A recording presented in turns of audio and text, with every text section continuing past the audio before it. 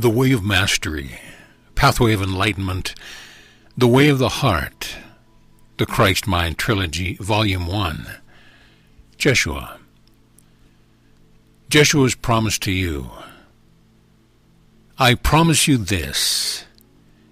If you become wholly committed to awakening from the dream you have dreamt since the stars first began to appear in the heavens, and if your one desire is to be only what God created, then lay at the altar of your heart with every breath everything you think you know, everything you think you need, and look lovingly upon every place that fear has made a home in your mind, and allow correction to come. It will come. Regardless of how you experience it, it will come.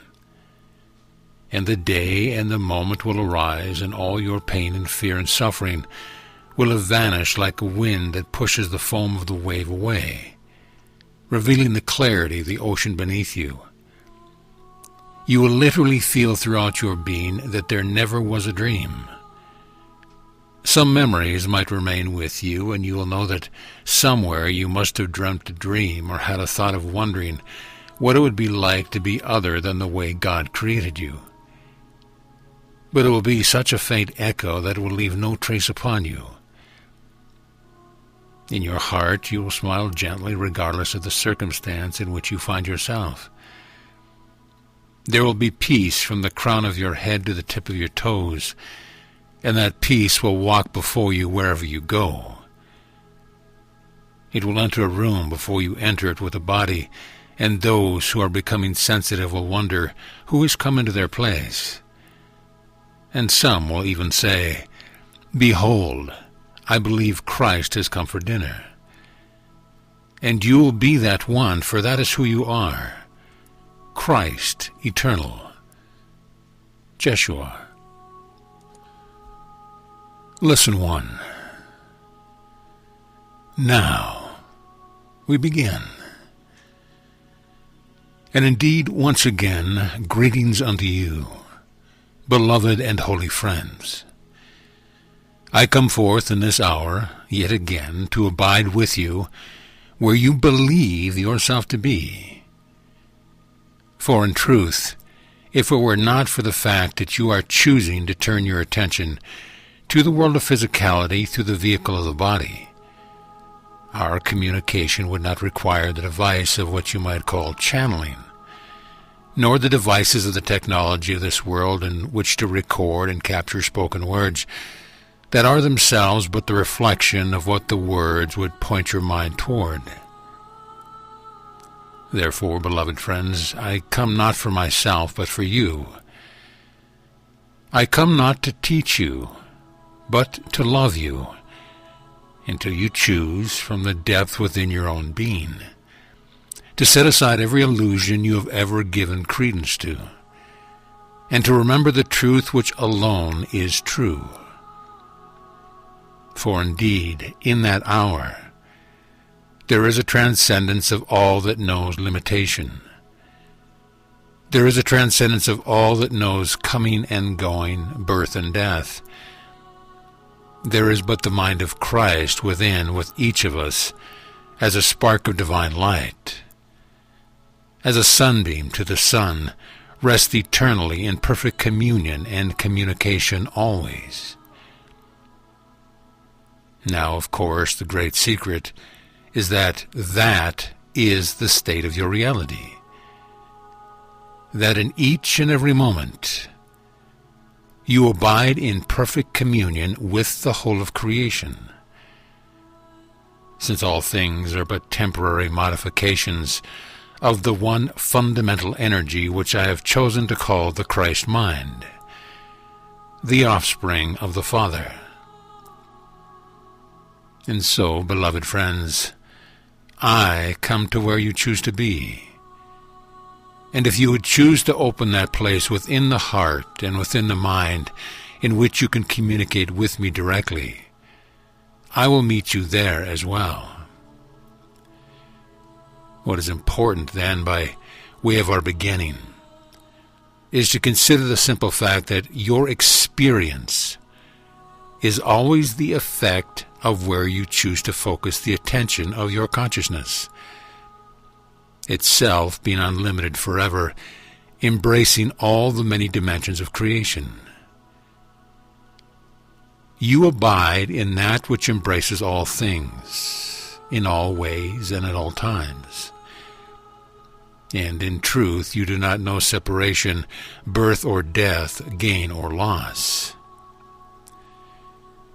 In this hour, as you have taken the tape from its envelope and put it into your machinery, recognize how you, as an infinite being, having deliberately chosen to participate in a form of experience, you have therefore called to yourself the sensory apparatus of the body through which to filter the energy of this physical domain, that you might hear vibrations against vocal cords that create words that carry certain meanings for each and every one of you.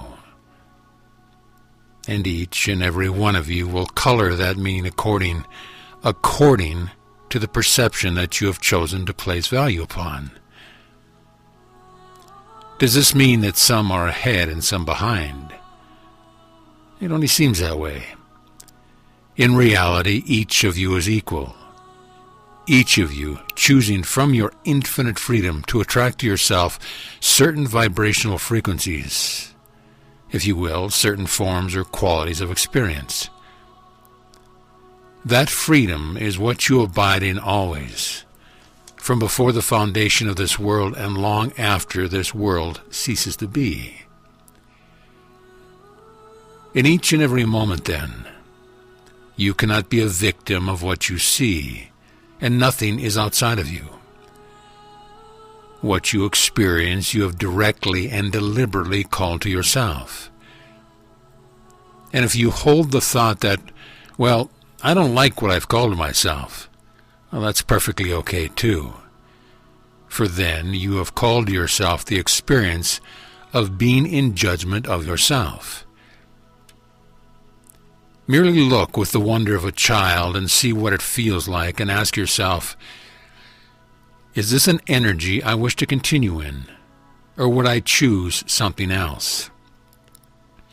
For ultimately, when all possible choices within the dream of separation have been made, have been tasted, have been felt, have been known, then finally there emerges the still, quiet voice of spirit that speaks through the soul. And we'll come back to that, whispering of the one truth and the one reality, the one love, the one peace, the one bliss that is continual. Then the soul begins to turn from the things of this created world. It begins to withdraw its attention, as it were, from its attachments to all of the things it is called to itself.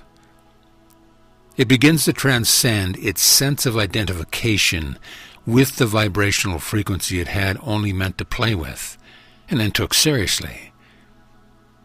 For it is seriousness within the mind which is the creation of ego.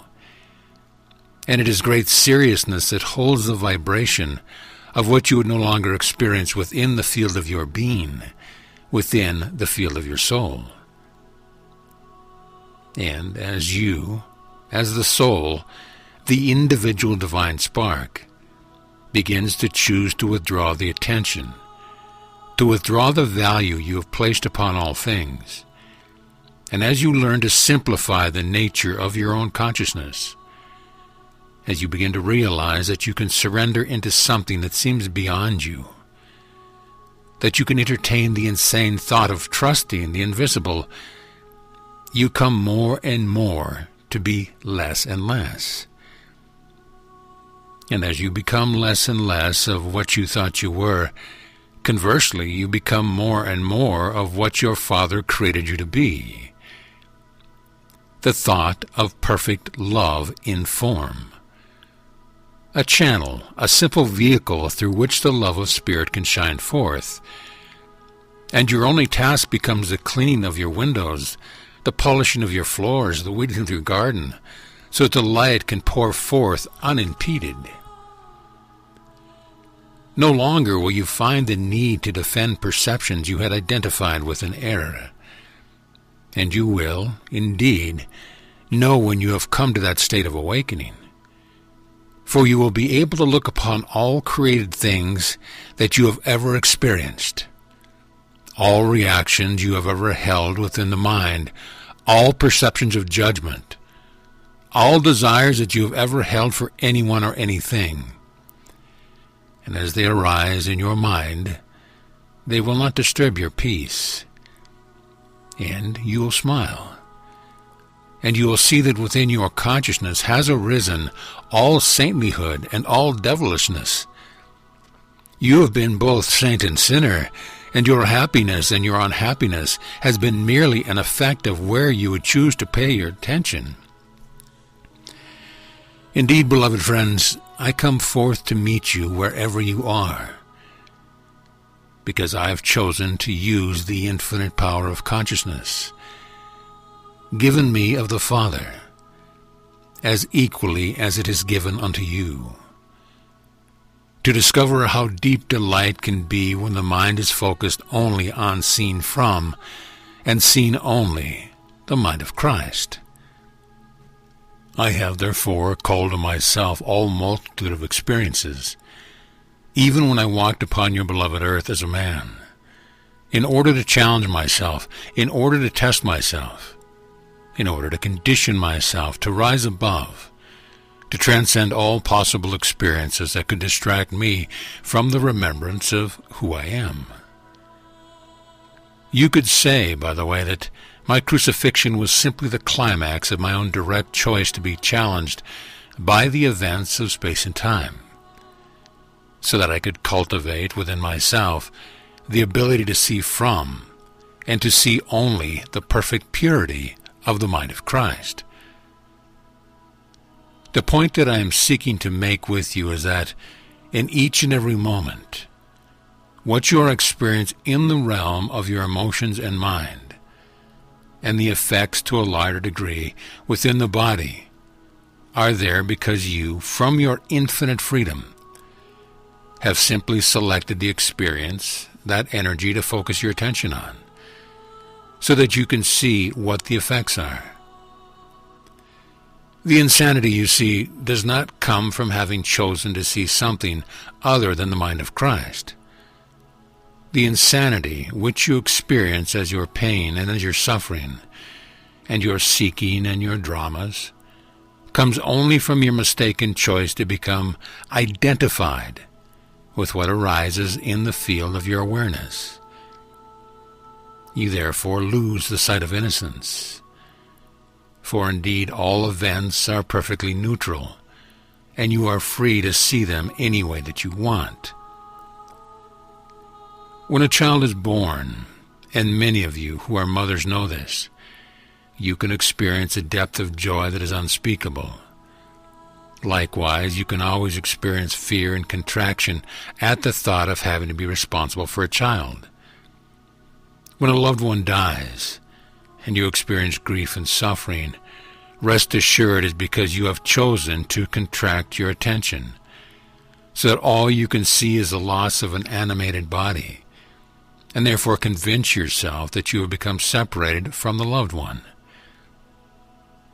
I speak from experience when I share with you that separation is an illusion.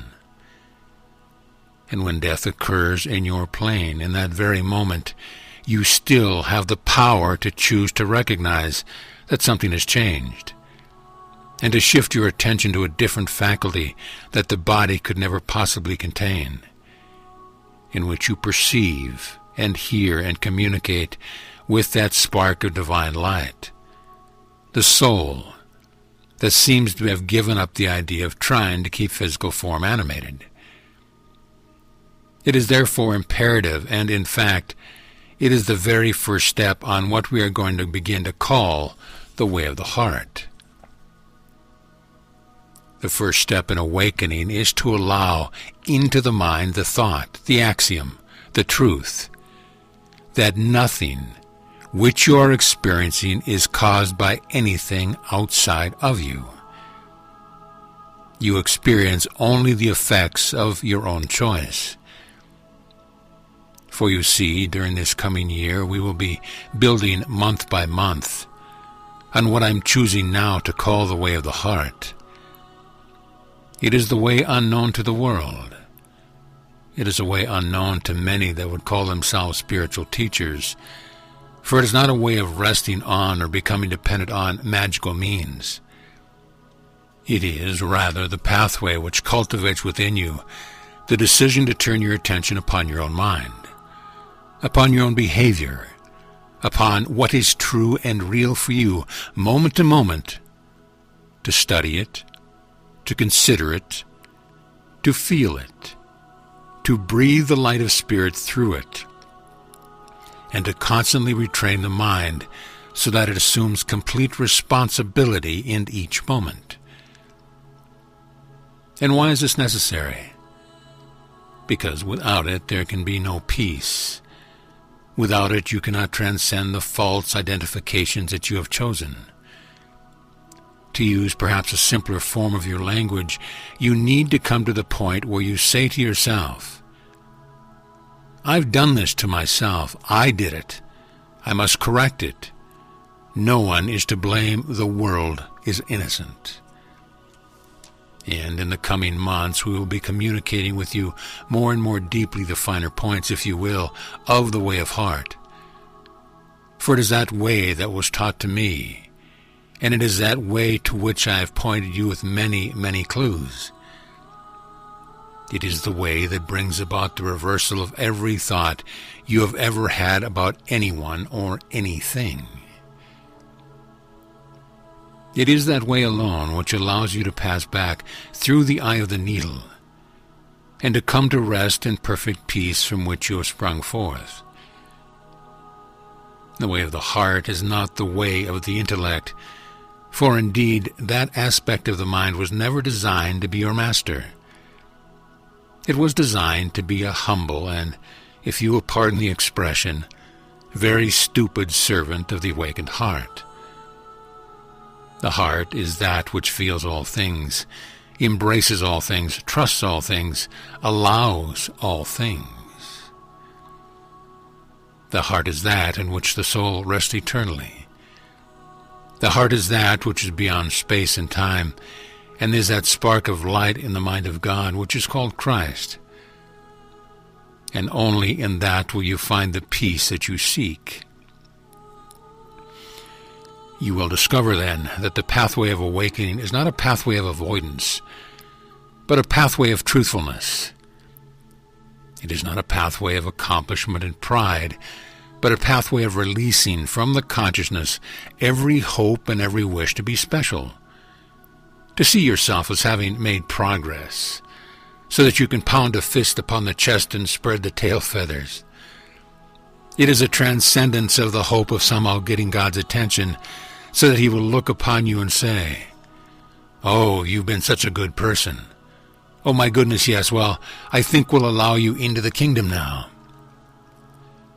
It is a way in which you will come to cultivate, regardless of your inner experience or degree of awakening, to cultivate the willingness and the art of returning to the simplicity of empty-headedness and not knowingness with each and every breath. It is a way of life in which all things and all events become an aspect of your meditation and your prayer, until there is established once again within you the truth that is true always. Not my will, but thine be done. For of myself I do nothing, but my Father does all things through me. Imagine then a state of being in which you walk through this world, seemingly appearing like everyone else, and yet you are spacious within. You are empty within. In truth, you desire nothing, though you allow desire to move through you, and you recognize it as the voice of the Father, guiding your personality, your emotions, and even the body, to the places, to the events, to the people, to the things, to the experiences through which the tapestry of the atonement is being woven. through which all of the children of God are called home again. And you trust the complete flow of that, whether you are asked to give a speech in front of 10,000 people, or you are asked to tell a friend the truth of your feelings, or whether or not you are perhaps asked to sweep the streets and live penniless. For in truth, that mind that trusts the source of its creation allows all things, trusts all things, embraces all things, and transcends all things. Rest assured, then, whenever you feel frustration and anxiety, it is because you have decided not to trust the truth. And the truth is simply this: only God's plan for salvation can work for you. Your way must always fail, for your way begins with the illusory and insane assumption that you are a separate being from the mind of God and must therefore direct your own course. For if you are sick and diseased and not at peace, why would you decide that you know how to create peace? It requires great humility to accept the first step on the path. I have done all of this. I must undo it. But I have no idea how I did this, therefore I must surrender to something else. I want to give you this thought. Even I gave it to this, my beloved brother, some time ago, and the thought is this, and I would ask that you consider it well. What if the very life you are living, and each experience that has come into you now since the moment you decided, I've got to awaken here, what if everything was being directly sent to you of your Father? Because your Father knows what is necessary to unravel within your consciousness to allow you to awaken. What if the very things you are resisting are the very stepping stones to your homecoming? What if you achieved a maturity along this pathway in which you were finally willing to let things be just as they are? And if it was necessary to sweep the streets, you simply took a deep breath and said, Father, you know the way home, and therefore began sweeping. And up into the mind comes the thought, oh my God, I won't be recognized, I won't stand out, people won't think I'm special if I'm just a street sweeper. And you recognize, aha, no wonder my Father wants me to do this. I've got to flush this up so I can look at it, disidentify from it, and learn to be the presence of love in the sweeping of the street. For in truth, I tell you, the least of these among you, according to your perception, is already equal to the greatest, and there is none among you who is less than I am. And so the way of the heart begins there. It begins by accepting the humility that you've created quite a mess within your consciousness. You've created a labyrinth and got lost within it, and you don't know the way back. That of yourself, you can do nothing. For all you've managed to achieve is the creation of a whole lot of insane dramas that are, in truth, occurring nowhere except within the field of your mind. They are like chimeras, like dreams. In truth, there is no difference between a waking state in which you would be the director of your life and the dreams you have when the body sleeps at night. They are both the same thing. I wish to direct you to peace, even that peace which forever transcends the understanding and comprehension of the world. I desire, because my Father desires it through me, to bring you wholly to where I am, that you might discover there is someone that got there ahead of you, and when you look closely you go, ah, it's myself. I've always been there, but I forgot. And in the end of all journeying, in the end of all purification, and indeed purification is still necessary, you will discover that to awaken means to have journeyed nowhere.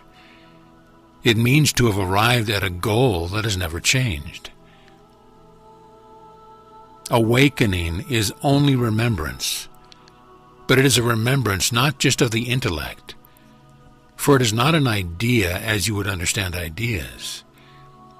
It is an idea that vibrates through the whole field of your beingness, so that even the cells of the body, while yet the body remains coalesced together in its present form, even the cells of the body awaken and relax in the truth that is true always, the way of the heart. If you were a gardener, would you not cultivate the art of weeding your garden? Would you not look to see that the soil is just the correct dampness? Would you not keep your eyes on the clouds on the horizon in the heat of the day? Would you not cover the delicate plants that need protection while they grow strong? And if those that would come would not respect your garden, would you not ask them to leave or build a temporary fence until the garden is strong enough, until it bursts forth with enough fruit so that you can give to even those who do not respect it? Be you, therefore, a wise gardener. Cultivate a deep love and respect for yourself. For you are not here to fix the world. You are not here to fix your brother or sister. 'Tis only love that heals. And until you have loved yourself wholly, by having purified the mind of every erroneous thought you've ever held, until you've loved, you do not, in truth, love anyone or anything, save in these brief moments when you let your guard down and the love of God shines forth through you, so quickly that you didn't even know what happened. For the wise gardener cultivates a state of consciousness in which the love of God is unimpeded.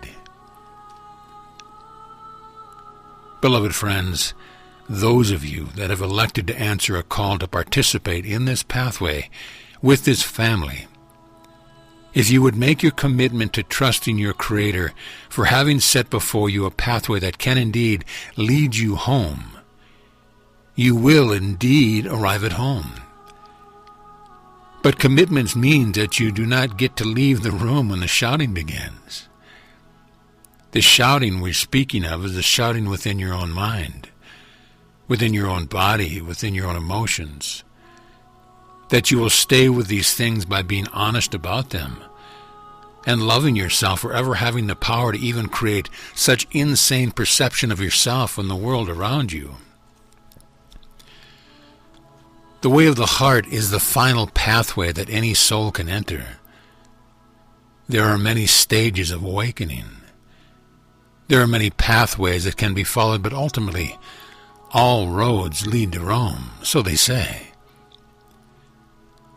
Eventually, each soul must find its way into the way of the heart and come back to the truth that it's time to take responsibility, to learn to cultivate the ability to look upon the deep and vicious blackness of what I have called ego, which is nothing more than the cesspool of denial. It is that which lacks light, and begin to bring light back to it by simply observing your own mind, your own behavior, your own reactions with a sense of wonder, with a sense of innocence, and with a sense of childlikeness. For is it not written that you must again become like a little child to enter the kingdom? The little child simply marvels at all they see. Well, how about that? Can you imagine looking upon the deepest, darkest parts of your own shadow, your own denial, and begin to able to say, "Oh, how about that? Remember then that everything is neutral, and in truth all that which arises within your consciousness has no effect upon the truth of your reality." The way of the heart, then, is a way of cultivating the decision to become identified with the light that can shine away all darkness. Not by fighting with it, but by recognition of it, embracing it as your own creation and choosing again. The way of the heart is the way that I teach. And now we begin a more focused, shall we say, year-long study. a year-long cultivation together, the way of the heart might become established within your holy mind. And we will be drawing indeed upon many sources. And there may be some surprises according to who may choose to speak to you through this vehicle. But rest assured, at all times and in all ways, I have committed myself to gently directing the birthing and the manifestation of what you've come to call Shanti Christo. The idea was given by me, and what I give I nurture, and what I create together with you I do not abandon. Therefore you will find that I will be there always. We will have yet to see whether you will be. Remember then always that the truth is true always. Is it not time, beloved friends, to truly step into ownership of your only reality? The way of the heart does not know the word avoidance. The way of the heart does not know deception, manipulation, or control. The way of the heart does not know blame, although it watches these things arise as echoes of old patterns now outgrown. It learns to see them, to recognize them, like you might recognize certain kinds of clouds that pass through the sky, and then turn the attention of the mind that a new choice might be made. The way of the heart is the way that calls you home, and the call comes from that deep part of your soul that is still like unto the Spirit, which abides as Christ in the holy mind of God. Trust, then, that you are as a sunbeam to the sun, and trust not the perception you have cultivated in error. For you are not alone on the way that you journey, and you journey not apart from your brothers and sisters.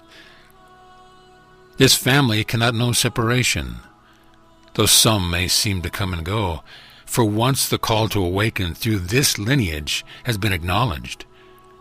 Though bodies may not communicate in space and time, rest assured, communication remains, and there is no way to avoid it. And so we begin the way of the heart. We enter now a stage where it's time to stop listening out of polite kindness or out of curiosity, and step into the willingness to don the mantle of the one committed to healing every obstacle to the presence of love that may yet remain secretly hidden in the depth of the part of your mind which would struggle to be separate from God, and to remember that you are truly the light that can come to shine lovingly upon every aspect of darkness that you have ever known. So along this pathway this year, you're going to learn how to shake hands with the devil and do a little jig with him and recognize his face to be your own. For when you can dance with the darkness that you have created, that darkness is transformed into an angel, and light abides with light.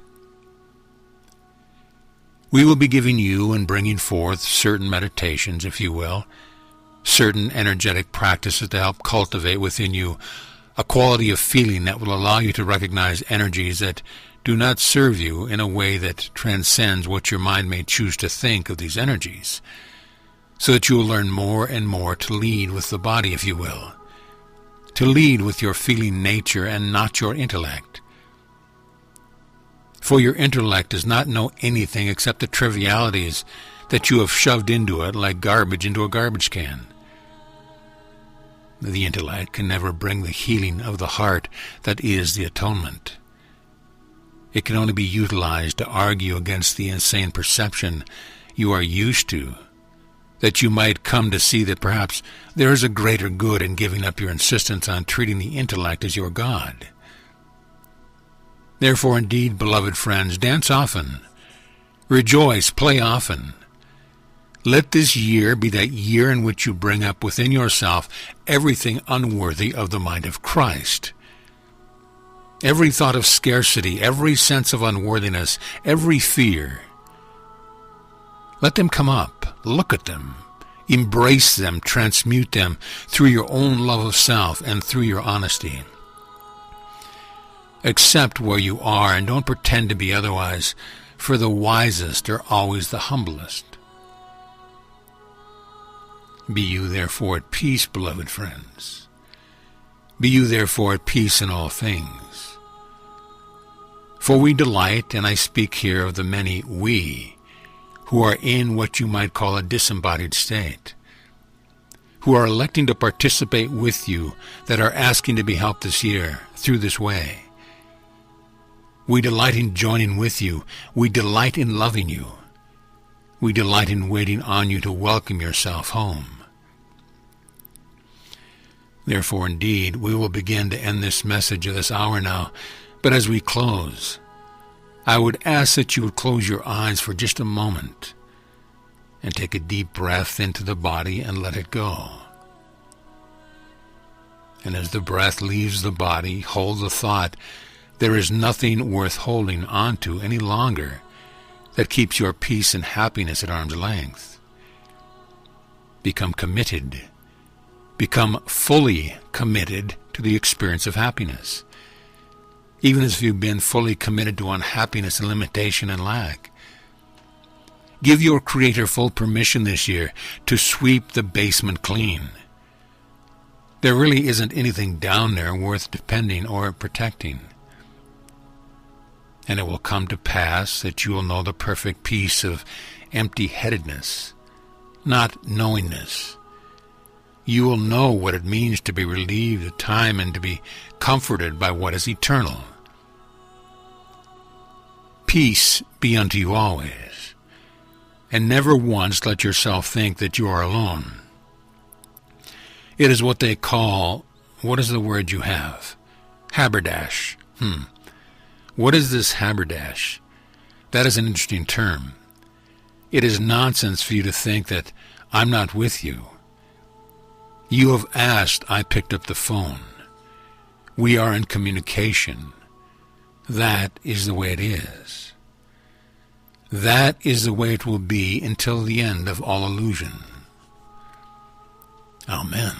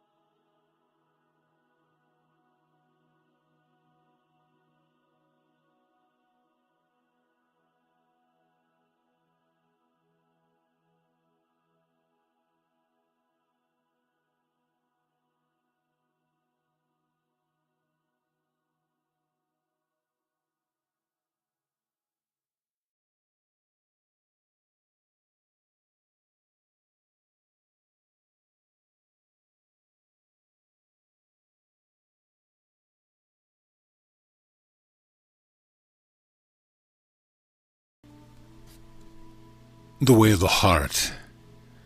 Lesson 2. Now we begin. And indeed, greeting unto you, beloved and holy friends. Again, it is with great joy that I come forth to abide with you in this hour. Indeed, it is with great joy that we come forth to abide with you in this hour, for in truth, I come not alone to join in communion with this, my beloved friend, in order to communicate with you through a medium that you understand and that you accept. For it is a great truth that I come often unto many, but often because of what you have learned in your world. You have believed me to be but a figment of your imagination, and the voice that steals quietly through the space between your own thoughts you would think to be but an illusion. Yet I say I come often unto many.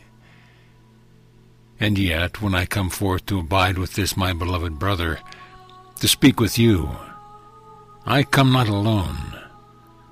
For there is, in truth, a host of friends that come to create a vortex, a circumference, if you will, of energy. We have come even in this hour into this space, and we have set that tone. If you would well receive it, there are many friends unseen by physical eyes that are gently encircling those that have come forth to contribute, to support, to abide in the creation of this work. And what is this work but to create a medium of communication? Why is that important? Because always, in each and every moment of your experience, what in truth is occurring is that you, as a soul, as a divine spark of consciousness, are deliberately choosing to create mediums of communication. You do it with the raiment that you place upon your body. You do it with your gestures, the sound of your voice. You do it with the very culture and time frame in which you incarnate. You are constantly and only creating mediums through which you communicate. And is communication anything but the attempt to rest in communion with creation? That through you, what you are choosing to perceive and believe and accept as true will be radiated through your communication devices, which of course includes the body, that you might transfer your perception to another, that they might therefore know who you are and which voice you are committed to. I have said often that the body is a teaching and learning device, and all forms of communication affect the process of teaching and learning. When you arise in the morning, the first thought that makes a home in your mind, you will act on. You may stretch the body, you may smile, you may frown, you might be filled with peace, or you might feel the weight of the world. These things come not because you have perceived them outside, but because you have allowed them inside the depth of your consciousness that remains pure and undefiled and radiant beyond all boundaries forever. And as that thought makes a home in your mind, you literally begin to transform the communication device called the body into that which carries, expresses, and reflects what has come to make a home within your mind. Remember, please, that the mind is not where the body is. It does not abide within the body, but the body does abide within the field of your mind. Communication is creation. These two are one and the same. Therefore, if you would create well, ask only, what am I committed to communicating? What will my creations express? What will my creations convey to others? For what I seek to convey reveals the truth of myself to the world. Therefore, indeed, beloved friends, as we begin this year to focus on, to refine, to deepen, to mature in what we have chosen to call the way of the heart, it is wise to begin at the beginning. And the beginning of this pathway is simply this: you are as God has created you to be. You are an infinite focus of consciousness. Your very sense of existence is nothing more than a feedback loop or feedback mechanism, so that you can witness the effects of the choices that you are making in the very deep, deep depth of your mind that rests right alongside the mind of God. Therefore, in each moment of your existence, which includes this bodily incarnation, you are literally allowing, through deliberate choice, though perhaps unconscious, to bring forth vibration of thought, vibration of creation, and to communicate to the world in an attempt to experience communion with all of life, with a friend, with a parent, with a child, with a beloved, with the clouds that pass through the sky, with the earth itself. Each gesture, each thought, the way that the body breathes, all these things are going on constantly, and they are communicating or revealing the effect of what you have allowed to make a home in your mind. Understand well, then, the way of the heart requires that you allow yourself to rest in the simplicity of this truth. I am pure spirit, undefiled and unaffected by anything or anyone. I am given full power to choose, and therefore to create my experience as I would have it to be. Not quite the I that is the egoic part of the mind, for that is just one of your creations that came along somewhere down the line, and it is a very small part of the mind. We are speaking of the I of you that is pure spirit, that knows it exists, even though it does not know the time of its own creation. You are pure spirit. Therefore to know that I am only this, and in each moment, regardless of what I believe, I see, regardless of the feelings that arise within my awareness, I and I alone am wholly 100% responsible for them. No one has caused them. No great force in the universe has made this perception well up within my consciousness. I have selected it. Just as you would go to a grocery store and say, well, what will I have for dinner? And you own a perception. You lodge it in the mind. And then it expresses itself through the body, through the environment that you create around yourself, to the friends that you would call into your awareness.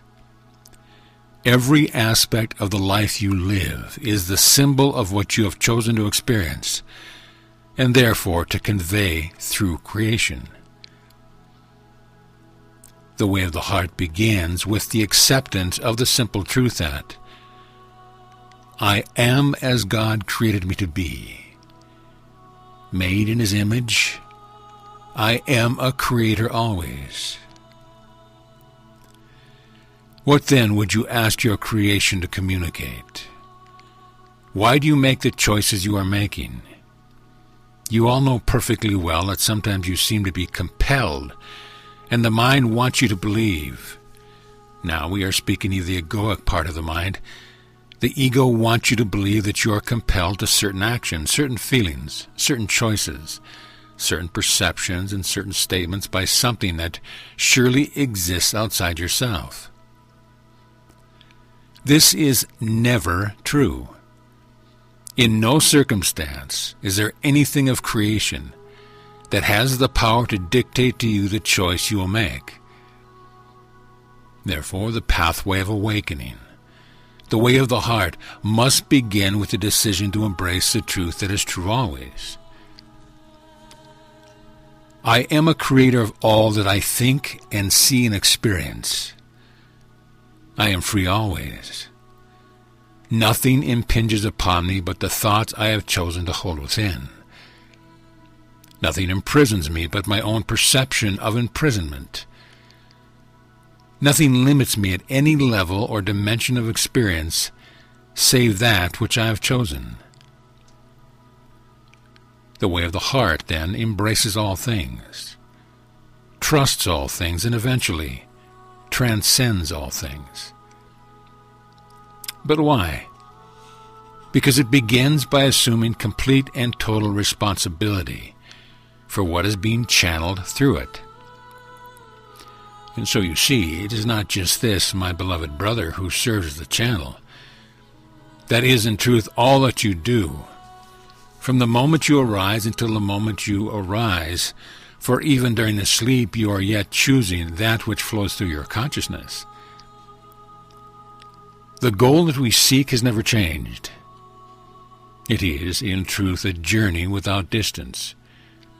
It is merely the return to where you are always, that you might begin anew to create deliberately, clearly, and with the perfect knowledge that if you are experiencing something, it is because you are the source of it and no other reason.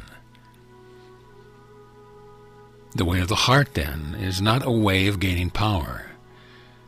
The way of the heart is not a way in which you will finally be able to make the world be what you want it to be. But rather, the way of the heart is that pathway in which you learn to transcend and dissolve from your consciousness every perception, every thought that is out of alignment with what is true. The thought of death is out of alignment. The thought of fear is out of alignment. The thought of guilt is out of alignment, and the thought of eternal life is in alignment. The thought of perfect fearlessness is in alignment. The thought of peace is in alignment. The realization of innocence is in alignment. The thought of joy and of forgiveness, these things are in alignment and reflect the truth that is true always. For you see, although you are given complete free will to create as you choose to, the soul begins to learn that which brings it to the highest joy, that which brings it the highest peace, that which brings it the highest bliss imaginable, is that which flows from the mind of God, through the mind of the channel, the soul, and expresses itself in the field of experience. It is for this reason that your Father's will is that you be happy, and your happiness is found in choosing to restore your perfect alignment with only the voice of God.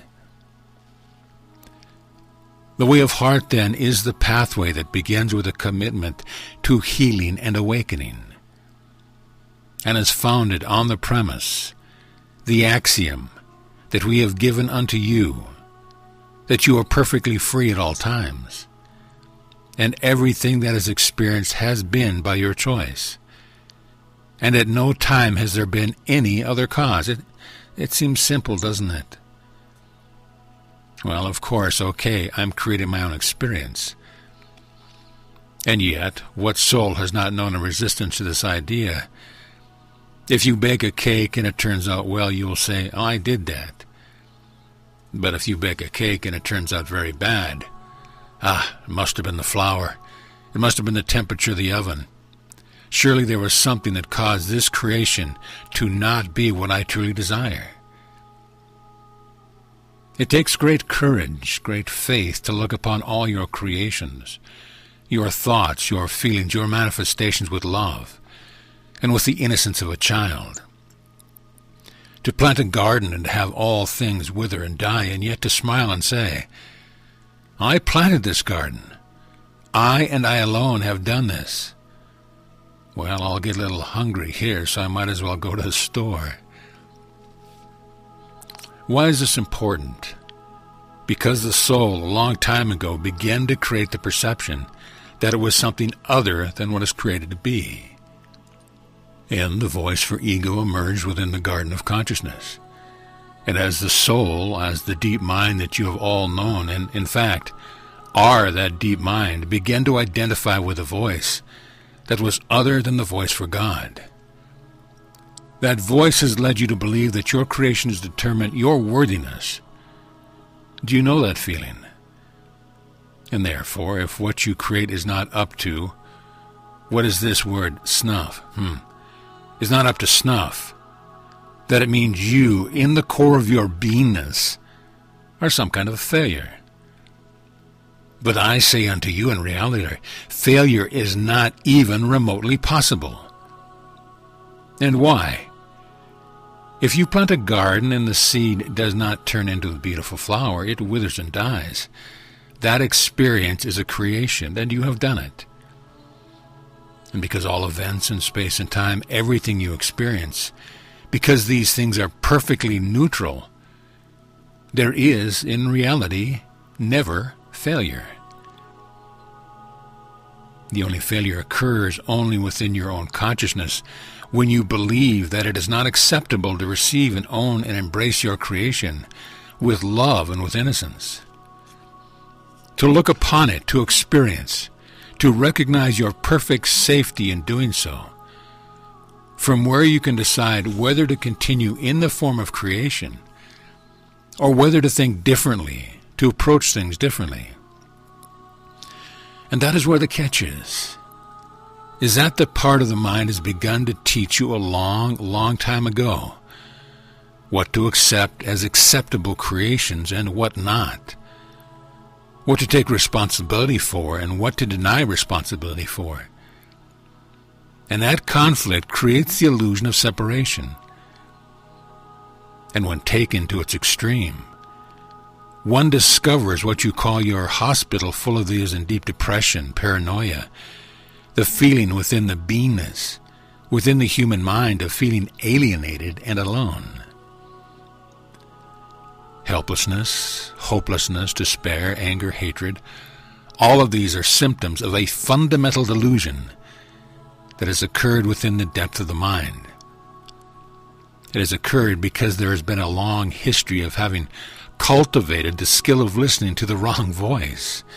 And the wrong voice is the voice of ego. It has taught you to judge, to pick, to select what you'll be responsible for.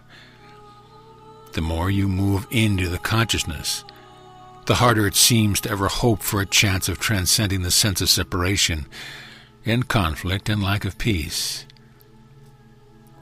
For how many of you have not known the feeling of resting your head upon the pillow at night, not being able to sleep because it's not just going the way you expected?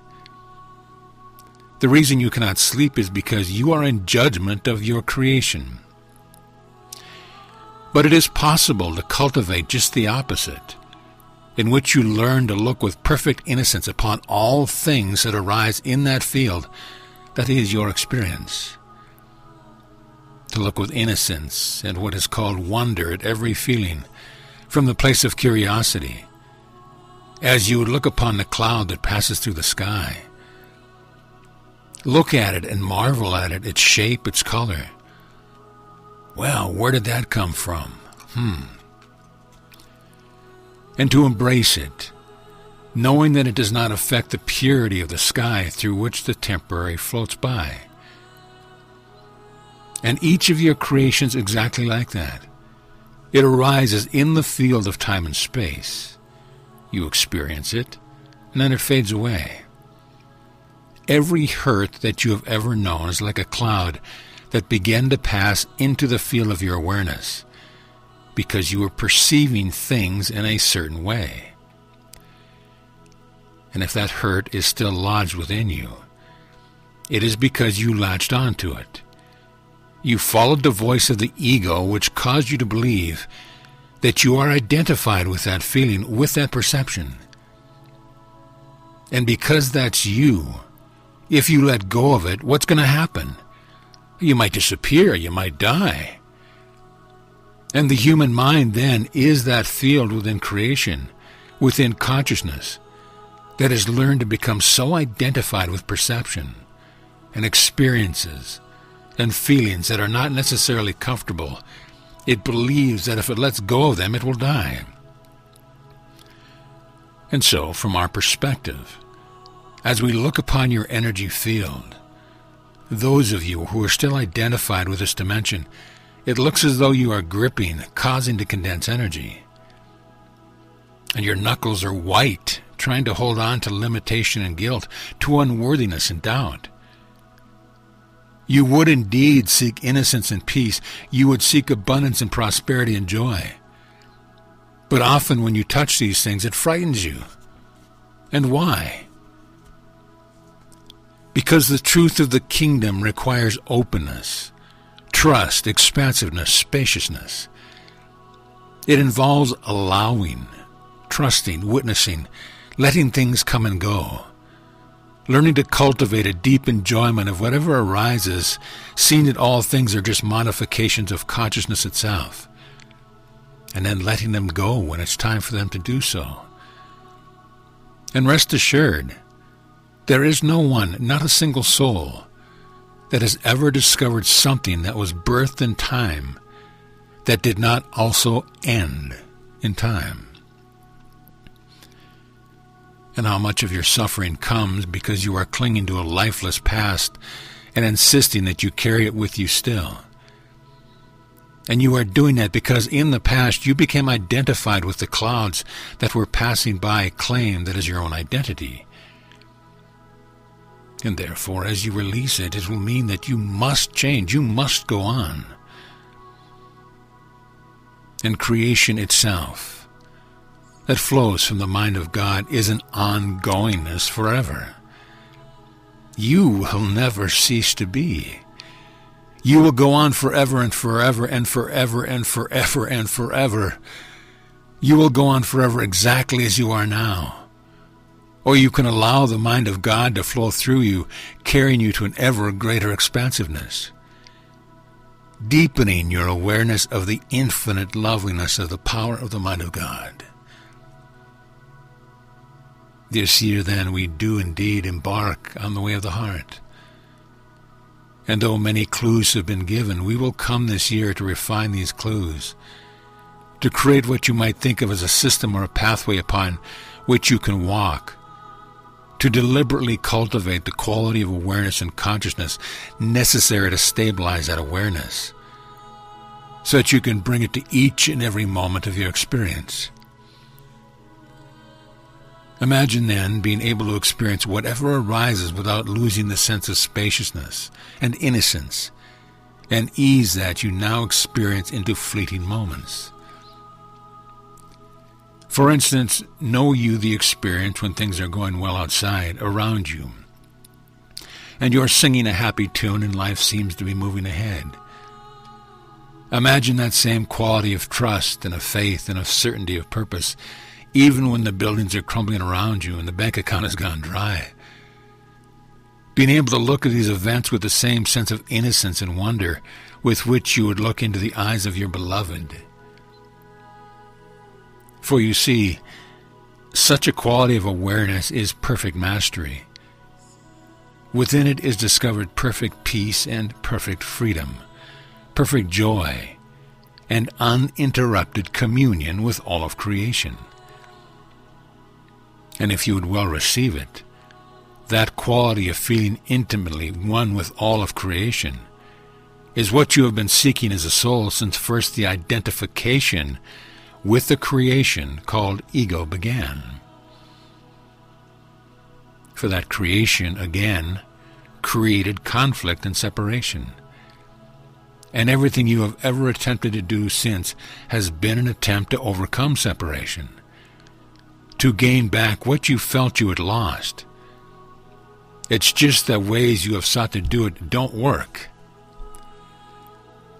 The eye of the needle that separates you in your consciousness from the world of conflict and fear and guilt and unworthiness. That world and the world of the truth of the kingdom lie side by side within your own mind. And the eye of the needle that one must pass through is the recultivation of the innocence of a child. And it is for this reason that I often taught, become again as a little child to enter the kingdom. And the cultivation of the way of the heart is that pathway whereby you deliberately, consciously choose to become again as an innocent child, as you were in the beginning, before you ever created, and then incarnated into this dimension of experience that seems to be so permeated by a sense of conflict and separation. So it begins there. And I would ask you now to begin to put this into practice. So wherever you happen to be, whether you are viewing this with your eyes or what you would call your video, or whether you are listening to the words, stop for just a moment and truly become aware of where you are. And where are you? Are you not having the experience of seemingly being within a body? Don't you seem to be abiding in a room somewhere? Aren't you within an environment in which there are certain weather patterns going on around you? Perhaps there are other sounds coming into your ears. Can you truly be aware of where you are now? Can you feel the weight of the body as you stand upon your feet or sit within your chairs? Do you notice the tension in your neck? Do you notice the racing of the mind if that's going on? Can you begin to bring an awareness to exactly what is, from a place of innocence and non-judgment? You have a saying in your world. It is what it is. And that is the beginning of wisdom. You will, of course, discover that what is what you have chosen to make of it. Be therefore where you are now, and deliberately decide to accept wholly that what you are experiencing in this very moment has no cause whatsoever except your choice to experience it. Rest assured, whatever the mind may try to say, if you do not wholly want to be right where you are, you wouldn't be there. And if you are in the body, in the field of time and space, rest assured, you desired it, you chose it, and it's here. Begin here. There's no need to judge it, no need to ask it to be different. Just truly be aware of what is. If you are feeling the body sitting in a chair, can you allow the thought to come into the mind? I have literally created this experience. Something within me is so grand, so powerful, so vast, so beyond anything that scientists have ever come up with, that I have literally crystallized in the field of experience awareness of being a body in space and time. It has come forth from the field of my consciousness, the gift to me of God, who asks only that I learn to create as God creates. I said many times that the Father looks upon you and says, "This is my only creation, and it is very good." For the Father marvels at what you are, knowing perfectly well that what you are emerged from out of her holy mind. Likewise, look upon your creation and marvel. How is it that you could abide in this time frame on this planet?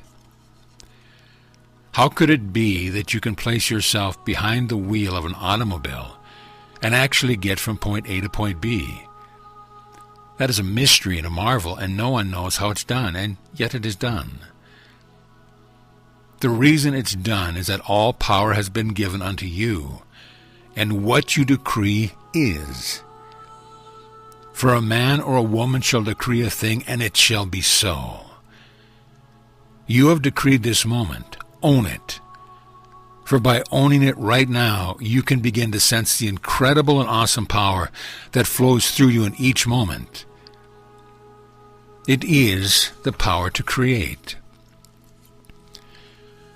So begin there, by choosing each day now to cultivate the practice in this manner. Set the intention so that in each hour of your day, for 3 to 5 minutes, you practice bringing this quality of awareness to exactly whatever you are experiencing when the thought arises to do the practice. You see, where does that thought come from? Imagine you're going through the day and you're hustling and bustling about. You've gone to your office or your work, you've talked to friends, you've bought groceries, you've done all these things, and suddenly the thought appears. Oh, focus on being aware that I am literally the creator of what I experience. Do you think it just happened by accident? No. The thought is penetrating what you call your conscious awareness from the depth of your mind that rests next to the mind of God. Therefore, the power to generate the very thought is an effect of God's will entering into your field of being, and penetrates the veil of distraction and shining forth as the thought, oh, that's right, 5 minutes every hour. Can you feel that awesomeness of that? For you are linked to the mind of God, and God knows how to bring you back to complete freedom and perfect peace and mastery of this entire realm. Therefore, those who truly love God, those that would truly awaken, will feel something compelling them to master this simple practice for 5 minutes of each hour. They will learn to delight, and they will look forward to it. And pretty soon, these 5 minutes will stretch into 6, and then 10, and 15, 50, until finally there is established in their awareness, like a background, if you will, the awareness that everything that arises, they have decreed it, and so it is so. 5 minutes every hour is not much to ask. For 5 minutes every hour be you, therefore, as you are created to be, a creator, decreeing that which brings forth experience, and never again allow yourself to tell yourself, well, I'm really here because I have to be. I'm really just doing this because, well, it's what I have to do. Take the words ought and should and must and have to, write them on a piece of paper. Look at them and then light a match and light the corner of the paper, and let the paper burn and dissolve to dust. For it is a symbol of allowing the energy you've given those words to become again as the dust or the ash of the ground. Clear from your consciousness all identification with such words, for all of them are denials of reality. Many times I've shared with you that you need do nothing. Listen to those words and take them into yourself, as though they are your own voice, because they are. I need do nothing. We don't have to survive. Whoever told you you had to? You don't have to make everybody happy. Whoever told you you had to? Whoever told you that you could make anybody happy? You don't have to abide as a body in space and time. Whoever told you that you had to? You don't have to pay your bills. How irresponsible. Who told you that? You literally need do nothing. It's quite different than wanting or choosing to do something. You don't need to love your parents. You don't need to honor your father and your mother. You don't need to worship me or love me. You don't need to love yourself. You literally need do nothing. For need is an expression of the perception that there is something you lack. And because you are one with God, there is never a moment when you lack anything at all. I need do nothing.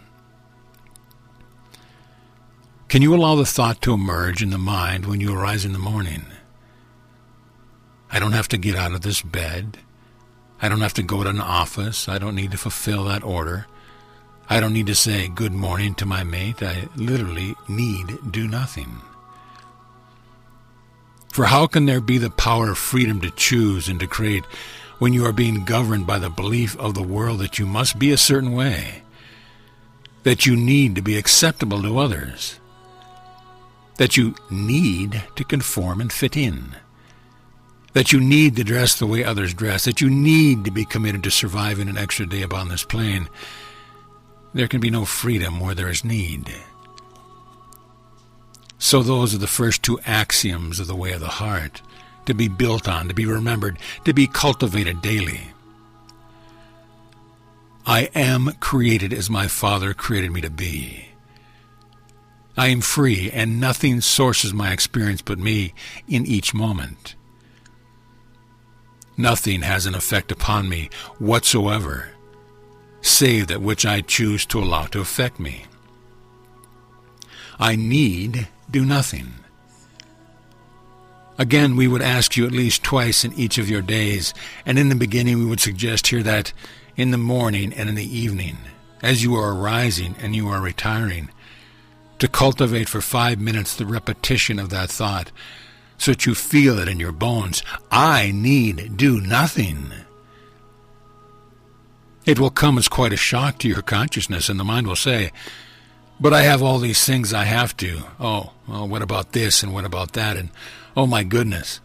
Well, will the world stop spinning if I stop needing? That's up to the world, not up to you. I need do nothing.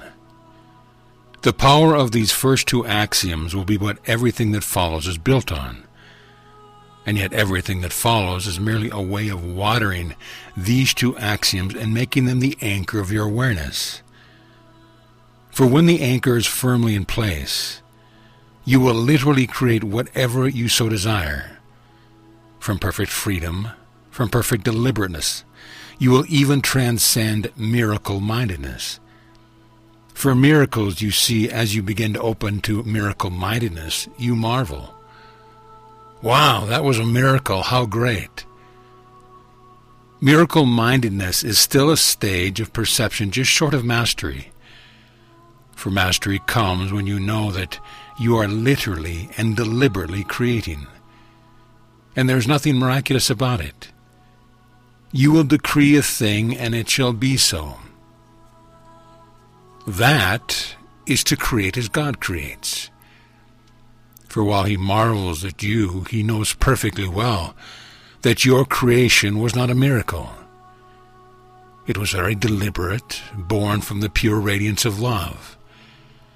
God does not sit on his throne and say, I wonder if I'm worthy to create my children. I wonder if I'm worthy to express myself through divine spark of consciousness that they are. Never does it enter into the holy mind of God, I wonder if it's okay if I create a solar system. God receives a thought, or a thought emanates within his holy mind. He decrees it, and it is so. And he looks upon all things and says, it is very good. The third and last exercise that we would give you in this hour is this. Choose something that you do every day, that you are convinced is so utterly ordinary that it certainly doesn't hold any power or any spiritual meaning whatsoever. It could be something as simple as having a glass of water, brushing your teeth, yawning. Pick something that you know you do every day and decide to make that the focus of your worship, so that when you do it, you stop and you go, 'tis very good. Even at something as simple as raising your head from the pillow, become aware of it. Own it as self-created. And then say within yourself as you contemplate that action, it is very good. I have done this, and it is good. I have created. And again, those that are truly committed will find that they begin to enjoy the process, and they begin to apply it more and more to other events in their lives. They begin to reawaken the childlike joy of building a castle in the sandbox. For in truth, that's all you're doing here. Consciousness is your sandbox, and you are all creating castles. You've simply forgotten to enjoy them. And when you want to get rid of them, you now lament. Oh, but if I give this up and change my mind and move on, what will happen to my creations? What will others think of me if I act like a child and just take my little plastic shovel and knock the castle down and go in and have a sandwich for lunch? What will people think of me? Will I fit in? Will I be accepted? Will I be judged? Will I be persecuted? Who cares? For the opinions of others mean nothing unless, of course, you want them to mean something. And now we come to what concludes this hour, what blocks you in your mind. For even as you are listening to this, many of you are recognizing a resistance. That resistance is the energy of fear. What will happen if I follow this path? That part of your mind called the ego will rise up to tell you that if you listen to the crazy one, that some have called the savior of the world, it will take you to a path of destruction. That's because the voice of ego knows that it will be destroyed if this path is followed. You cannot be destroyed, the reality of who you are. That resistance then is fear, and fear is one of the energies out of alignment with the truth of the kingdom. Therefore, indeed, fear not, but continue in faith. For I say unto you, what you will discover at the end of this pathway is the perfect freedom, the perfect power, the perfect spaciousness, the perfect joy, the perfect peace of living literally in the kingdom of heaven. So the choice is yours. And for those of you that will feel this resistance come up so strongly, for those of you that will yet call unto me in your dreams and your prayers, help me through this, I say unto you that you walk not alone. For I cannot be further from you than the width of a thought, and yes, you are the creator of that thought. I would share with you that I too embarked upon just such a path, and each what you might call axiom that I will share with you and refine for you. Many of the exercises that we would give unto you in this coming year are specifically exercises in truth that were given unto me from the time I was initiated by certain Essene teachers in the way of the heart. And when my teacher said, "It is time for you to go spend 40 days and 40 nights in the desert," do you not believe that resistance came up within me too? That I too had to notice that I was creating a thought of fear and separating myself from the great protection and love of God? That I had to physically move the body into the wilderness to move through my own rings of fear, to discover what was on the other side? The pathway then that I have walked is the pathway that you are walking. And if our pathway is the same, then we walk together to God and away from illusion and pain and weakness and unworthiness and guilt and death. So engage in your exercise with great zeal, with great joy, and above all, with great outrageous playfulness. Learn to look with innocence upon all that arises. And if you put these little exercises to work, much indeed will arise. Practice then well, and practice with joy. Know that you are loved, loving, and lovable, and that in truth the only thing that's occurring is that an old dream is being released, that a new dream might replace it, the dream of worthiness and of peace and of wakefulness and of union with all of creation. And during this coming year, again, there will be others who will have specific guidance to give you through this, my beloved brother. For again I say, I come not alone in the specific work, but I come with many who support your healing and your awakening. Therefore, indeed, be at peace this day, beloved friends. Abide lovingly with your creations. Amen.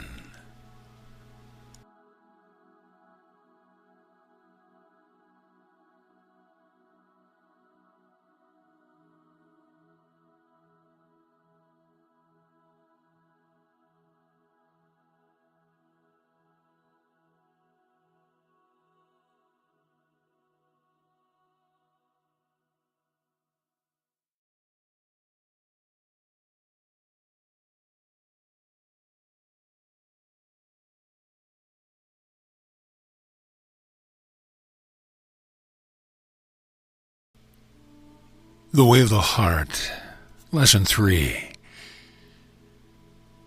Now we begin.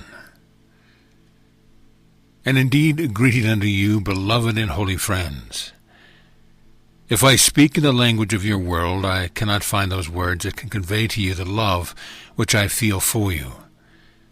I cannot find the words that can convey unto you the love that I feel, that God has for all of us.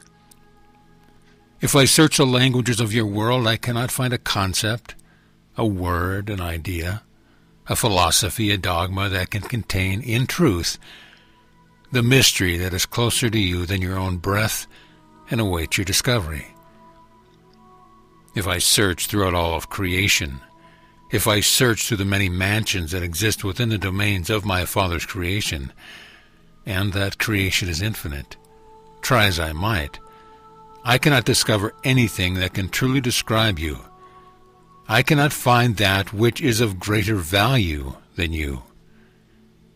In truth, I cannot discover anything that speaks more eloquently of the love of God than your very existence.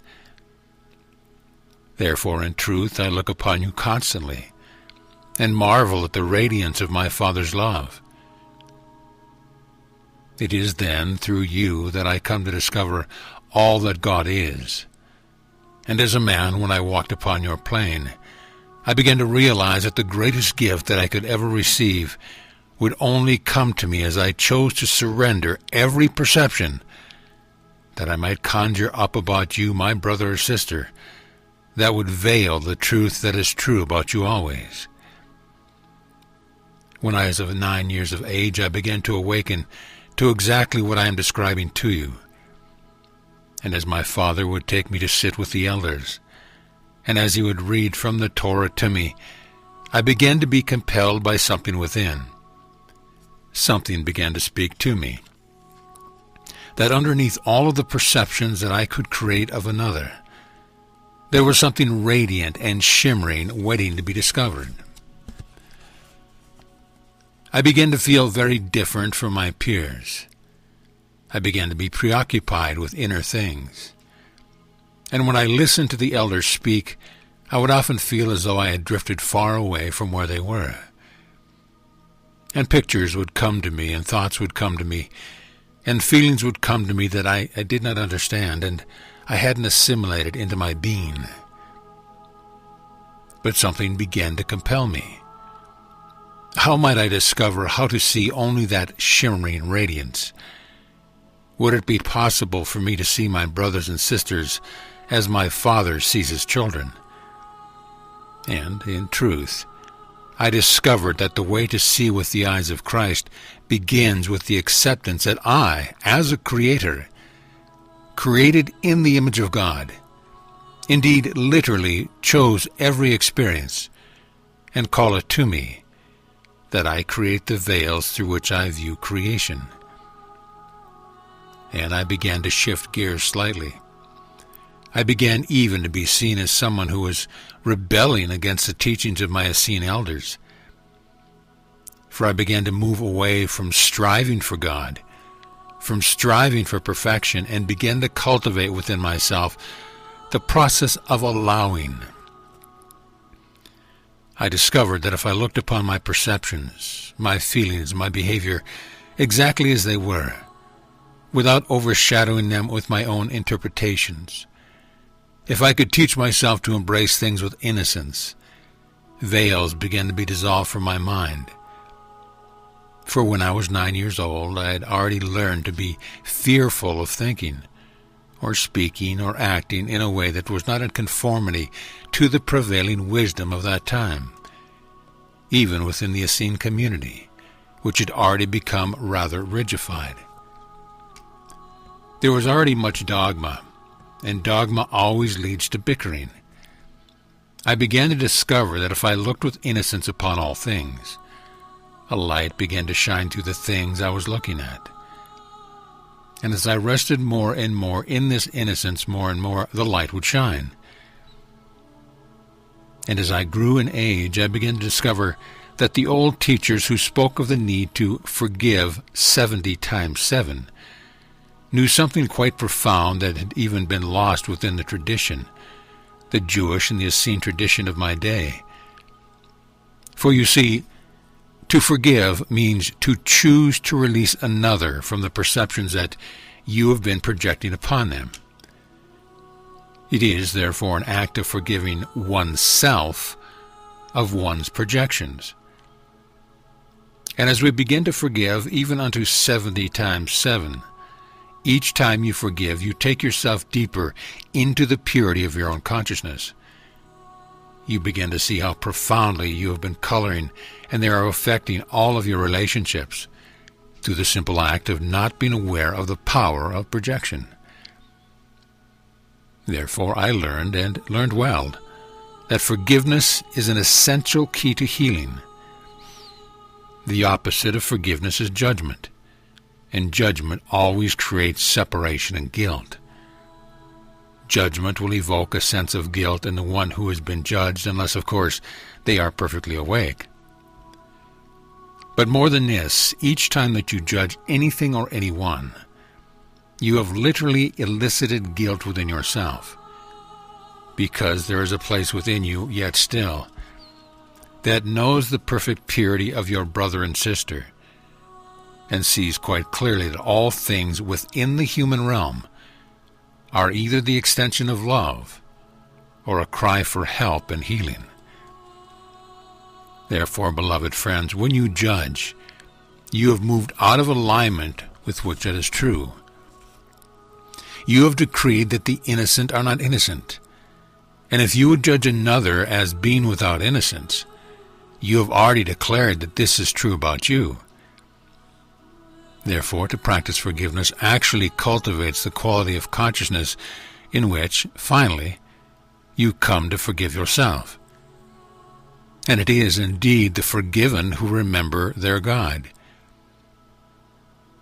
And so, therefore, in this hour, beloved friends, we would wish to share with you the power of forgiveness, how to cultivate it, how to refine it, how to understand the depth of that can be revealed to you as you forgive 70 times 7 times, how to bring up within you that which has not yet been forgiven, but perhaps forgotten.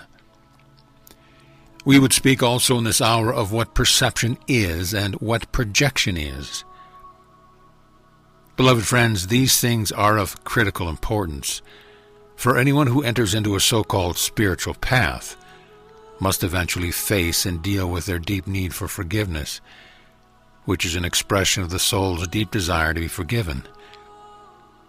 For there is no one who walks this plane who has not been touched by the poison of judgment.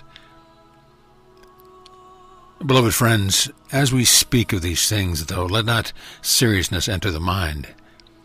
For in truth, all we are really doing is describing for you what you need to do and can do in order to release the burden of illusion that seems to cause you to feel a heaviness upon your countenance, a sense of a lack of safety in the world. You could think of it as taking your rheostat and turning it up a bit by enlightening you, taking your burden of guilt and judgment from you. Therefore, in truth, understand well. Forgiveness is essential. And what has not been forgiven others has not been forgiven you. Not by a God that sits outside of you, for the Father never judges. What you have not forgiven in another or in the world is but a reflection of what you carry within, as a burden that you cannot forgive of yourself. You have an interesting saying in your world, "It takes one to know one." Do you think you would even be able to judge another if there wasn't something within you being elicited that triggers within you the belief that you know exactly what the other one is up to? And that's why you judge them. And sometimes you judge harshly because you fear that energy in yourself. Or you remember how hurtful you have been when you have acted from that energy. But when you have forgiven yourself, rest assured, you will know what it means to walk in this world, yet be not of this world. You will be able to find and feel the energy of the activities that any other soul may freely choose. And you will discern that energy. You will understand that energy. You will see through it and still see the face of Christ before you. You will not react, which literally means to act again as you did in the past. Instead, if you are being persecuted, or to speak from personal experience, to be nailed upon a cross, you will have cultivated the ability to love.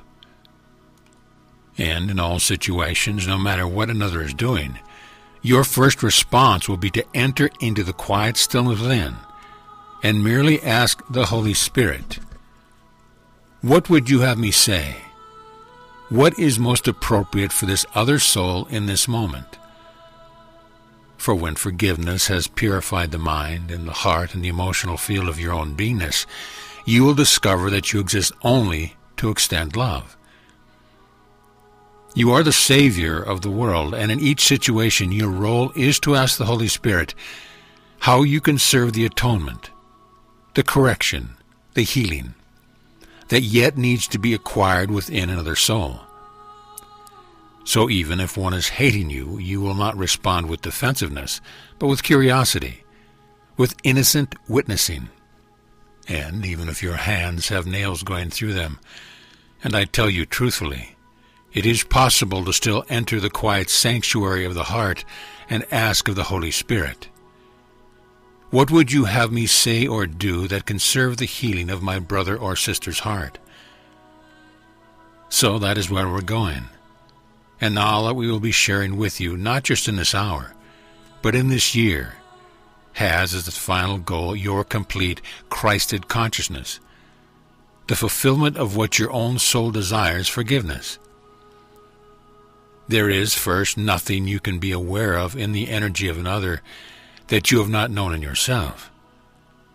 There is nothing another can say or do or even imagine themselves capable of saying or doing that you have not also known. Again, it takes one to know one. And when you perceive another acting out of hostility or fear or what have you, the only way you can recognize it is because you have been there.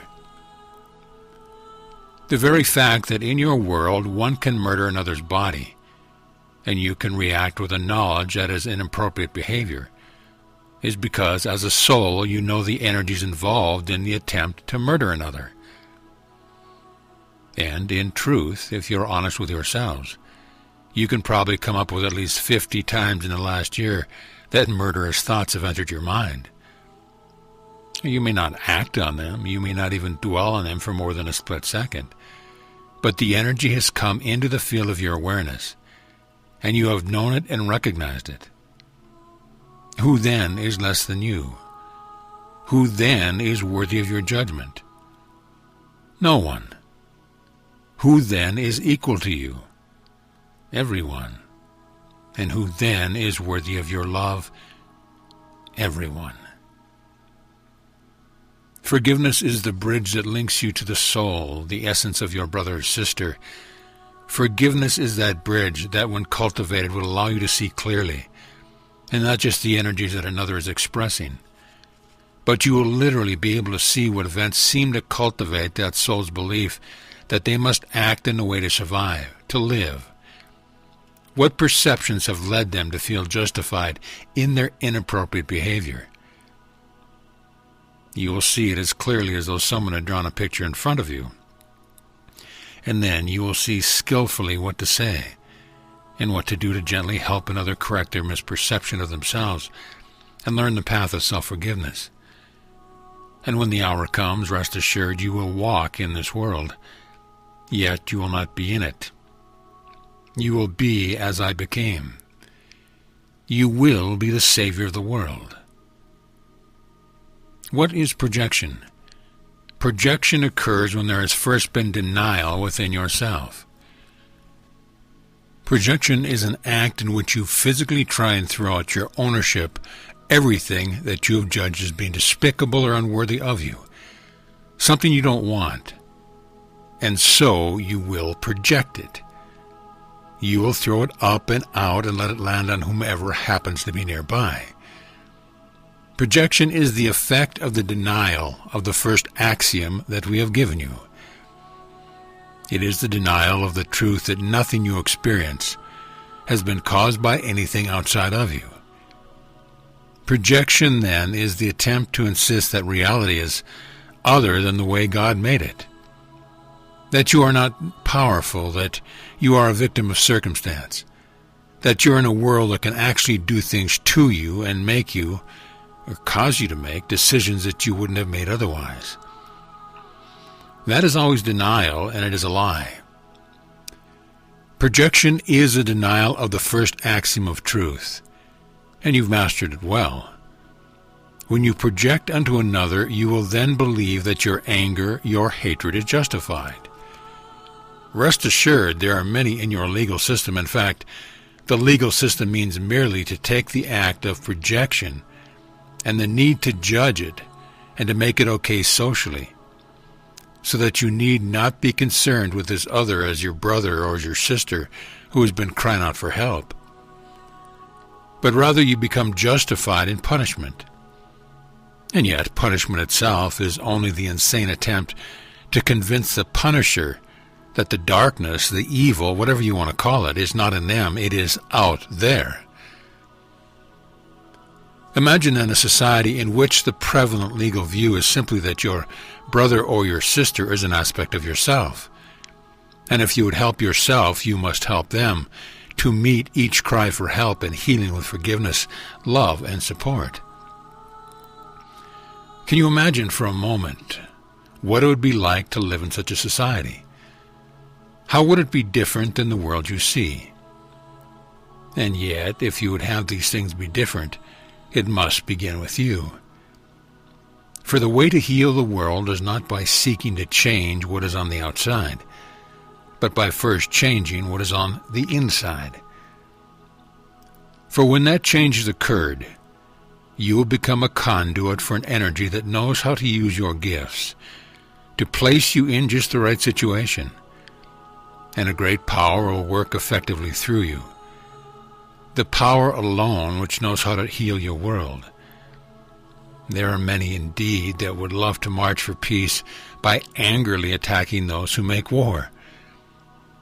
But if you would create peace in this world, you must be at peace within yourself.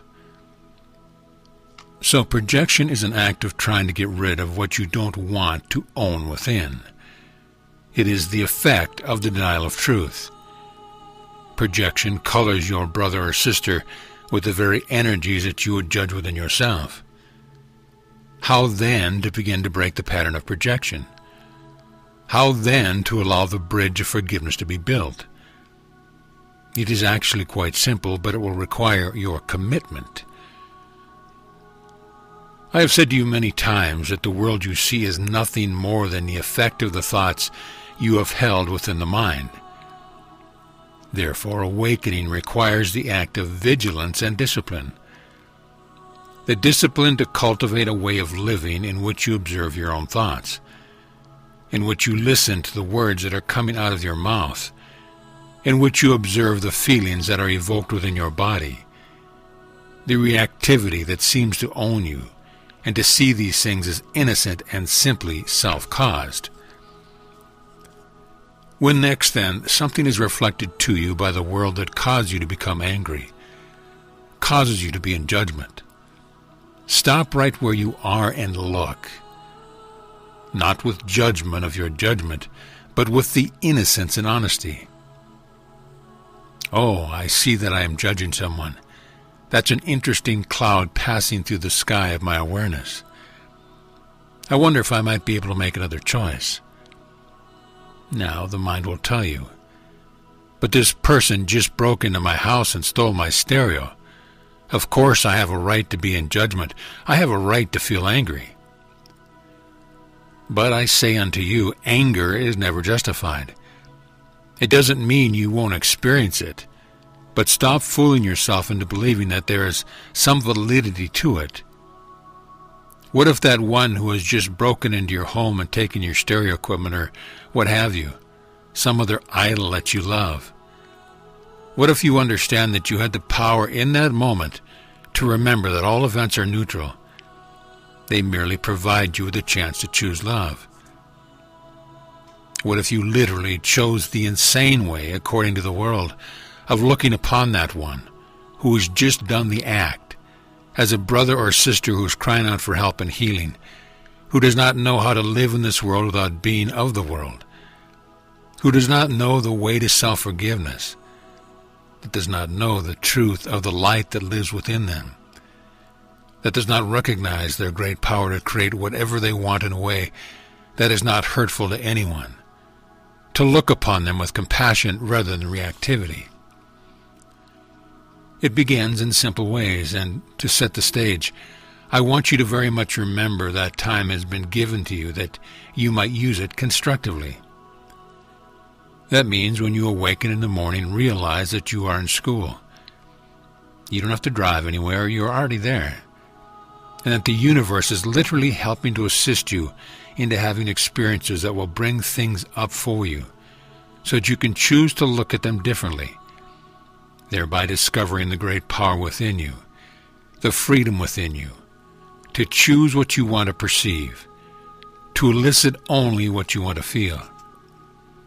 So again, that even if nails are being driven through your hands, you finally are liberated in the power to choose love and therefore to overcome this world.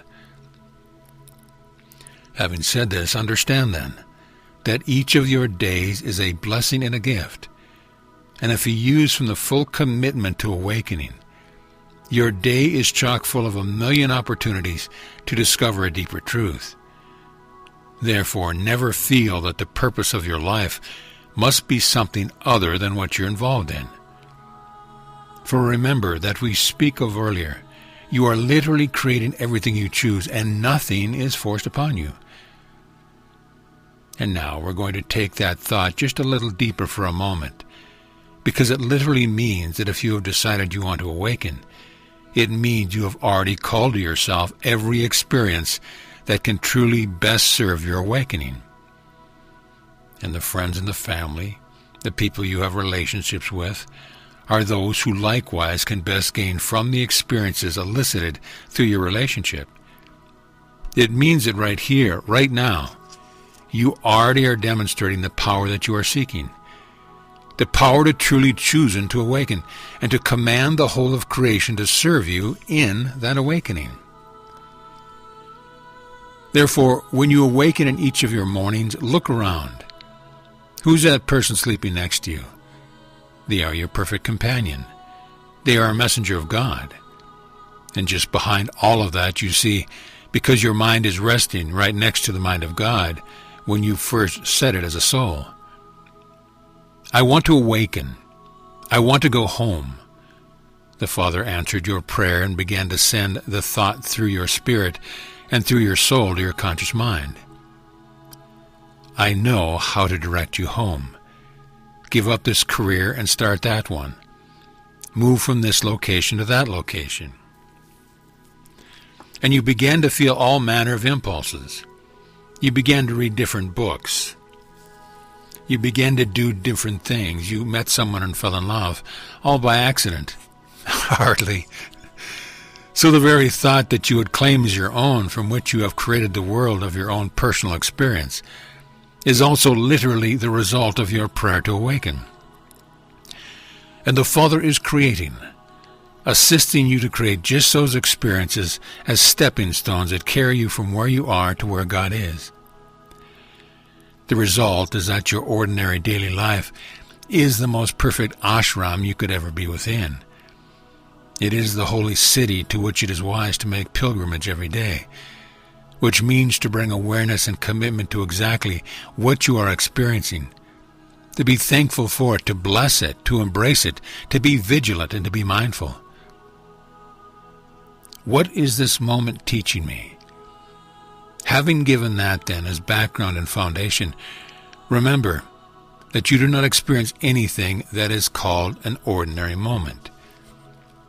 Each and every moment, extraordinary things are occurring.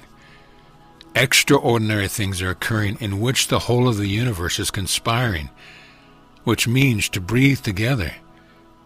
The universe is conspiring with you to awaken you, to heal you. Trust it. Love it. These are the things that are true, and I assure you that they are. It means that your life, the very life you are living, is equal in power and majesty and effectiveness as any life that has ever been lived. It means that your very life is equal to the one that I lived. For it is bringing you home as my life was my pathway home to God. And so, to build on what we shared earlier, the third axiom or principle could be encapsulated in this way. I do not live any ordinary moments. With each breath, my experiences are the stepping stones laid before me of God, to guide me home. Therefore, I will bring awareness to each moment and allow it to teach me how to forgive, how to embrace, how to love, and therefore how to live fully. In your ordinary moments, 1,000 times each day, you'll be confronted by opportunities to be disturbed. And in that very same moment, you are being given the blessing of an opportunity to choose peace, to remember to cultivate a perception of your brother or sister that is a perception birthed out of the Christ mind, not the egoic mind. Forgiveness, then, can be practiced diligently. And you don't need to look too far. You will not need to make a pilgrimage to some far city. You do not need to go sit in a cave in the mountains somewhere to discover the way to God. It is all around you, because you can only be where you have decreed to be. And you have decreed to be there because you, as a soul, truly want nothing more than to awaken. And your life, just as it is unfolding, moment to moment, is meant for you. If this is true, and I assure you that it is, the way to God can only be found in your willingness to embrace and live fully the very life that is within you, that unfolds through you with each moment. To live without fear, to go forward, to indeed trust, to embrace the very power and the majesty that is the seed, the soil, the ground, which is your life's experiences unfolding. It is precious, it is extraordinary, and it is blessed. And it is given you of God. Would you not embrace the blessing of your life and sanctify it to keep it holy? And to indeed draw the lines and recognize that your life is worthy of your respect. It doesn't matter what anybody else thinks. It matters what you think. Beloved friends, your life is your way home. If you do not live it fully, how can you ever arrive home? Therefore, fear not your greatness. Fear not the power that comes from embracing your life and claiming its value. Live it full out of every bit of passion you can muster. Embrace every second of it. Every time you wash your dish and cup after breakfast, look upon these things and go, my God, this is my life. This is my pathway home, and I am going to live it. Indeed, precious friends, in this way you will come to forgive yourself of judgments you have made. For who among you has not known the feeling of saying, God, my life isn't worth very much. I'll never be like so-and-so down the street. I'll never have enough money, and not enough people are going to know me. And when will my work ever get out as big as that person's work? Etc., etc., etc. But I say unto you, every time you've judged yourself, you have weakened yourself. Every time you have judged yourself or another, you have slipped down the mountain another notch when your desire is to be at the summit. Understand these things, then. Let us look more closely at forgiveness. How does it work? What really occurs when you forgive? You are a conduit of energy, to the degree that the conduit is in perfect working order. The energy can flow so radiantly that the conduit actually becomes transparent. That is, it no longer blocks. There is no barrier or limit to the light. When you judge, it is as though you contracted. You made the walls of the conduit smaller, just like building up rust in your pipes. And the flow becomes less and less, and as you forgive judgment, it is as though the rust in the pipe were dissolving. It is as though the walls of the pipe that are carrying the liquid of God's love begin to expand and become thinner and more transparent. Judgment is contraction. Forgiveness is relaxation and peace and trust and faith. Forgiveness allows the spaciousness within your consciousness to grow. For when you look upon the thief that has broken into your home and say, I forgive you, you are decreeing the opposite of what you have learned. You are decreeing that nothing can be taken from you of any value. You are decreeing that judgment is of the opposite of what you want, and it will cause you to feel the opposite of how you want to feel. You are decreeing your power to perceive differently. You are therefore healing yourself. And if you ever want to come home, you're going to have to become very, very divinely selfish. You're going to have to become so selfish that you will not tolerate judgment in yourself of anyone or anything. Because you will begin to recognize that every little act catapults you to the other side of the universe from where you want to be. It causes the very cellular structure. If you could see this, you would never judge again. When you judge, even the cells of your body go crazy. They vibrate in a completely dissonant way, and there is contraction. The fluids do not move through the cells, the nutrients do not become transported or delivered to the cells. The waste matter isn't processed properly, everything gets clogged up, and there is dis-ease. Therefore, beloved friends, understand well that judgment is not something to take lightly. Should you then judge yourself if you've noticed you've been in judgment? No, that's a judgment in itself. Only love can heal. Therefore, when you know you're judged, go, "Ah, yes, that's that energy. I recognize that cloud that has just passed through the field of my awareness, but I can choose again." So how does this work? If in your ordinary daily life that we now know is not ordinary at all, if you detect that you have been in judgment of someone or something, recognize that that judgment is still with you. It's a present thing, even though you may have enacted it 5 minutes ago or 55 years ago or 10 lifetimes ago. When you notice it or bring awareness to it, you have made it a very present thing.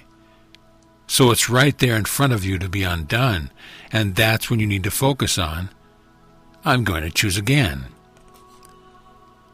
Know you the experience of looking back in your life and suddenly seeing a scene in which now you know you have behaved selfishly from ego, that you are manipulative or cunning or hurtful, or you recognize, "My God, I was really in judgment of that person. If only I could go back and undo that." Know you that feeling? I say unto you, you can, because everything is present. There is no such thing as past and future. There is only now. So when you have that thought or that memory, it's coming to you for a very specific reason. As a soul, you are learning about forgiveness and how to undo the effects of your previous choices. And so it is being presented to you yet again that you might make a new choice. So when the old memory comes, stay with it. Look at it, recognize how judgment worked at that time, and then say to that person or to that event, "I judge you not. I extend forgiveness to myself for what I have created. I embrace you and I love you. And I free you to be yourself, and I bless you with the blessings of Christ." Then see that image or that memory begin to gently dissolve into light until there is no trace of it left, and be done with it. And right away the mind says, "Well, yes, but when I kicked that little boy in the shins when I was 4 years old, just to watch him scream, he's not here. Isn't he? The body's not here, but the body is not quite the soul, and all minds are joined. It means that where you extend forgiveness within the consciousness, within your emotional field to another, whether they be physically present or not, you are extending to them exactly what you could extend to them if they were physically in front of you. Because you see, even if you were there, they still have to receive it, don't they? They still have their choices to make, whether to accept your forgiveness or to remain in judgment of you. And that's their issue and not yours. Understand then that you are dealing with consciousness.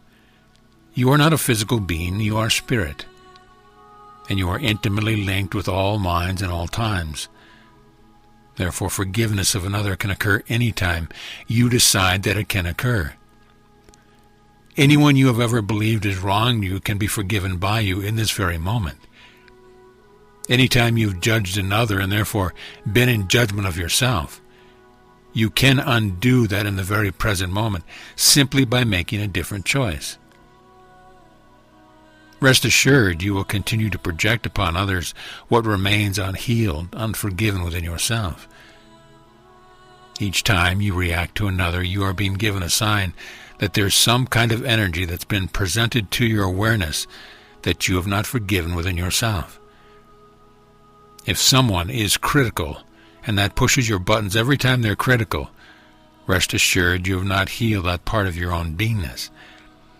That part of your own experience of being critical of others, whether it's occurring now or whether it seems to be a pattern that you have interrupted and no longer do. you still not forgiven yourself for having identified with that energy. Using your ordinary experience and in each day to observe what pushes your buttons, and if you will stay with it, in just a moment we will give you a very simple technique for doing so. If you can stay with it, it will reveal to you the energies that are in need of your forgiveness. The technique is quite simple. As you go through your day, observe when you feel as though you are in contraction. Are the muscles of the body tight? Is the breath very shallow? Does your voice become faster or louder when you speak about some energy in someone else? That is a sign that you need to do healing within yourself. When you recognize that these kinds of signs are going on, in other words, life has presented you with an opportunity to be disturbed. That is a sign that there is something that requires healing. So therefore, count it as a blessing if you feel disturbed. Turn your awareness from what you think is causing the disturbance and remember the first axiom. I am the source of my experience. I'm feeling disturbed. What is it in me that needs to be healed? Begin to breathe deeply with the body and rhythmically. Let the body soften and relax and ask, what is it within this person's energy that is really pushing my buttons? And you will see it right away. Oh, they are so critical. Criticism pushes my buttons. Where have I been critical of others? And it might hit you right away, well, I'm being critical because they're critical. Or memories will come back, distasteful memories if you're judging them. Let them come back, continue to breathe and relax. Look upon that energy of being critical, honor it, love it, for it is a creation. It is your creation coming back to you that you might embrace them and transform them. And in that example, just stay with it. Look at it. Being critical, yes. I can sure be critical. I've been that way in the past. I know that energy very well.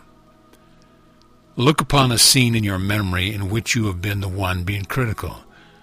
Look upon it with deep honesty and sincerity and say with yourself, I forgive me for being critical. I forgive my judgment of myself. I choose to teach only love. Watch that image disappear from your mind, dissolve from your mind, and bring it back to the present moment, to that person that just pushed your button. Again, you don't need to say anything to them at all, although you might. But within yourself, forgive them for allowing the energy of being critical to temporarily make a home in their mind, and merely ask the Holy Spirit to replace your perception with the truth. Ask to see the innocent light within them. As you cultivate this, you'll become very, very good at it. You will be able to do that at fast. Snap your finger, and once you begin to see the light in them, you can ask the Holy Spirit, what is this critical energy in them making? What are they really crying out for? And then you will feel compassion. First, it will be revealed to you why they are hurting inside. And lo and behold, instead of being reactionary with them, you just might be compassionate. Your choice of words, your own behavior might turn out to be different than you could have ever imagined, and yet through you will be channeled exactly what serves them. When I was being nailed to the cross, there was indeed one who raised the mallet to strike the nail. And as he raised the mallet, his eyes met mine for just a moment.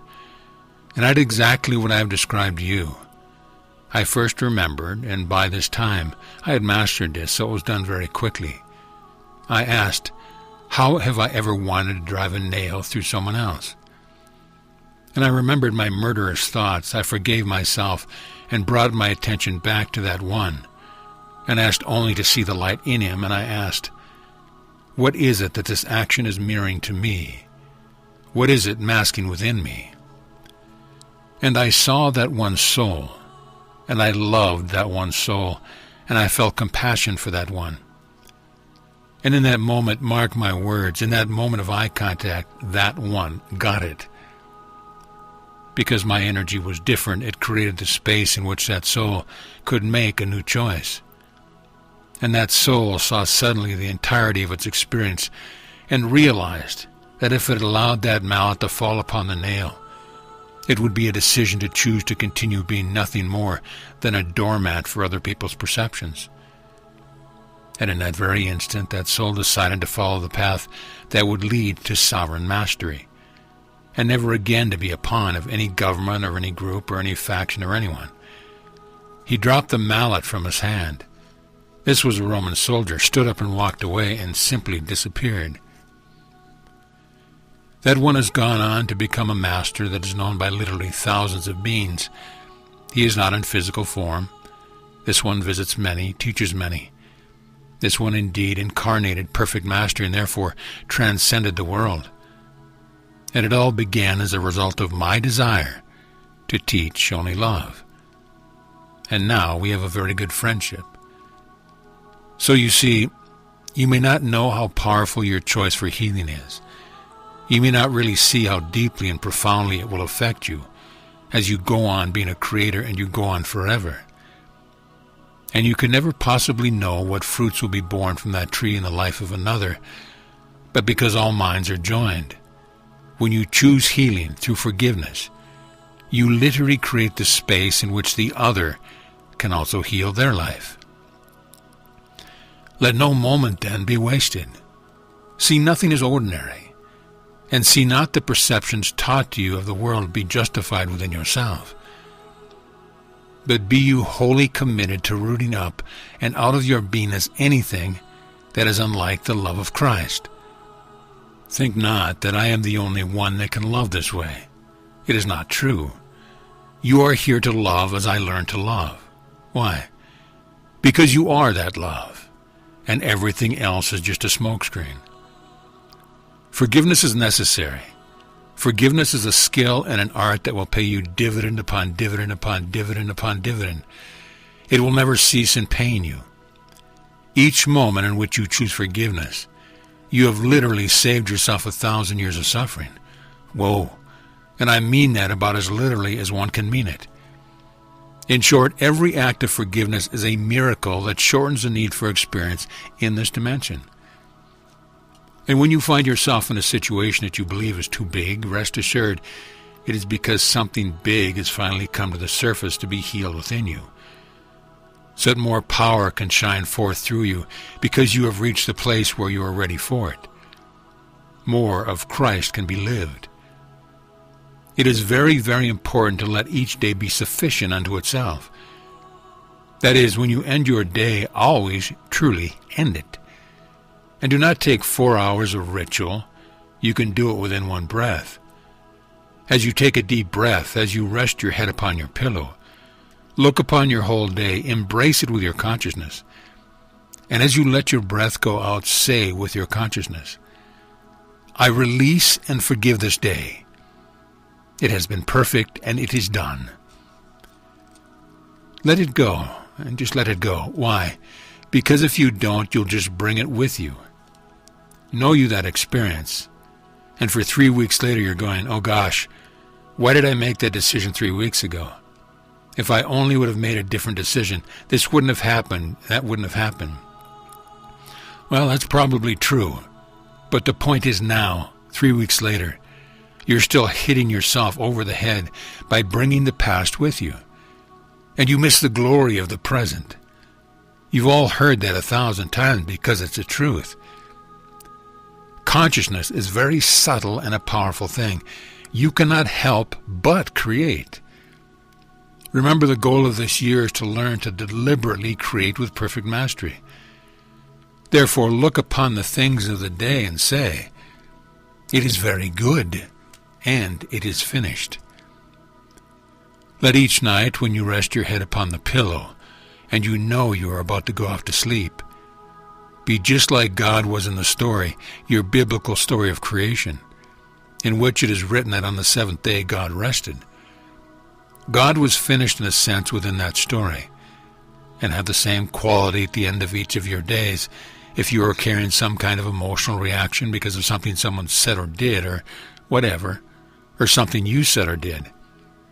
Practice forgiveness before you sleep, because if you don't, you will keep experiencing the conflicted energies during your dream states, and communication between you and the other ones who has not yet been forgiven will keep on going until that forgiveness is completed within you. I hope that makes sense to you, because it is very important. Time should never be taken frivolously. Play with it, yes, but play with it out of consciousness, out of clarity, out of recognizing that there is no such thing as an idle thought. Each thought creates a world of experience for you, and you are worthy of experiencing heaven. We will have much more to say about forgiveness as we begin to plummet the depths of what is discovered as you practice forgiveness 70 times, 7 times. It takes you deeper and deeper into the very mechanics of consciousness until the very mechanics of creation. Forgiveness. Put it at the top of your list until you know how perfectly forgiven you are. Be you, therefore, vigilant against denying what is still in need of forgiveness within you. For what you deny, you will project, and each projection is a hurtful act to yourself. Also to the other, of course, but to yourself. So we will let that be enough for now. There is much that has been said in this hour that needs to be listened to again, and yet again, so that the awareness begins to truly grasp how important and how powerful forgiveness is. You will reach a place where you are absolutely delighted in going through your day expressing forgiveness, like a wave emitting itself from the ocean of your consciousness. Even if nobody is doing anything, forgiveness itself becomes a delightful energy to live within. Therefore, indeed, beloved friends, forgive you well yourself, and you have forgiven Christ. And when Christ is forgiven, Christ will arise and make his home in your heart, and in your mind, and even in the cells of your body. And you will know what it means to walk in this world, yet not be of the world. And when you look in the mirror, you will say, "Behold, the Savior appears." It will not be egoic arrogance that says it, but the recognition of what is true always. I am my Father's child, and I am sent into this world to bring light to it. So be you therefore at peace. Practice forgiveness well, until it becomes like taking a breath. And you will discover power that you didn't know could exist, and freedom whose taste is sweet above honey. I forgive you, not because I've judged you, but because I know the blessings that forgiveness brings to me. Forgiveness is something I perfected as a man. Perfect it within yourself as well, and you will know the glory of Christ. Be you, therefore, at peace, beloved friends. Amen.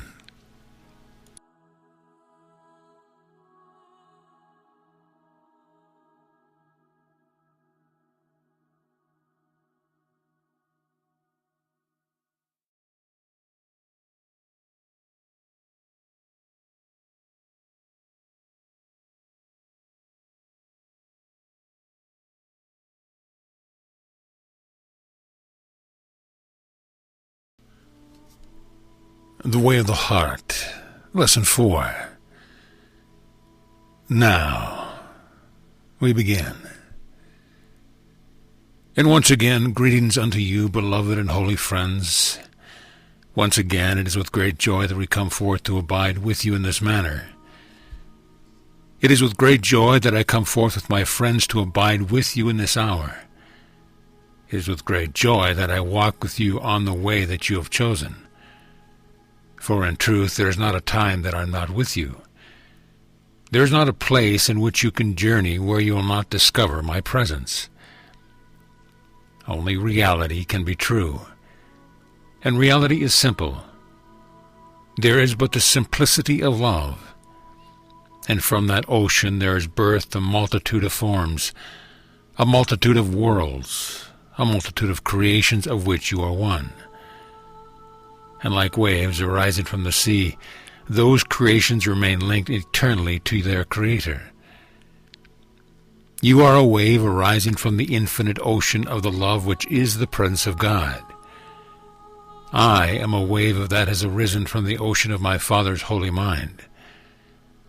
And though two waves seem to appear separated by what is called time, by even 2,000 of your years, yet, in truth, when seen from a much broader perspective, these waves have risen simultaneously from the ocean surface. They arise for the very same purpose, to express the simplicity and the innocence and the beauty, the creativity, the truth, and the reality of the ocean itself. And the waves delight in expressing what seems to be a unique individuality, and yet they carry the common thread of being made of the same substance and are truly governed by the same laws of creation. For they know not the moment of their own arising, for only the depth of the ocean unseen can know the moment when it chooses to well up and to create the expression of the wave. The power that is not seen but is hidden in the depth of the ocean rises up through and forms that wave and sustains that wave throughout the duration of its expression. And it is from the depth of that ocean that it is decided when that wave shall return to the sea. Does that mean it disappears? Only from one perspective. But in reality, the very substance that was made manifest truly has not known birth and death, but only expression. What then, if you were to consider yourself as a wave arising from the holy mind of God, born of God's infinite desire to expand himself, to express the infinite nature of love and creativity? What if you began to realize that all you have called yourself is the effect of love, that you do not cause yourself to come into existence? And yet, as you have arisen from the ocean of love, is not the wave made of the same substance as the sea itself? Are you not given infinite and perfect freedom? For just as your Father perceives you, you are given the freedom to perceive yourself, and all the other waves you might notice, and even the ocean itself, in any way that you choose. The goal, then, of a genuine spirituality is to realign the quality of your perception, to mirror, to resonate with, to be in perfect alignment with the perception of your Creator, to see with God's eyes. Beloved friends, in truth, you remain as you are created to be, and in each and every moment, you are literally using the power found in the silent depth of the ocean of God's love that gave rise to your very creation and existence, to perceive as you desire. Therefore, in this hour we will address the very nature of desire itself, what it means, what it signifies, how it creates effects, the power of desire, the value of desire, the meaning and purpose of desire, and how to begin to bring the energy, which at times feels like a team of 1,000 wild horses, all wanting to go in their own direction. To bring the very power of desire under your conscious and deliberate direction, that you might indeed create as Father created you, with perfect, deliberate, infinite love, with perfect and infinite and deliberate freedom, with perfect and infinite and deliberate joy, and with perfect freedom. Desire. When I walked upon your planet as a man, I confronted many different opinions about the nature of creation, the nature of mankind, the nature of consciousness. Although the word was not around at the time, what you call consciousness or self-identity, just as you are now confronted with many schools of thought, so too was I. And while it can be seen to lead to great confusion, as though one must choose from the smorgasbord, it actually serves not unlike the sand inside the oyster from which the pearl will come. It causes you to grate inside. You must find your own way in your own truth. For before each and every one of you lies your pathway and a doorway, an eye of the needle through which only you can fit.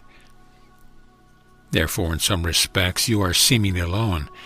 You must make the decision to desire, above all things, awakening into perfect remembrance of your union with God. Just as a wave might finally decide that it has been birthed, not to be fearful of being a wave, but to truly claim its individuation, to claim its uniqueness, and to live that fully. And in that fullness, to decide to discover a way to be aware of its infinite union with the ocean itself, to somehow break free of the myopic self-identification as one little piece of wave that arises in a place or field of time, lasts for but a second and then disappears. To find a way to transcend that limitation, to become re-identified with a consciousness, a living awareness that you are one with the depth of the sea, that you can operate not from the superficial level of awareness that might be like the foam of the tip of the wave, what you call your conscious or egoic mind, but that you become informed in all that you speak, in all that you do, in all that you create, and all that you perceive by that which resides in the very infinite depth of the ocean itself. Imagine, then, drawing upon a well within you that seems to have no bottom and no sides, through which something is pouring forth from places unseen, in which your literal conscious attention, your conscious awareness, seems to be colored with radiant light that literally leaves you feeling that you are not the body-mind or the personal history with which you had identified before, but these things are only temporal, or temporary and very impersonal effects of a level of desire within your soul, which is one and the same thing as the love of God expressing itself, for no other reason than that love must be extended. Imagine transcending your fear of your own survival, because as you look upon your body-mind, you are no longer identified as that body-mind, that those things have become tools to be utilized by the love which rests in the mind of God, that you live, yet no longer you, but Christ dwells as you. This is a very real experience to be lived. It is not just a philosophy, it is not a concept, and it can never be a dogma. There is a mystical translation that occurs in the depth of the soul, which, in truth, is merely a shifting of where you perceive your sense and source of identity. And the energy required to take you from myopic self-contraction, in which you have become identified with the little drops of foam out on the tip of the water, tossed to and fro by the power that seems to be outside of you, to a sense of identity with the silent depth of the ocean that is everywhere present and it seems to know no beginning or end. The very energy that will carry you from the tip of the wave to the depth of the ocean is the energy of desire. For I say well unto you, that if the Father had not desired to extend love, you would never have come into existence. Your very sense of awareness of self is the result, the effect of love. The very same love that has birthed the sun and the moon and all the stars and every dimension upon dimension upon dimension of creation. That very love that desired for that love to be extended is the very source from which you have been birthed. And as you know yourself to be then, you are the effect of God's desire to extend love. Therefore, when next someone asks you, "Oh, who are you?" please do not give them a name. Do not say, "Well, I was born in a certain town in a certain part of the planet." Don't tell them that you're a Democrat or Republican or a communist or atheist or a Catholic. Tell them the truth. Who am I? I am the extension of love in form. I have never been born, and I will never taste death. I am infinite and eternal. I shine forth as a sunbeam to the sun. I am the effect of God's love, and I stand before you to love you. Now that will raise some eyebrows. It will also transform your world, for it is time to stop seeking Christ outside and start choosing to take responsibility for being Christ incarnate. Desire is everything. Take just a moment right now. Let the body relax and imagine that you could move back from being the actor in the play of your life to being the director and the producer.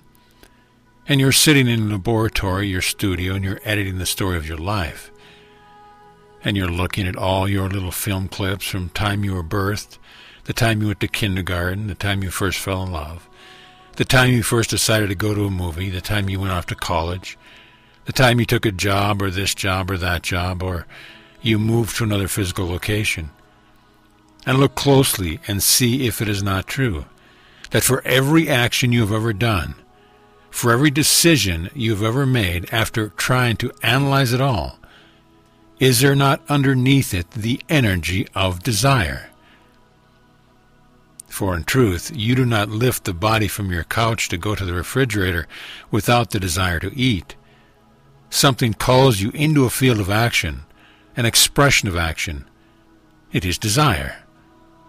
No one enters into an intimate relationship without the energy of desire. For who two have ever looked upon one another and said, I don't feel any desire whatsoever, but let's get married and have children and raise a family. Desire. Desire is the energy which brings forth all waves of creation out of the depth of the ocean itself. And yet, who among you has not felt conflicted about desire? Who among you has not been taught that desire is evil? Who among you has not been taught not to desire to be great? Who among you has not been taught that the desire for material comfort is some sort of a blot on the spiritual path? Look well within your soul and see if this is not true. Have you not feared at times the welling up of the desire within you? For well as I look upon your plane, there are many who have become paralyzed with fear just because they desire to have a bowl of ice cream. So afraid are they that if they give in to that desire, something in the ice cream will cause their body to bloat and their brain to cease functioning.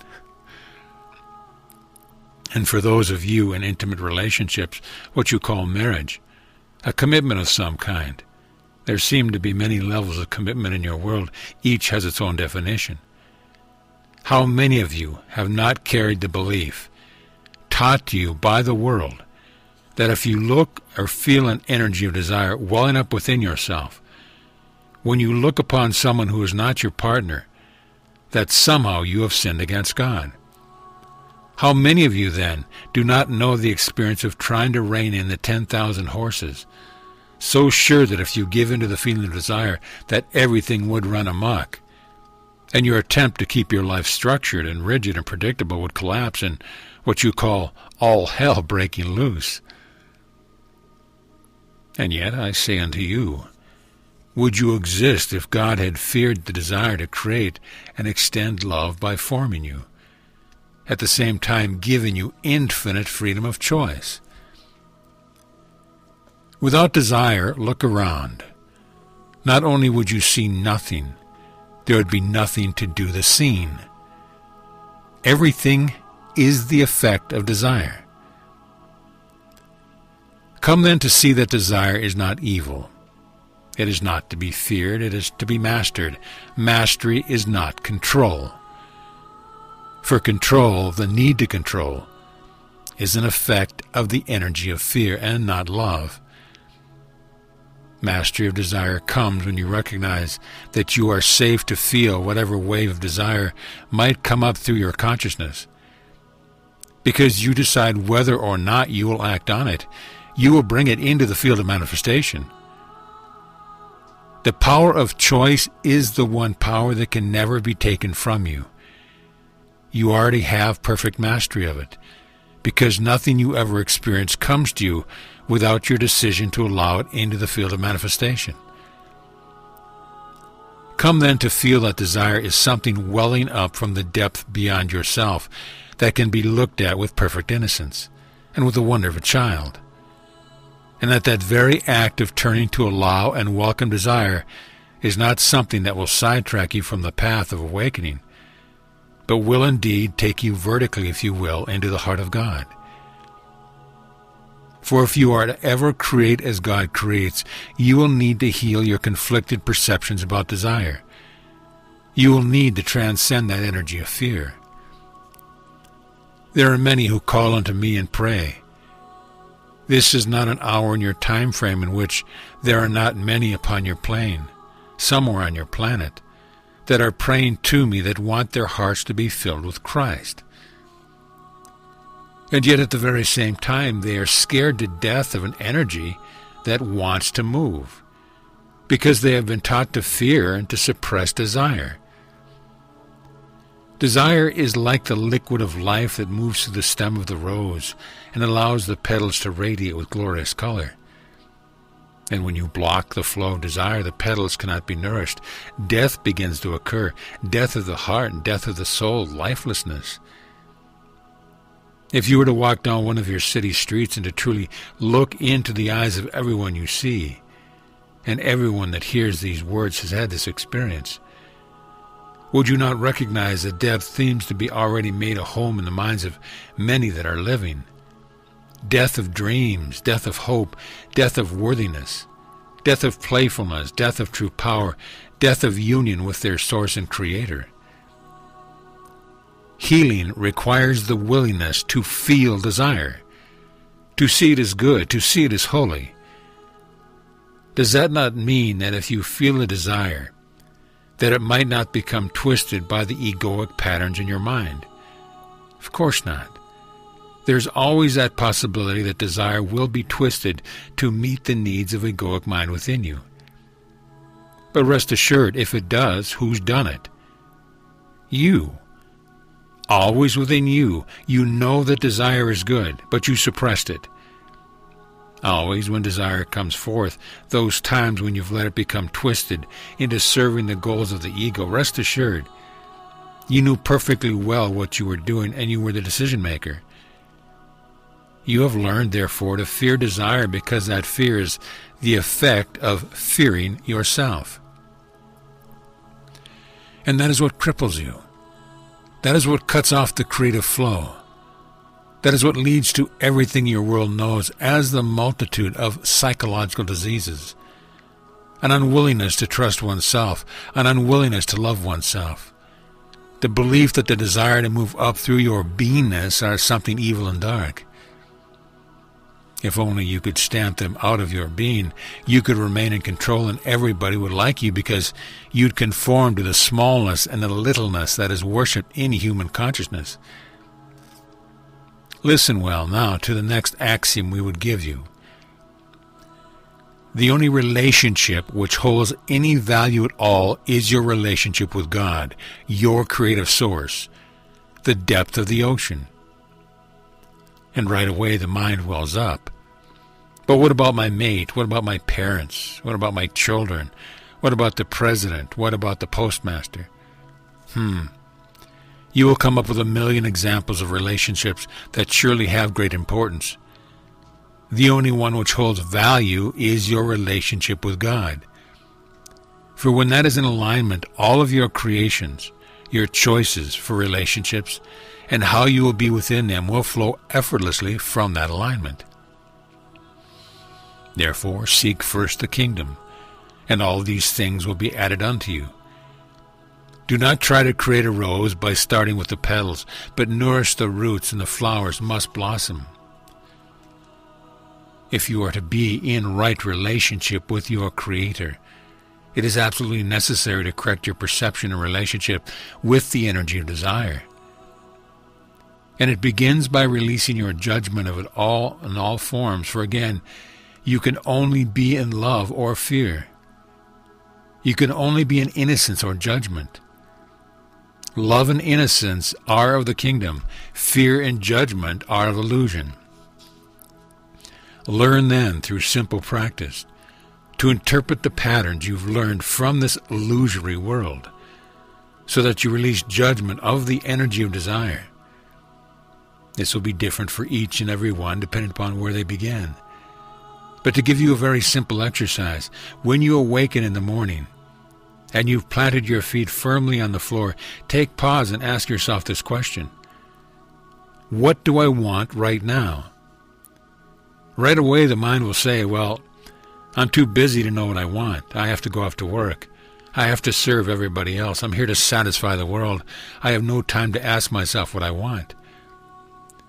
Remember that what you decree is, and the thoughts you hold in the mind will be reflected through the nature of your experience. So take pause and ask, what do I want? And then simply give yourself 1 minute to observe whatever comes up in your mind, or even is felt in the body. Heaven forbid you might want to have sex. Oh, then you would know for sure that you are not a spiritual being. You might want to take a hot shower. You might want a glass of juice or water. You might want to sing. You might want to stretch or breathe. You might want to turn and look at your lover or your maid still sleeping in the bed.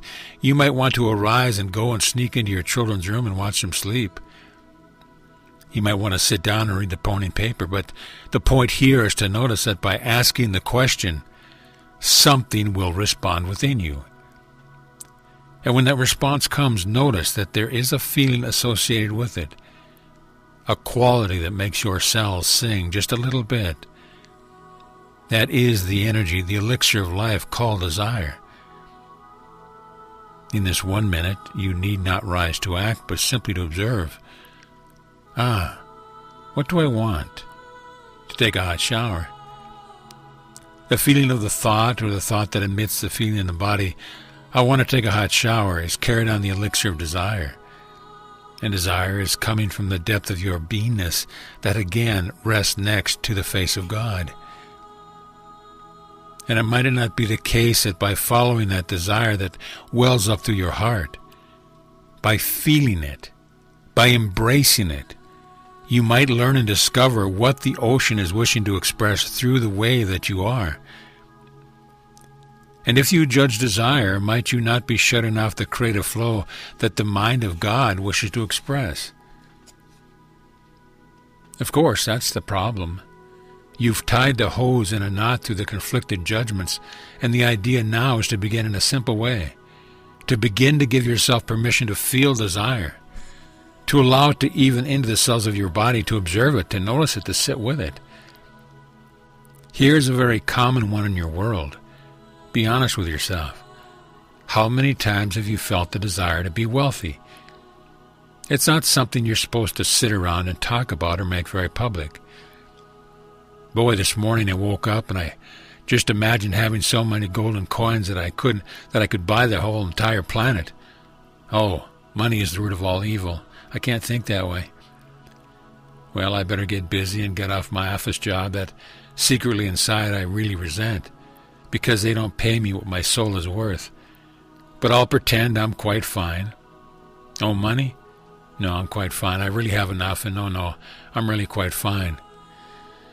And then as you drive home and that Mercedes-Benz pulls up alongside you, you cannot help turn and go, God, I wish I could afford one of those. Oh, God, I could have that thought, so I'll drive my old Volkswagen down the road, but I'm being a very good spiritual person. Be honest with yourself. How many times have you felt welling up within yourself the desire to be wealthy? What on earth has caused you to fear that desire? What has caused you to tie the hose in the knot so that you try to block the desire from coming into manifestation? Perhaps when you were a child you went into one of your cathedrals and there was someone in a long robe standing upon a platform, and because everything looked so beautiful, surely they must be speaking with authority. And because this cathedral is filled with a whole lot of small little minds that are all living in their own level of fear, when that voice spoke and said, money is the root of all evil, you said, oh, well, that is the truth. Oh, yes, that's the truth. Oh, yes. Oh, God, I better fear money. I say unto you, you have one authority, and it is never held within the office of the church or any organization or any one individual.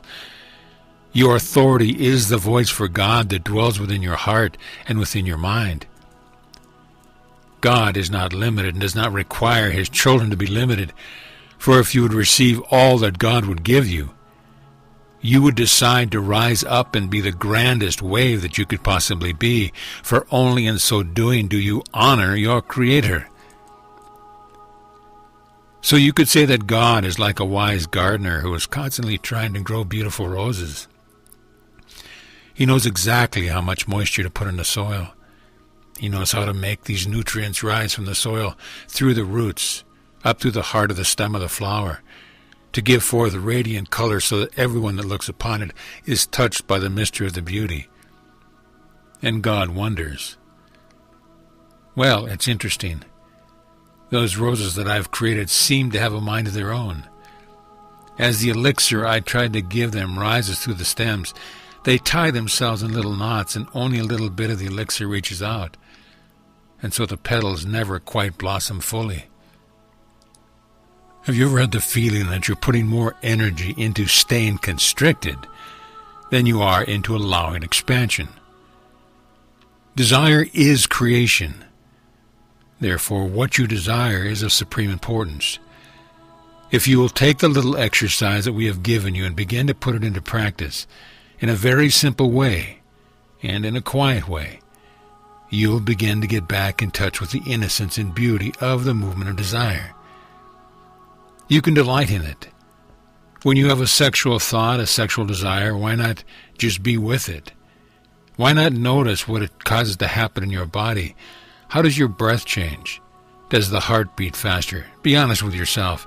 Isn't it putting a smile on your face?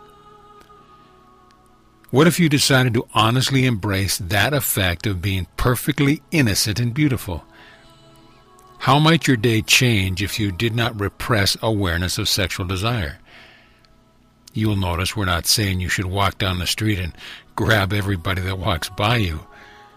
We're talking about allowing yourself the living embrace of exactly what energy is moving through your being.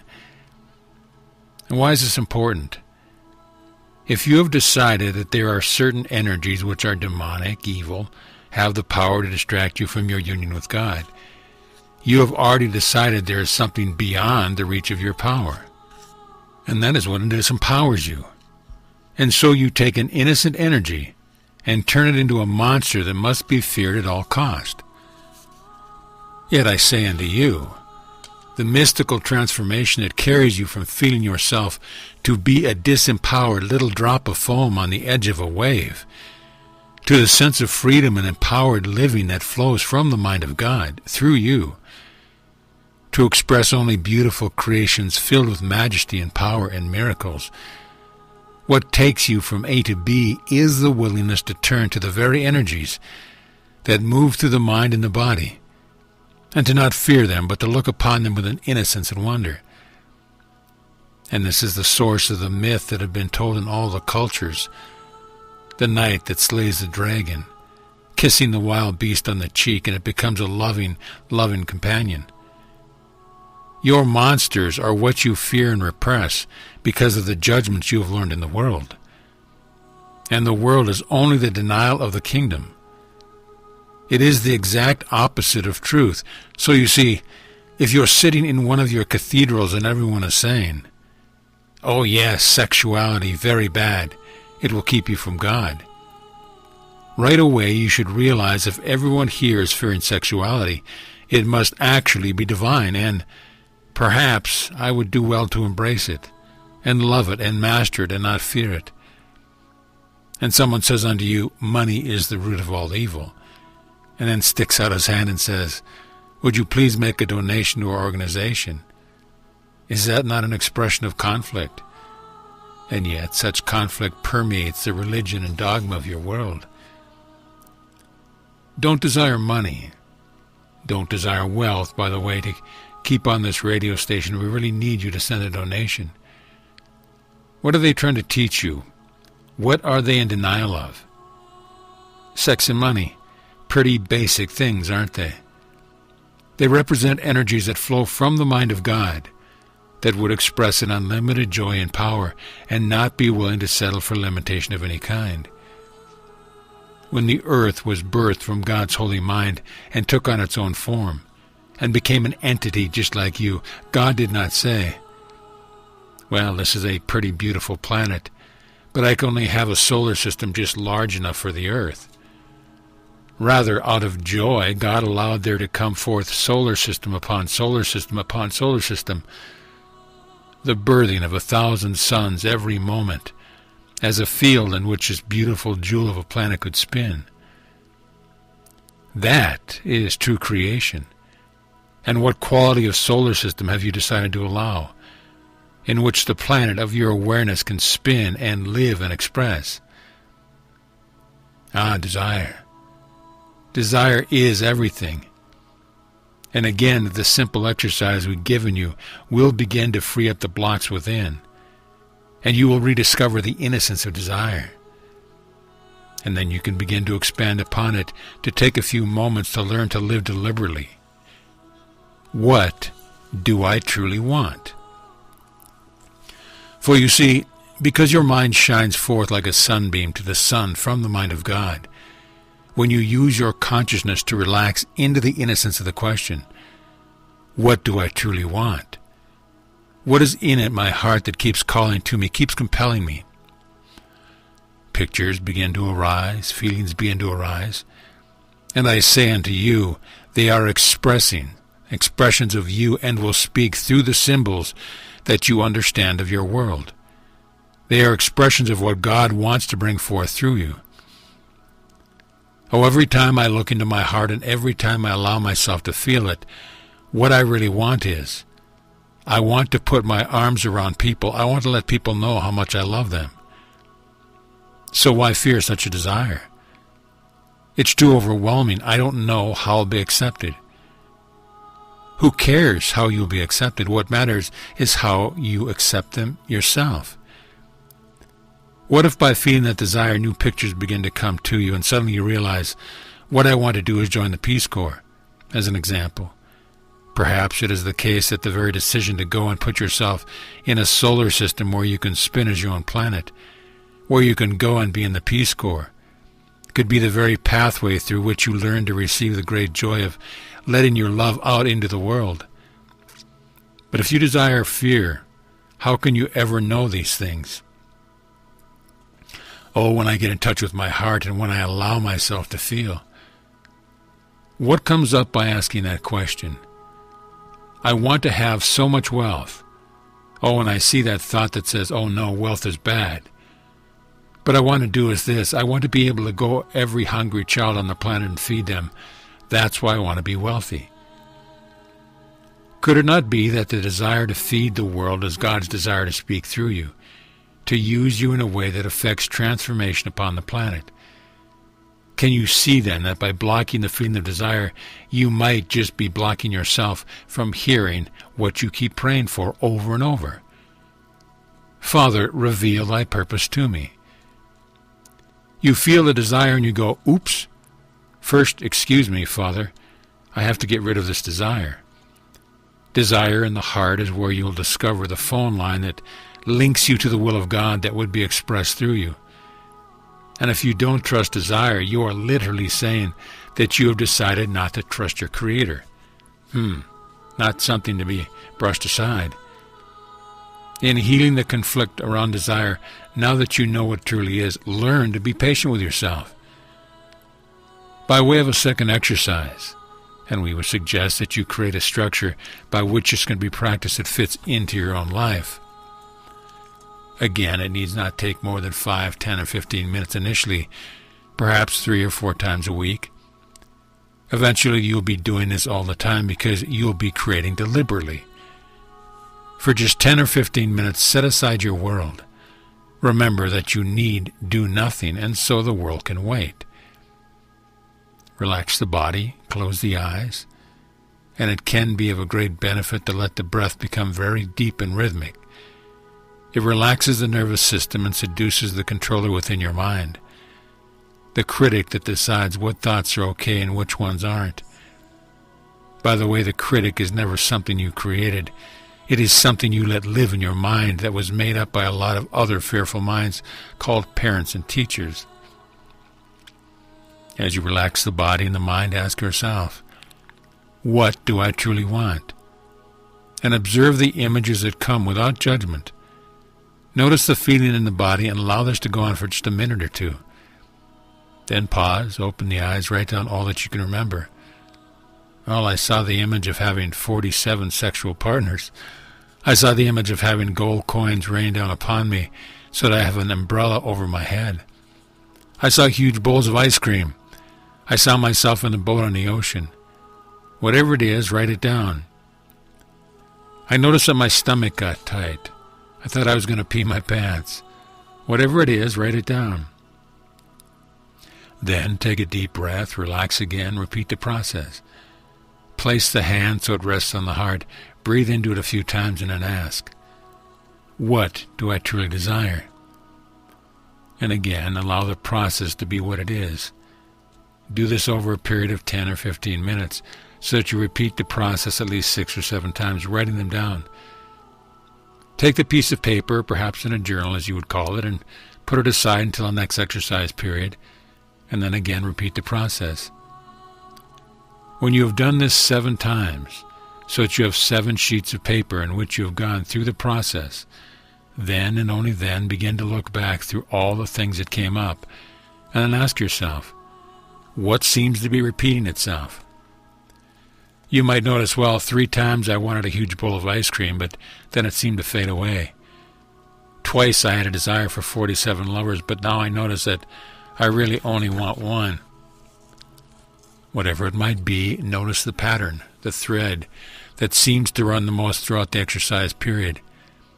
Then imagine the thread to be the energetic link that is tied at one end to the piece of foam on the edge of the ocean, and the other is anchored to the depth of the ocean.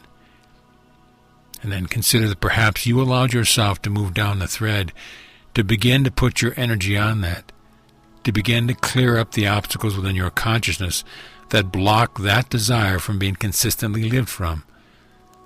That by so doing you would carry yourself from the drop of foam at the edge of the wave to the heart of God, and that along the way everything unlike love would come up for you to release it, and that during the process you would go through a metamorphosis that would culminate in you being the living incarnation of the power of Christ, that your soul would realize the fulfillment that it has always sought. Something to take a big gulp over. For you see, the reason you have cleverly decided to trick yourself into blocking the energy of desire is that the soul knows that, were it to follow such a thread through whole and total commitment, it will be embarking on the pathway we spoke of in the earlier hour, the pathway set before you by God that knows how to take you home. And if you arrive at home, it will mean that you will have had to give up being a seeker, and you will have to become one who is found, and you will have to rise above the crowd. You will have to give up all that your identity with smallness. You will have to give up needing the approval of others. You have left the nest of insanity. You will have arisen and taken up the right place at the right hand of God. Isn't that the deepest fear you carry? To actually be the truth of who you are, Christ incarnate. Now, desire can be much fun. Ideally, once you've practiced this on your own, ask your mate or a close friend. You may even want to show them this talk or this audio, and ask a friend if they would be willing to embark on this process with you, so that perhaps once a week you can sit down together and say, what did you come up with this week? Well, here goes. It is called undressing in front of a friend. It is called becoming vulnerable with another. It is called finding another child to play with in the kingdom, so that you can go to the sandbox away from the adult world that says, desire is bad, you guys be careful. And you begin to look at what is true and real from a place of innocence. And you begin to create for yourself a support group. And that support group perhaps can grow to 3 or 4 friends, or even 10 or 20, in which everyone is involved with getting in touch with what really is in there. By understanding the principle that desire is the thread that links your soul to the heart of God. And God wants only to extend through you that which expresses love in the world. It is called creation. Perhaps a worthwhile project. For when you do not turn to allow the embrace of desire, there is only one alternative. It is to live in mere survival. And when you choose the energy of mere survival, the world is your master, before which you will be made to bow again and again and again and again and again, lifetime after lifetime after lifetime.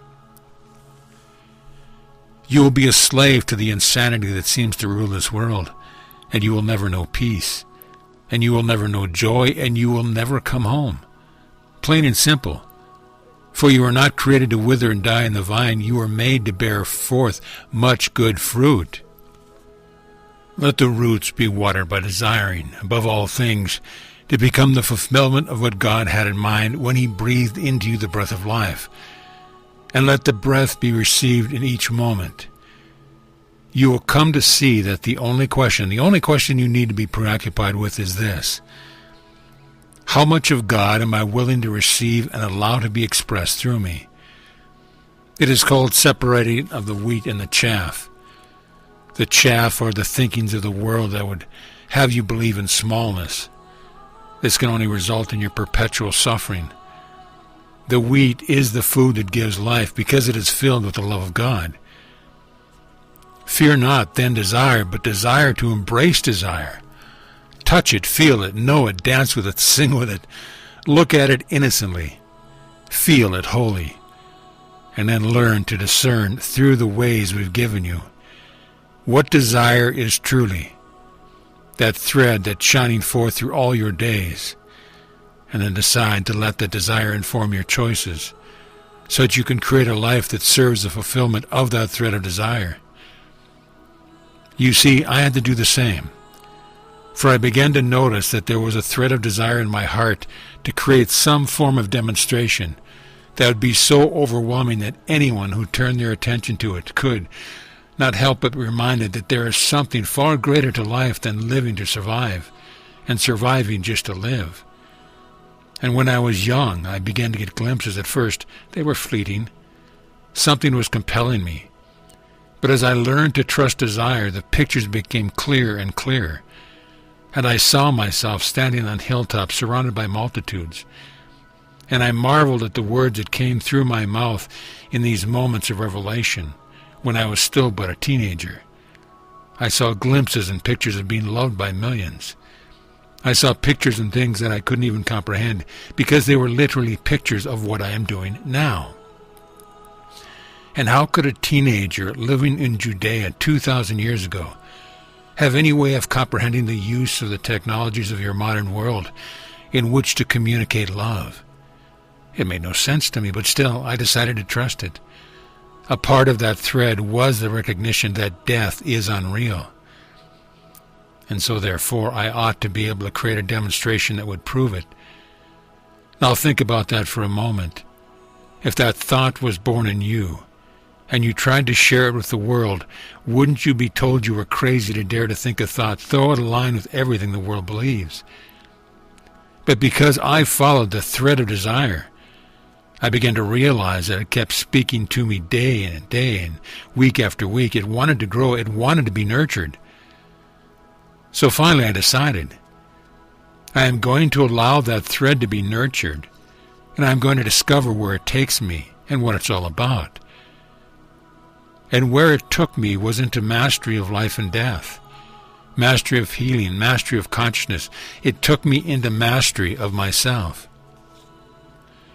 It brought me home to my own Christed beingness. Because I followed that thread, I can talk with you today.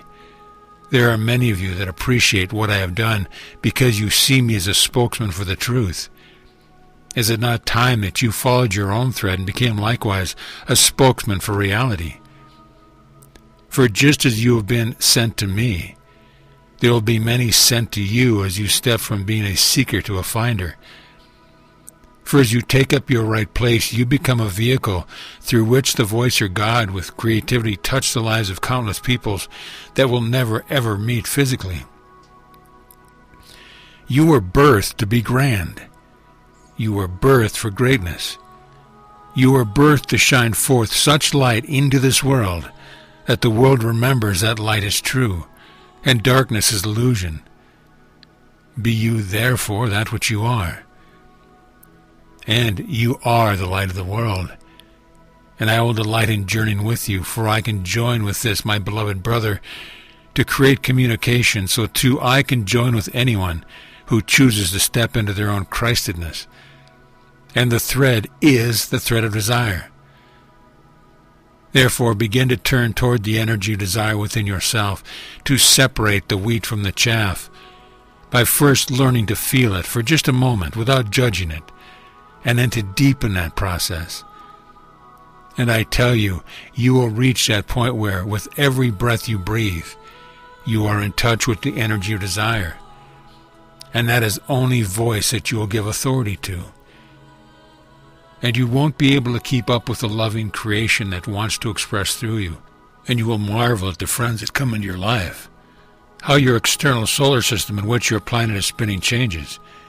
You will marvel and wonder how it is all happening. And you will finally discover that you are not the maker and doer of your life, that God wants to direct and make life through you. And then you will know the truth that sets you free. Of myself I do nothing, but my Father through me does all things, and it is very good. Be you therefore at peace, and desire well. For when you feel desire, you are watering your roots with the energy of life itself. Trust it, embrace it, and let the petals of the rose blossom within your holy being. We love you, and we are with you. If you could only see how much enlightened help there is surrounding you at any moment, you would never allow the fear of going astray with your desire to be victorious within your mind, and you would step forth with boldness, and all things would be made new again. How much of God's love are you willing to receive? And with that we close by saying, Amen.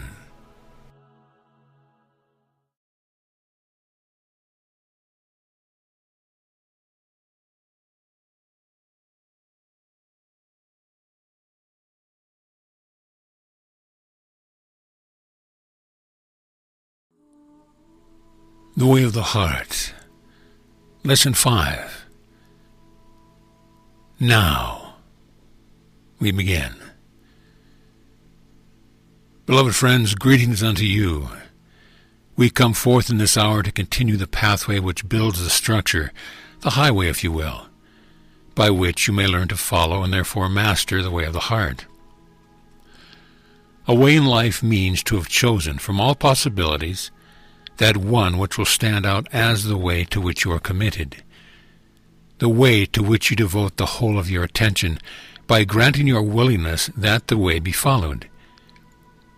And just as when you take the journey upon your earth by making the commitment to take the journey, you avail yourselves of experiences that could not come to you in any other way.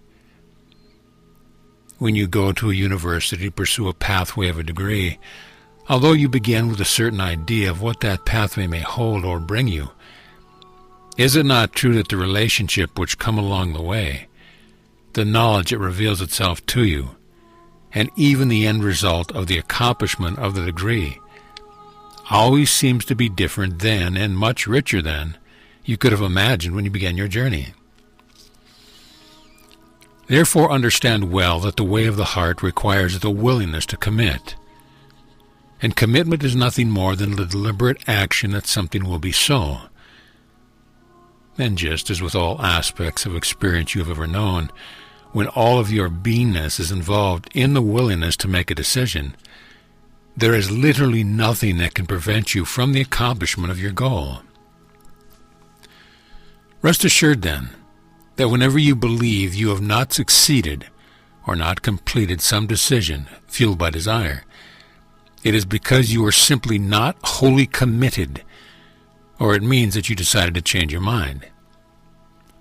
And when you change your mind, you literally change what you experience in the world, or the solar system in which your self spins. The way of the heart, then, does indeed require the decision of commitment. And rest assured, I say unto you, that when you wholly commit to discovering the way of the heart, you will discover a way of being in the world that is not here. You will discover a way of walking through life in which you experience being uplifted by something that seems to be forever beyond you, yet is within you as the core and the essence of your very beingness. Your way will not be understandable by the world. Your way will not even be comprehensible within yourself. You will be living from mystery, moving from mystery to mystery to mystery, uplifted and carried by something that brings a satisfaction and a fulfillment to the depth of your soul, far beyond anything you can imagine. Is it worth it, then, to commit to the way of the heart? Yes. The way of the heart culminates with the recognition that you do not live life at all, but rather that life is living you. One of its characteristics is a development of the witness, a quality of consciousness, a way of being, in which you seem to be witnessing everything that arises and flows through you and around you from a place of utter stillness. Stillness does not mean non-activity. It does mean non-attachment to activity, whether it be arising and falling away of the cancer in the body, the arising and falling away of relationships, the rising and falling away of a solar system. You will discover that there is a place within you that can look upon all things with perfect equanimity, perfect acceptance, and perfect love.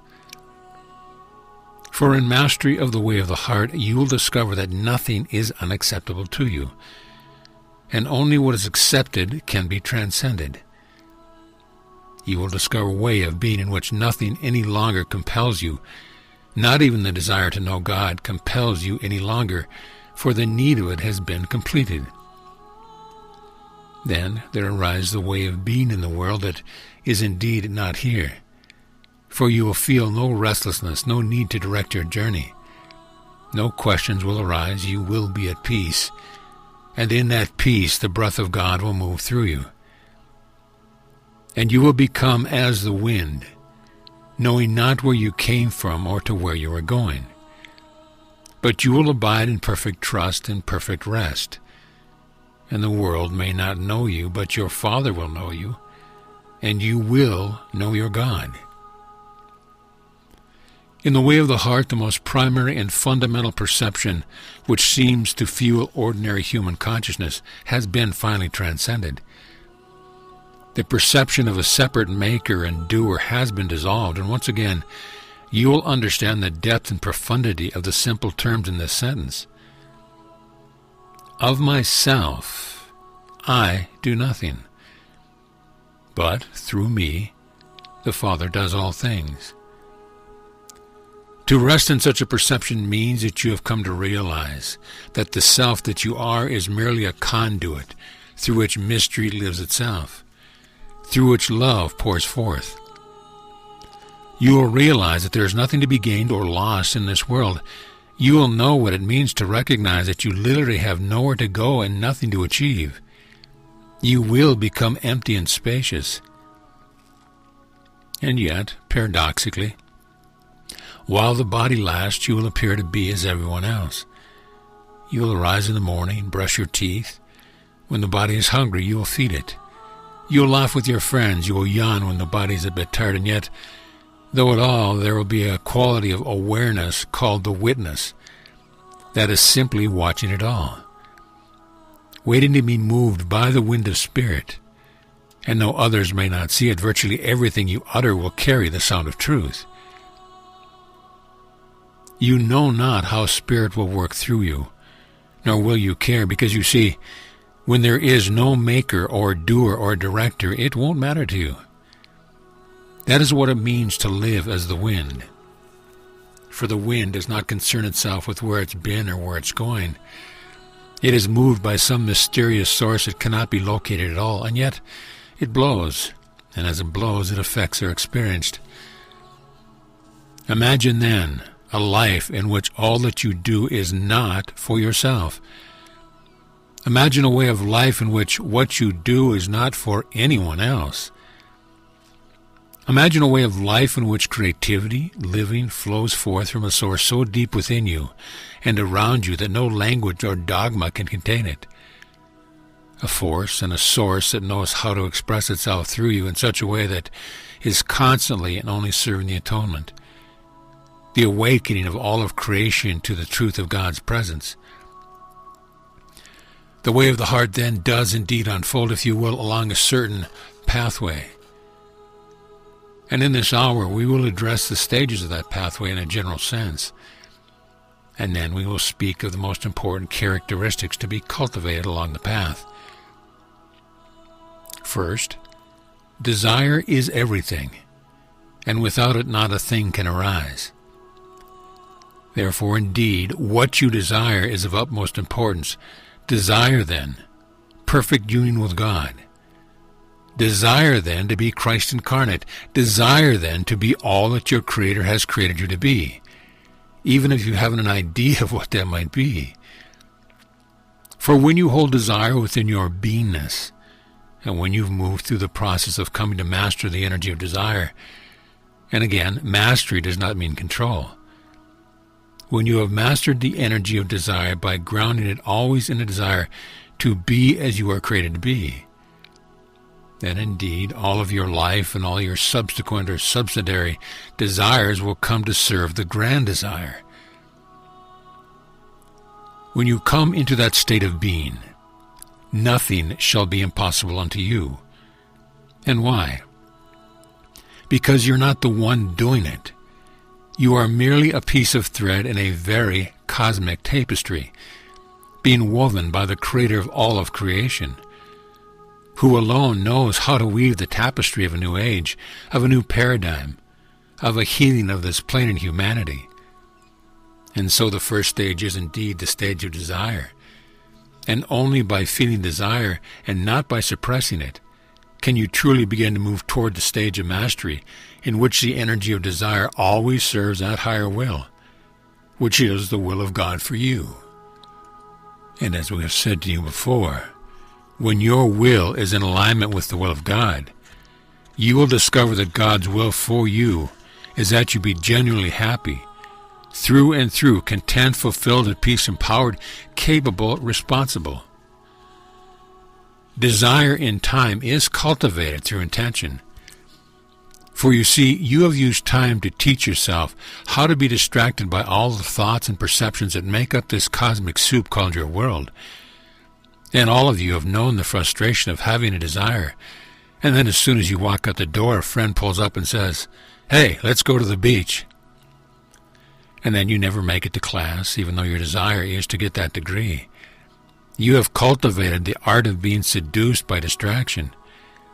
Therefore, it is necessary to utilize time to cultivate intention. For without intention, desire cannot become the crystal clear focus, the laser-like focus that can cut through the dross of this world, that a new creation can flow forth through you. Intention is not the same as holding a strong, egoic, willed commitment to make something happen. For the way of the heart recognizes that you have not known how to achieve the fulfillment you seek at the level of the soul, for the simple reason that if you did, you would have already accomplished it. In the way of the heart, intention doesn't mean putting your nose to the grindstone and taking no for an answer. It means rather that you cultivate within your thought processes the art of remembering what you are truly here for. You are here to remember that you are the thought of love and form. You are here to remember that you are one with God. You are here to remember that what I have called Abba, the Father, though it goes by many names, is the source of your only reality. And you are living in reality only to the degree that that one is living through you. Therefore, intention in the way of the heart means to utilize time each day to focus your intention on the desire to be Christ incarnate. Intention is that energy, or that use of the mind that creates, through consistent practice, the channel, if you will, through which desire begins to move down and re-educate the emotional body, and even the cellular structure of the physical body, and all the lesser avenues of thinking that occur within the intellect, so that everything involved in your being is integrated, working together, and focused on the fulfillment of that one grand desire to accept your function in this world. And your function is healing your sense of separation from God. How then to apply intention? Each day, just as you have used time to teach yourself to be easily distracted. You need to only apply one question to which you ask yourself daily. What is it that I most desire? What am I doing on this planet? What am I committed to? Those latter are just other forms of the fundamental question. And as you keep practicing asking the question, the answer will become clearer and clearer. For you see, it is the question that influences, stimulates, gives birth to the answer. For the universe is always answering your questions, and when you ask unclear questions, you get unclear answers. Therefore, become crystal clear with your intention, and remind yourself of it daily. My intention is to use time constructively for the relearning of what it means to abide in the kingdom of heaven and to fulfill my function. And my function is healing, and healing requires the presence of Christ, for only Christ can express the love that brings healing into being. Desire and attention, and in the field of time, these stages unfold as one matures in the way of the heart. Desire and intention are critical. The third stage of the process, whereby the mind is wholly corrected and one returns home, is the stage of allowance. For the egoic world does not teach you to allow, it teaches you to strive. You must be the maker and the doer.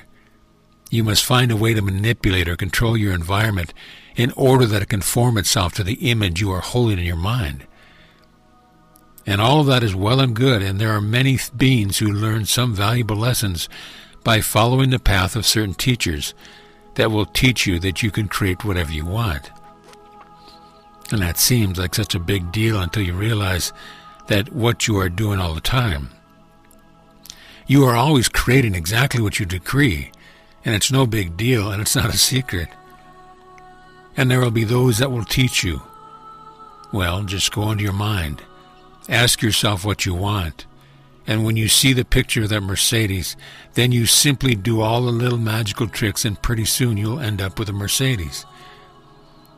The problem with that, although it can be a useful stage, is that the intellect, the worldly part of your mind, can only desire what has been programmed to desire.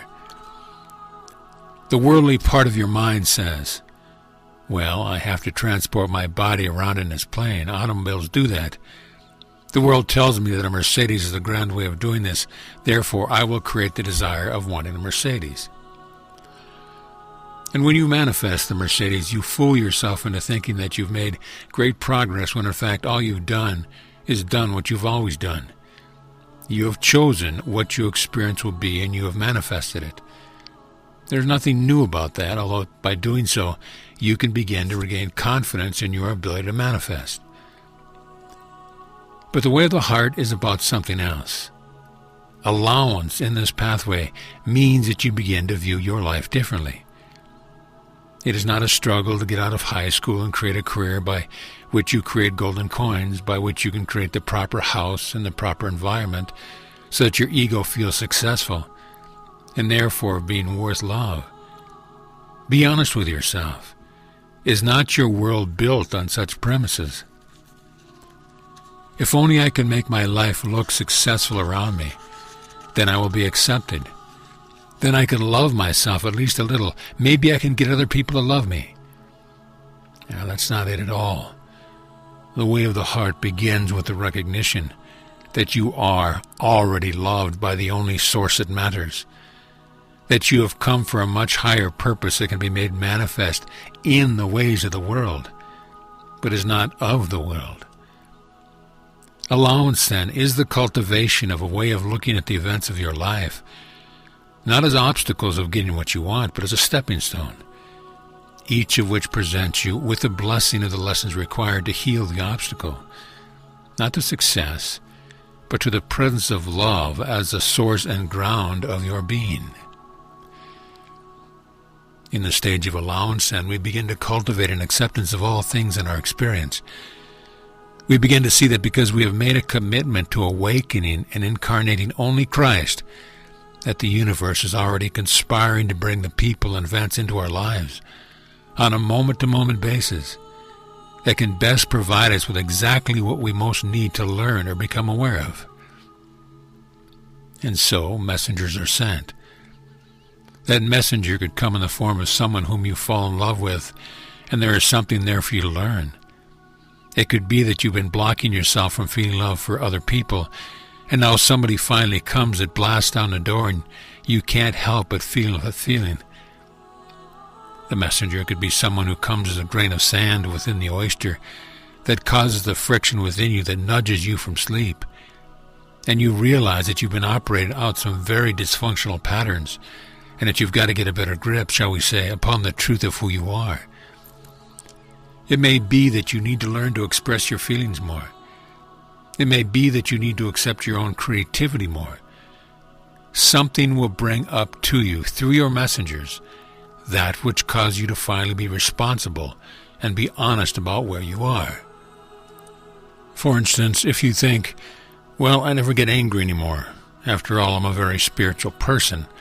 I just got out of the seminary and I know all it now. So yes, I'll just live in heavenly bliss. And events begin to happen. Perhaps, we'll use this for an example. Perhaps a gay couple moves into your neighborhood and you discover that you have some very deeply seated perceptions that there is something wrong with that sexual orientation. They are messengers sent to you by the universe to push you to look more deeply. Allowance, then, is the cultivation of a quality of awareness in which you rest in the recognition that your life is no longer your own to dictate and control, but rather you're giving it over to the source of your own beingness. So the depth of wisdom and the depth of the ocean that knows best how to bring about what is required to push up the dross from within your consciousness so that you can release it. Allowance cultivates trust. Allowance is the way in which intention and desire come to work ever more fully in the third dimension of your experience, the field of time.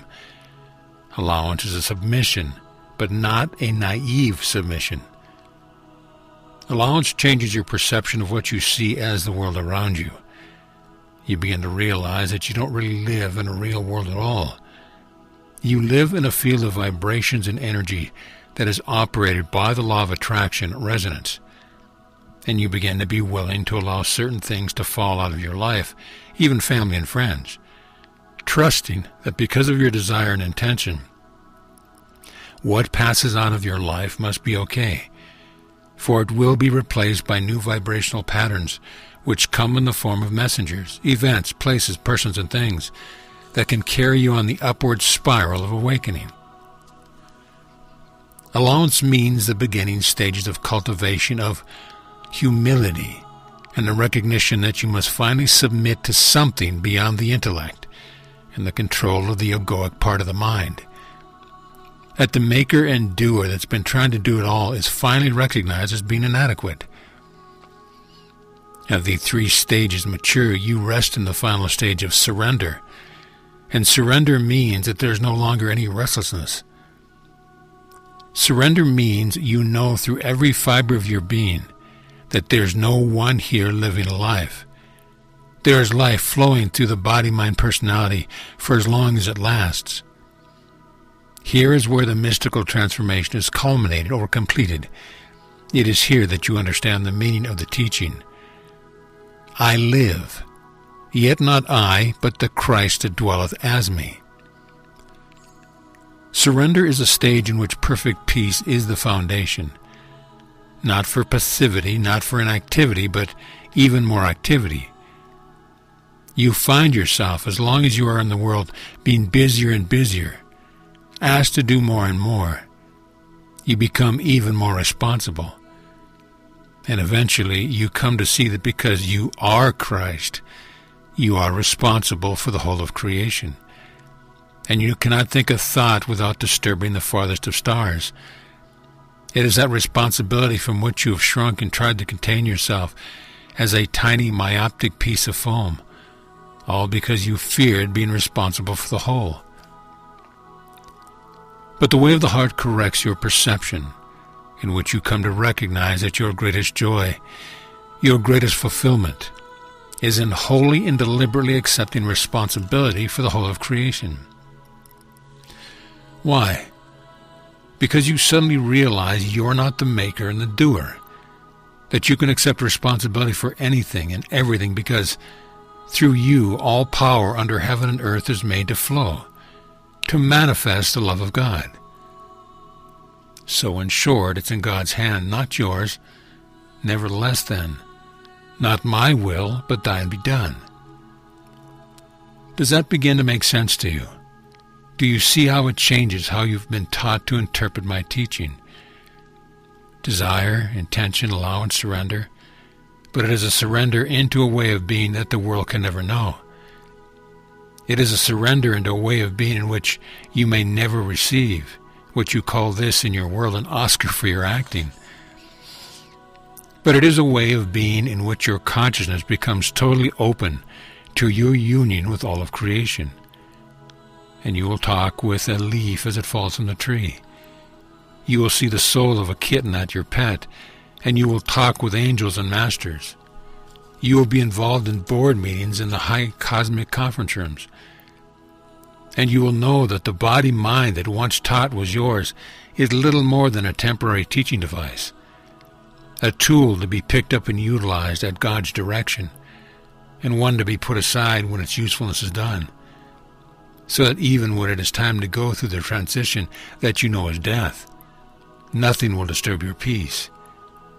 And as the body dies, which means simply that your attention begins to release itself from it, just like the hand of a carpenter is released from the handle of a hammer, and the hammer simply is laid down on the table, and the carpenter goes in for dinner and forgets about it. You'll be able to watch even the process that your world calls death with total equanimity and joy. You'll watch your spirit disengage from the body. You'll watch it crumble into lifelessness so that all your attention becomes focused in a wholly new dimension. A dimension that is so vast that you will be able to look down upon the earth plane, not unlike the way you might choose to hold a pebble in the palm of your hand. And in one quick glance you see everything about the pebble and nothing's hidden. Responsibility.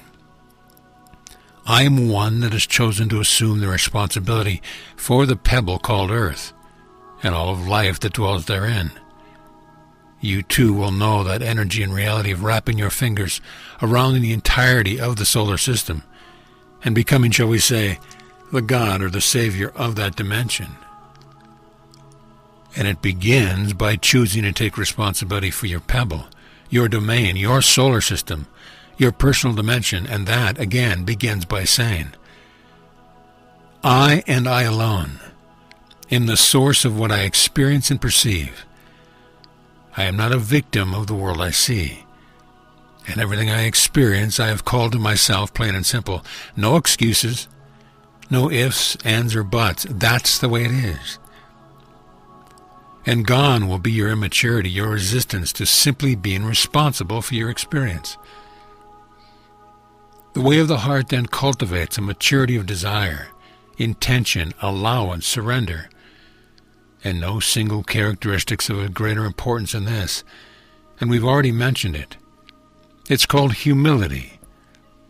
Not a feigned humility that is taught in certain world religions, but a genuine humility. For humility doesn't mean that you stand in front of a group of people who stand and give you a standing ovation, and you go, oh gosh, you don't have to do that, it's not important.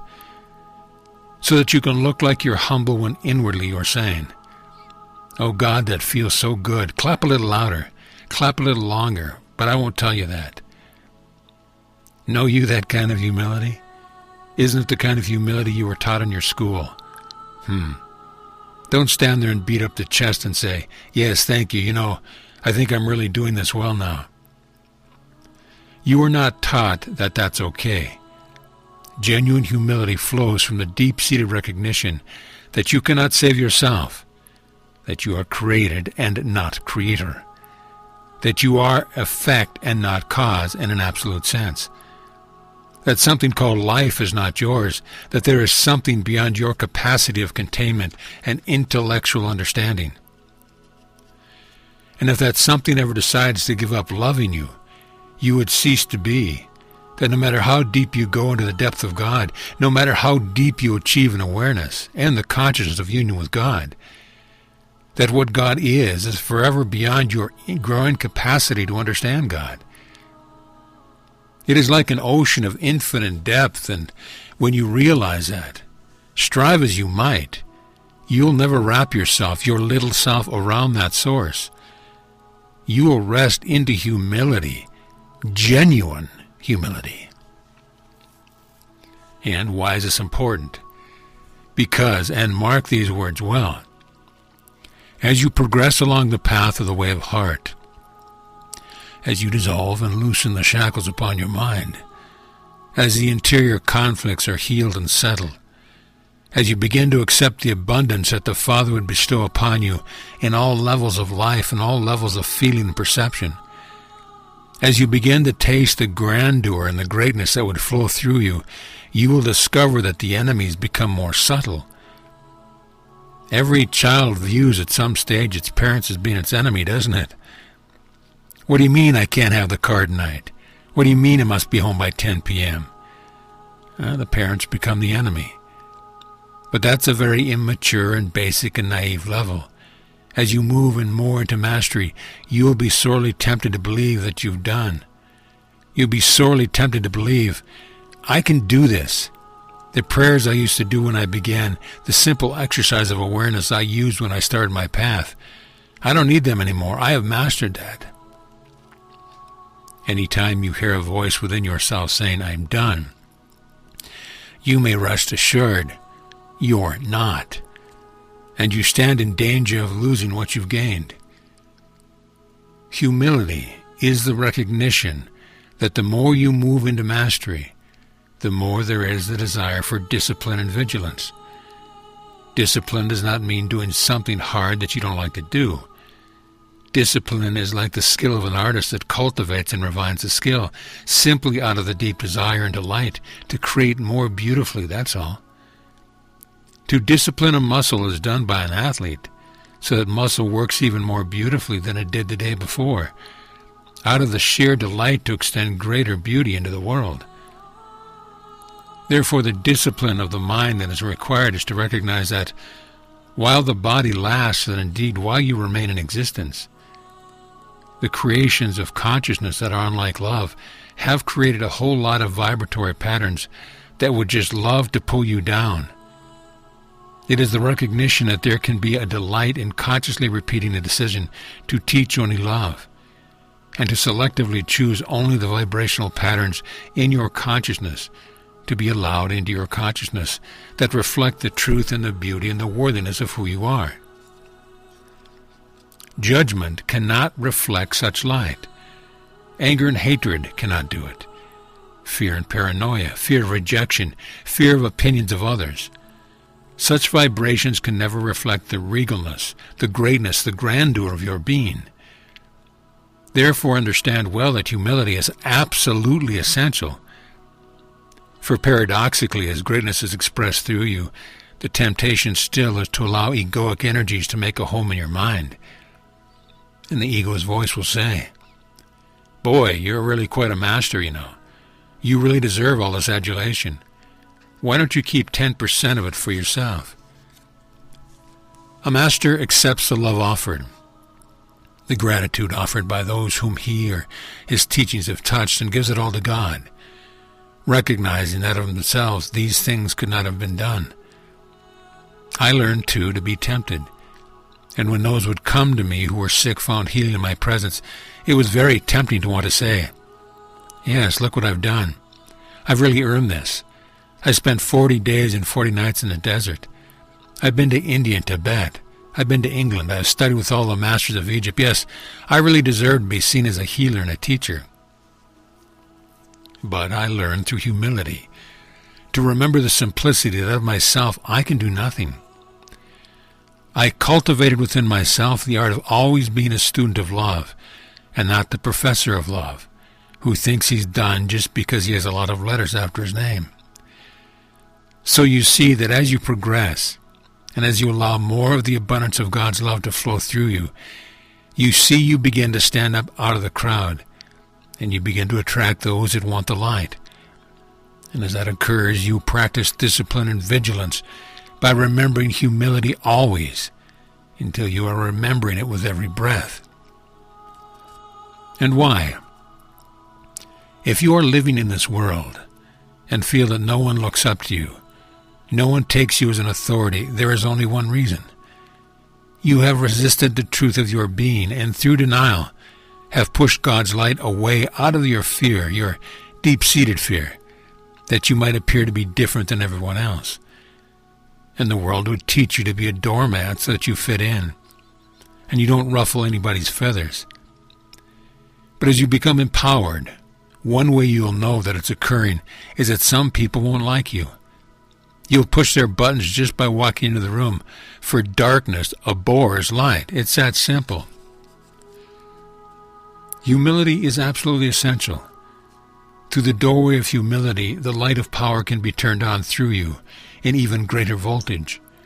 And if that voltage doesn't seem to be flowing through your mind, look well to see if you are remembering humility and giving yourself to it.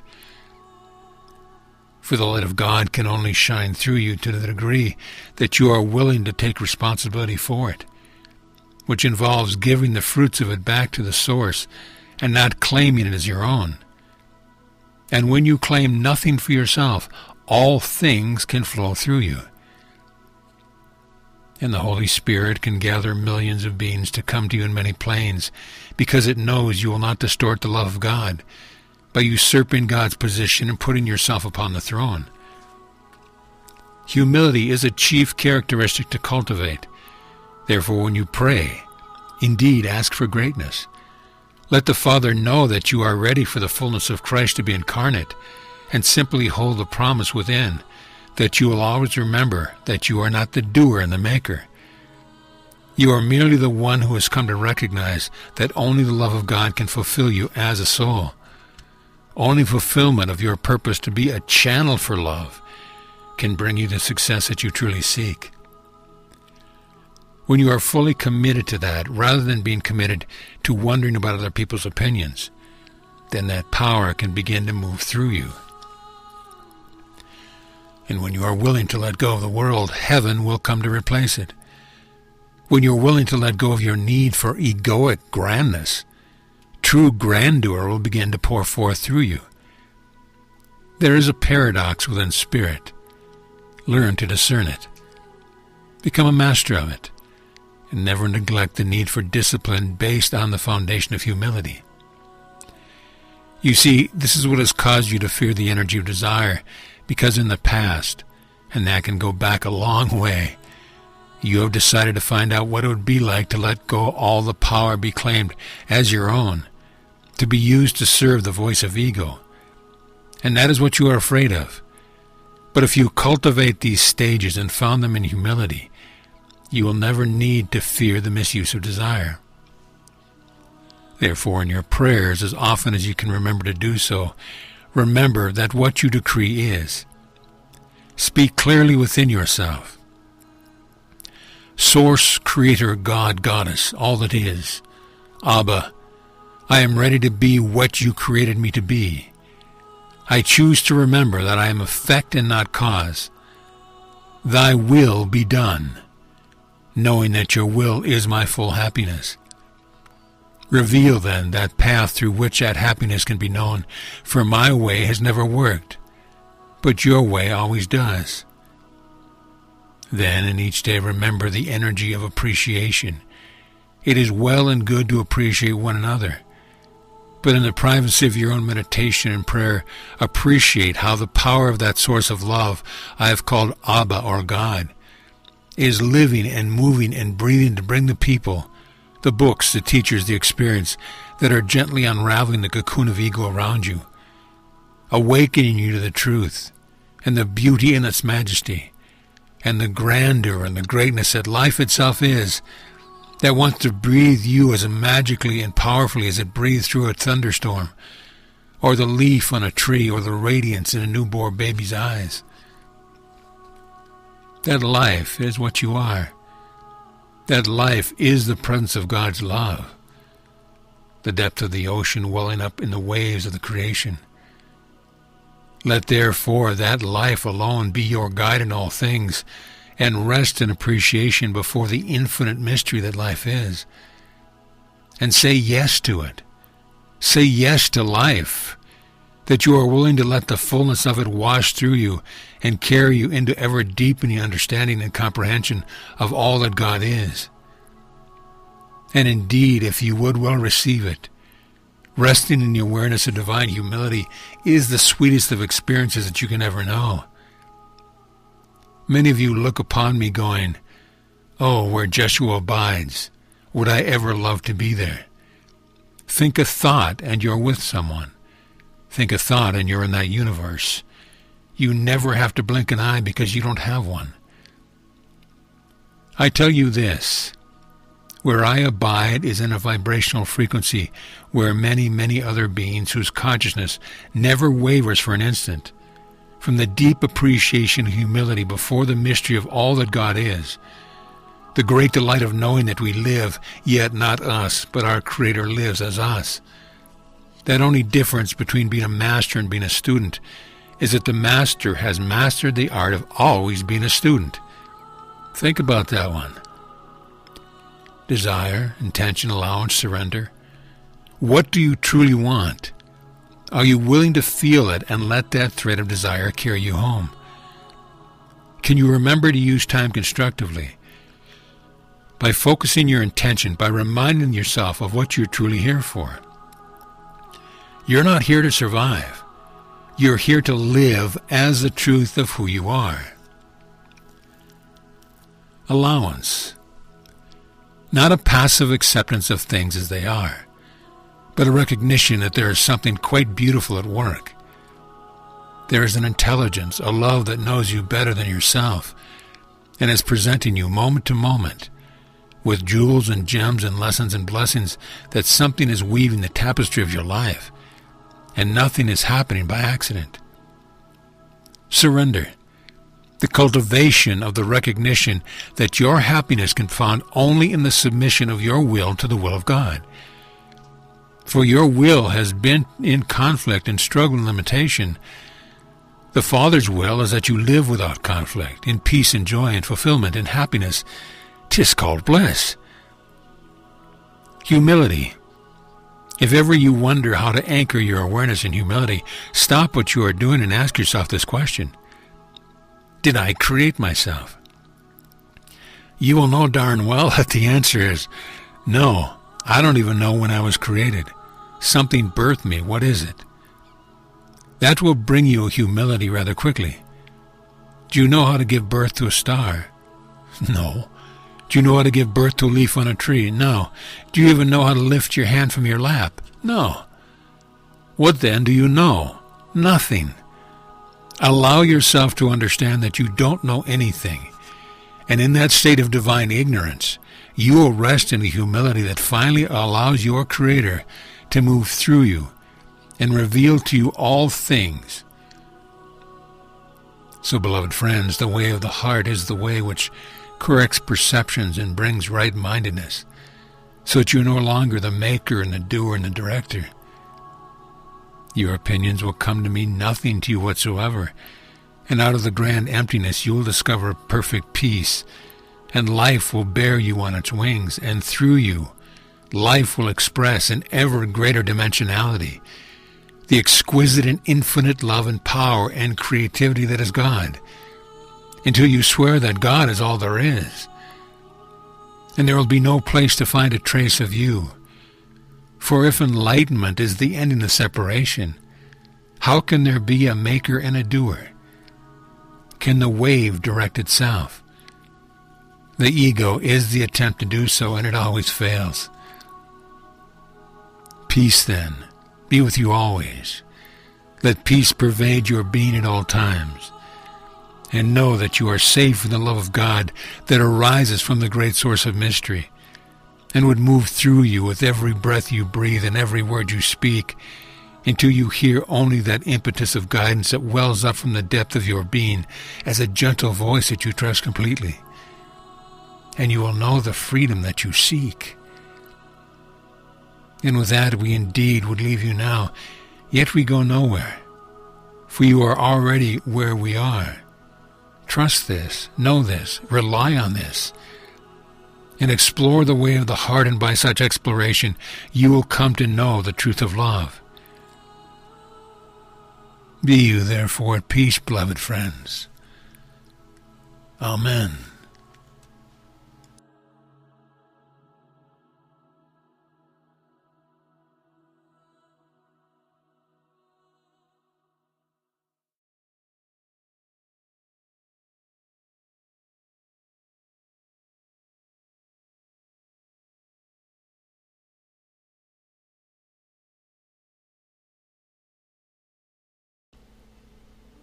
The way of the heart.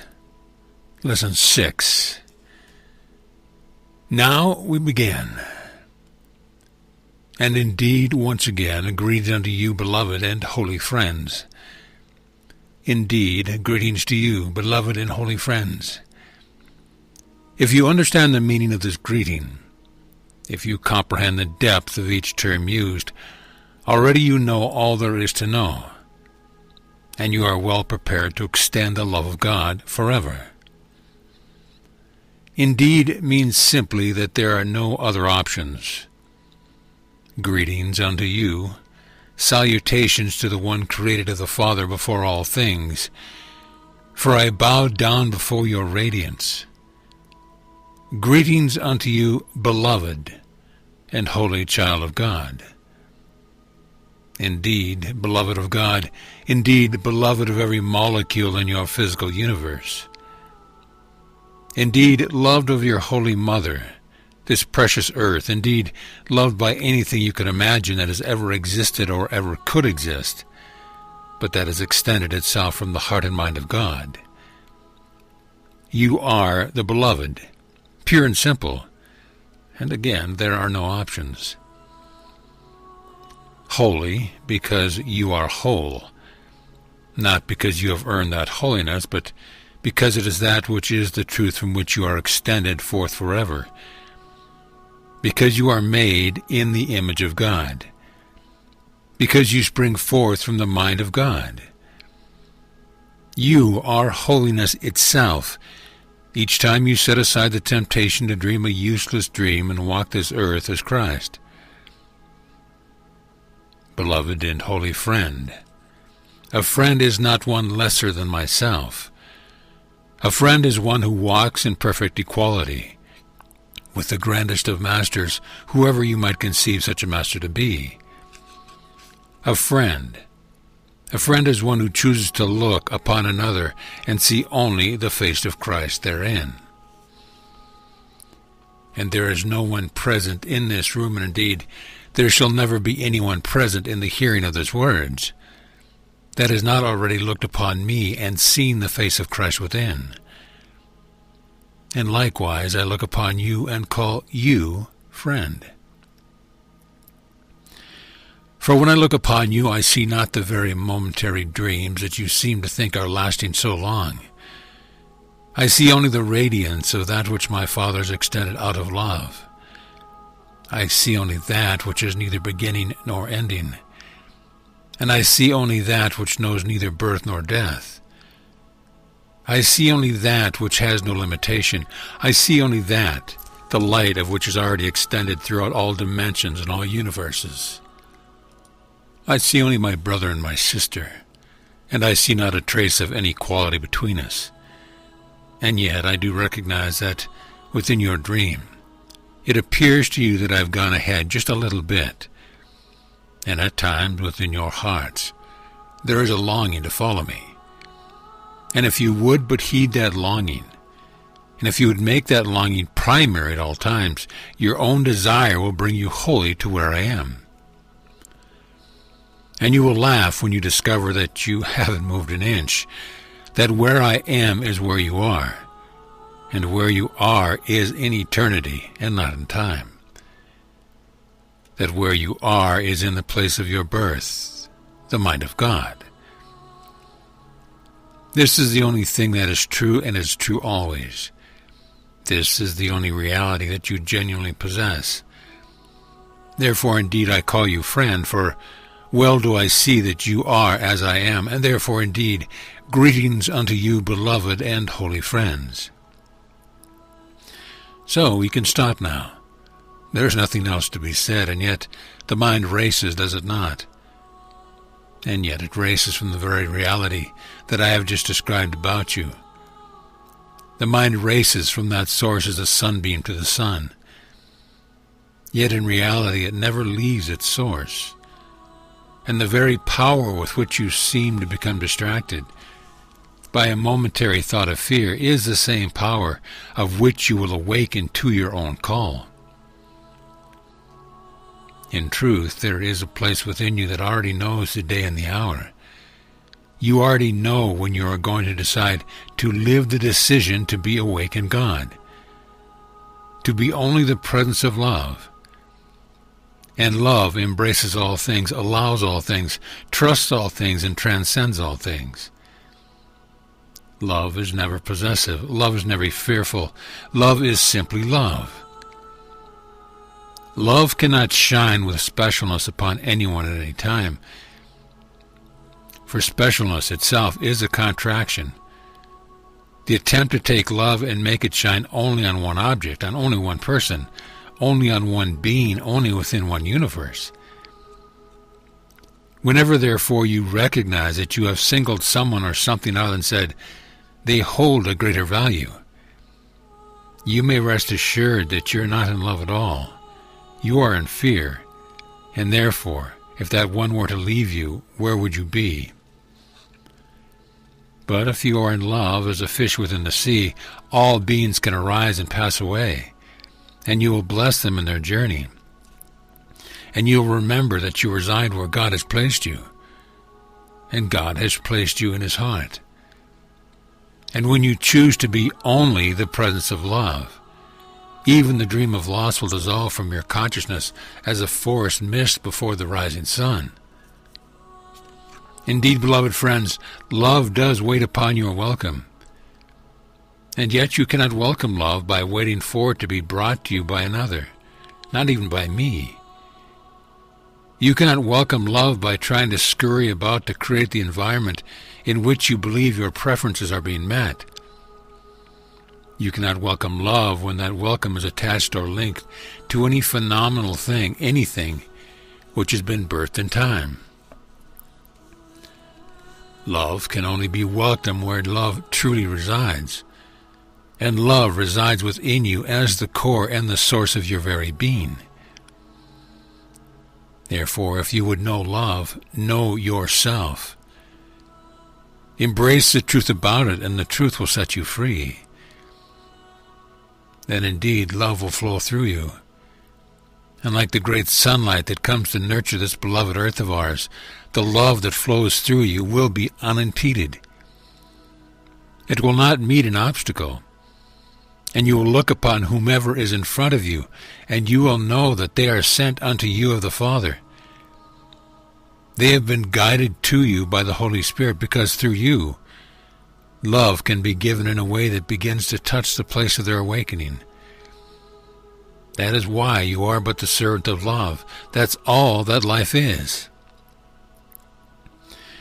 When you choose to surrender, to give up the game, to give up the dream of trying to resist the truth that is true about you always, you will become a mere channel, a mere conduit. You will become no more a seeker, for you will have decided to have found. And surrendering the last vestige of an insane possibility of contracting away from the truth, when you've given that up, love will flow through you. But notice that if it flows through you, it must first flow to you. Therefore, seek always to receive in order to give. For what can you give another if you have not yet given it to yourself? How many of you have been taught to try to love, to try and do the right thing, the good thing, whatever that is supposed to mean? And yet, how many times have you gone within your secret chamber and said, I am unworthy? And then you wonder why your attempt to join in love with others never seems to be quite fulfilling enough, never quite seems to fill the cup, never quite seems to elicit the joy that you believe could be there.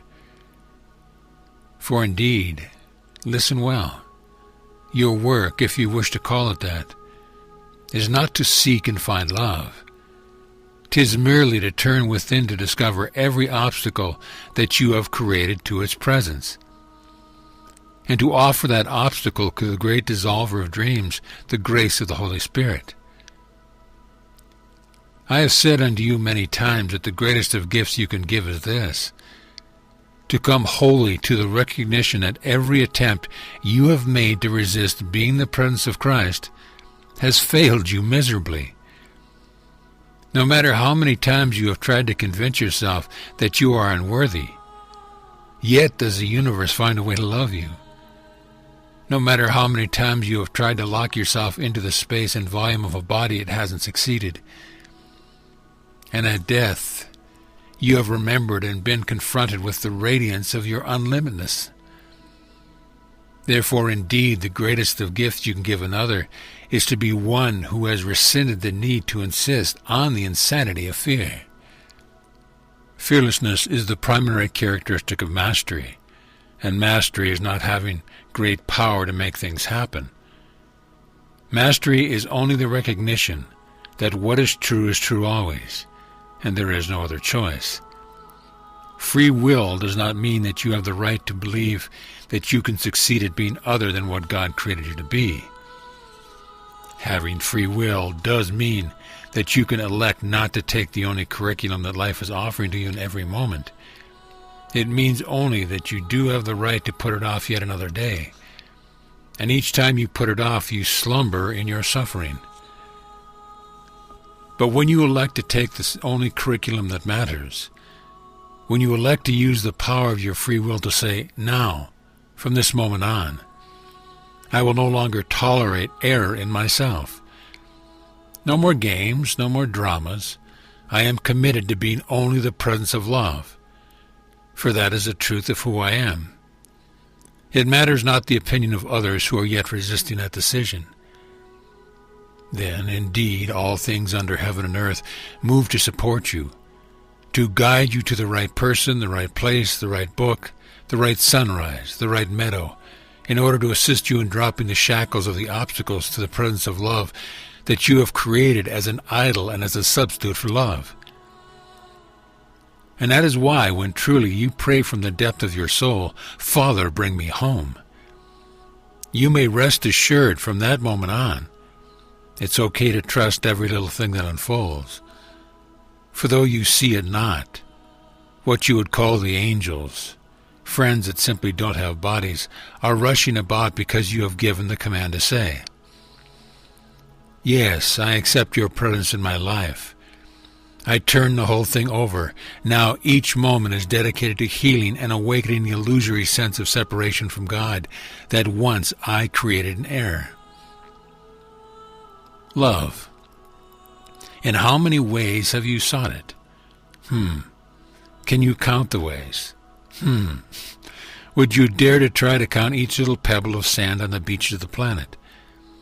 For rest assured, each and every soul has already tried to seek out love that in many ways, if not more. You have sought it in a million forms in which you already knew that you could not find it. All because you wanted to perpetuate the insane attempt to try to separate yourself from God. And that is as futile as a sunbeam trying to separate itself from the sun. Indeed, beloved friends, there is only one question you need answer. What am I choosing in this moment? What have I given mastery over my life unto? What perception, what thought, what feeling? Since feeling merely flows from the thought or the perception you have chosen. What behavior, what action am I choosing in this moment, and does it express the reality of my beingness? Am I being busy extending love, or am I busying myself fearfully trying to grasp of that which I think can give me love so I don't lose it? Look well, then, upon your parents and your siblings and your mates and your friends. Not one of them holds the power to bring love to you. So what are you trying to get from them? Why do you ever insist that another ought to be conformed to you what you believe you need? It is futile, 100%, absolutely, positively futile to seek love in a relationship with anything or anyone. It is, however, quite appropriate to extend love in each relationship with everyone and everything. But the extension of that love requires that you have awakened to the truth that the only relationship that truly holds value is the relationship between you as the soul and the Father or God as your Creator. Imagine a light bulb in one of your fixtures that looks out from its little filaments and says, well, I hope that person that just walked into the door is the right one. If I could just reach out and grab them, maybe my own light would come on. Isn't it a lot easier to simply take the cord and plug it into the right socket? How many times are you going to insist on trying to plug your cord into the wrong socket? Well, that didn't work. I'll try this body. I'll try this person. I'll try this career. Not getting very much juice from that either. Oh well, there was a little juice. And then you get angry because it's not giving you enough juice, or it gave you enough juice yesterday but not today. So it must be its fault, huh? There is one little tiny socket into which you can plug your cord. It's the only one that fits in, and it's the only one socket wired to bring you the flowing and living waters of grace. And that socket dwells only within your heart, not the physical heart, but that which is symbolized by the physical heart, the core of your very being. But how many times in each day do you check to see that the cord is still plugged in? How many times do you remember to ask yourself, is my commitment to love, or is my commitment to fear?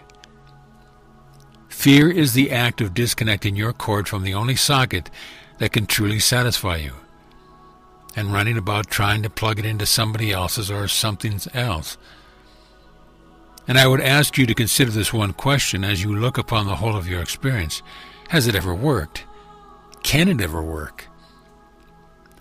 Imagine trying to hold flowing water in the palm of your hand by squeezing your fingers together. How much are you left with? Doesn't it just run through the fingers no matter how hard you try? It finds the little holes and it flows away. You open your hand and there's not enough left to wet your tongue. And yet, each time you've looked upon another, whether parent or sibling or friend or mate or teacher or whatever you have, every time you've looked upon a physical object and tried to plug it into that socket to get the juice you believe you need, that's what you're doing. And you literally end up squeezing the life out of the relationship itself. But in truth, when you seek first the kingdom and plug the cord into the socket within your heart, when you remember that you and your Father are one, that only love is real, that nothing else matters, and what you are feeling that might be speaking to you saying, but, is nothing more than the echo of an old habit, and that habit cannot live unless you feed it. Therefore, feed the only habit that matters, the habit of remembering that the truth is true always, regardless of what is passing before your physical eyes and therefore before your mind. In all coming and going, in all birth and death, in all arising and passing, a way of universe after universe after universe, in the midst of a flat tire or a sudden rainstorm, nothing holds value except your relationship with your Creator. When you have experienced in relationship with anyone or anything a moment of bliss, a moment of a peace that forever passes all understanding, a moment of fulfillment so sweet and so sublime that no word could touch it, much less express it, what you have experienced is only the flow of love of God through you. It was not caused by that person or thing. It was caused because, for just a moment, you stepped out of your drama. You stepped out of your dream and allowed the truth to be lived. Then, of course, you tricked yourself. God, that was sweet. That was the best thing I've ever tasted. It must have come from you. Get over here, I need you. If you ever believe you need anything or anyone, rest assured, in that moment that you are living in delusion. All you need is love. Love fulfills all things. Love embraces all things. Love heals all things. And love transforms all things. Therefore, indeed, remember well, you and only you can become the cause, if you will, of your fulfillment, of your peace, of your completion of time. And this requires that you do nothing save remember to establish a connection with your Creator. Is it not true that what you desire most of all is love? Is it not true that you try, or you at least hope, that each relationship, no matter how short, no matter what its form, that each journey, that each undertaking will allow you the experience of peace? Is it not true that you who find yourselves in and as a body temporarily in time? Is it not true that the grandest of experiences you've known have been those that seem to flood the very cells of the body with love, with a sublime bliss and a peace? Accept that truth, that what you desire beyond all things is the living experience of love. And that nothing you can do can bring love to you. Nothing you do can keep love for yourself in a form of your choosing. Nothing you do can make love appear in the form of your insistence. By releasing the drama, releasing the dream, choosing to remember the truth that is true always, returning to the kingdom within even prior to every breath, and reminding yourself and saying to your Creator, I want only that which is true always. Love is what I want. Love is what you are. Love is what I receive. Love is who I am. I and my Father are one. Here and here alone you discover what you seek, and then you become free to walk this earth, to be in it but not of it all. And though your friends will look upon you and still see a man or a woman who seems to act much like themselves, and yet, though they see it not, Christ dwells with them. And something in them keeps attracting them to you. They are not sure what it is, but the shape of your body? The radiance of your eyes. 'Tis not these things. They feel the quality of love. Can you imagine walking upon this earth, this very planet upon which you find yourself, and no matter where you are, feeling as though every wisp of cloud and every blade of grass and all good things under heaven and earth were already residing with you, within this sphere of your countenance? Can you imagine walking upon this earth and sensing that the light from the farthest of stars that shines during the night is already within you? That the whole of creation was held in the palm of your hand? Would there be room yet to convince yourself that there is something you lack, something you need, that the restlessness you feel must be valid? In truth, you are like one who has been given a perfect treasure, a priceless jewel, and you have placed it into your pocket and forgotten that you possess it. And so you run around trying to look into everybody else's pocket. And you've tried to seduce certain ones to surrender so that you can own the clothing and therefore try to possess the jewel that you hope is in their pocket. But the great truth is that you cannot possess love until you set it free.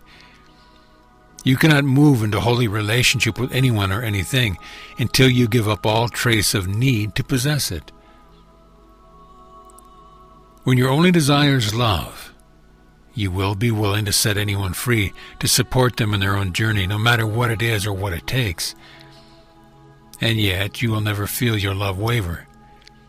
And if a twinge of sadness arises because you recognize that two bodies in space are now going to go to separate parts of the planet, as the twinge arises, you'll recognize it as the effect of a mistaken perception.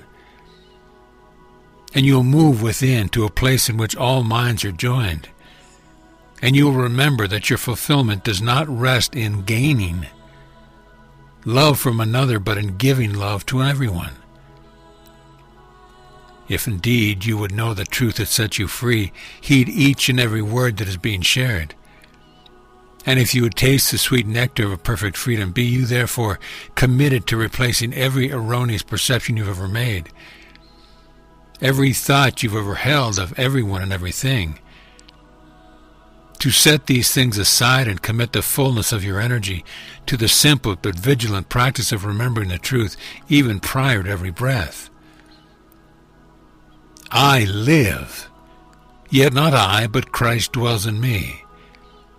Therefore I submit and surrender to the truth that is true always, for my fulfillment comes only from allowing Christ to be given to the world.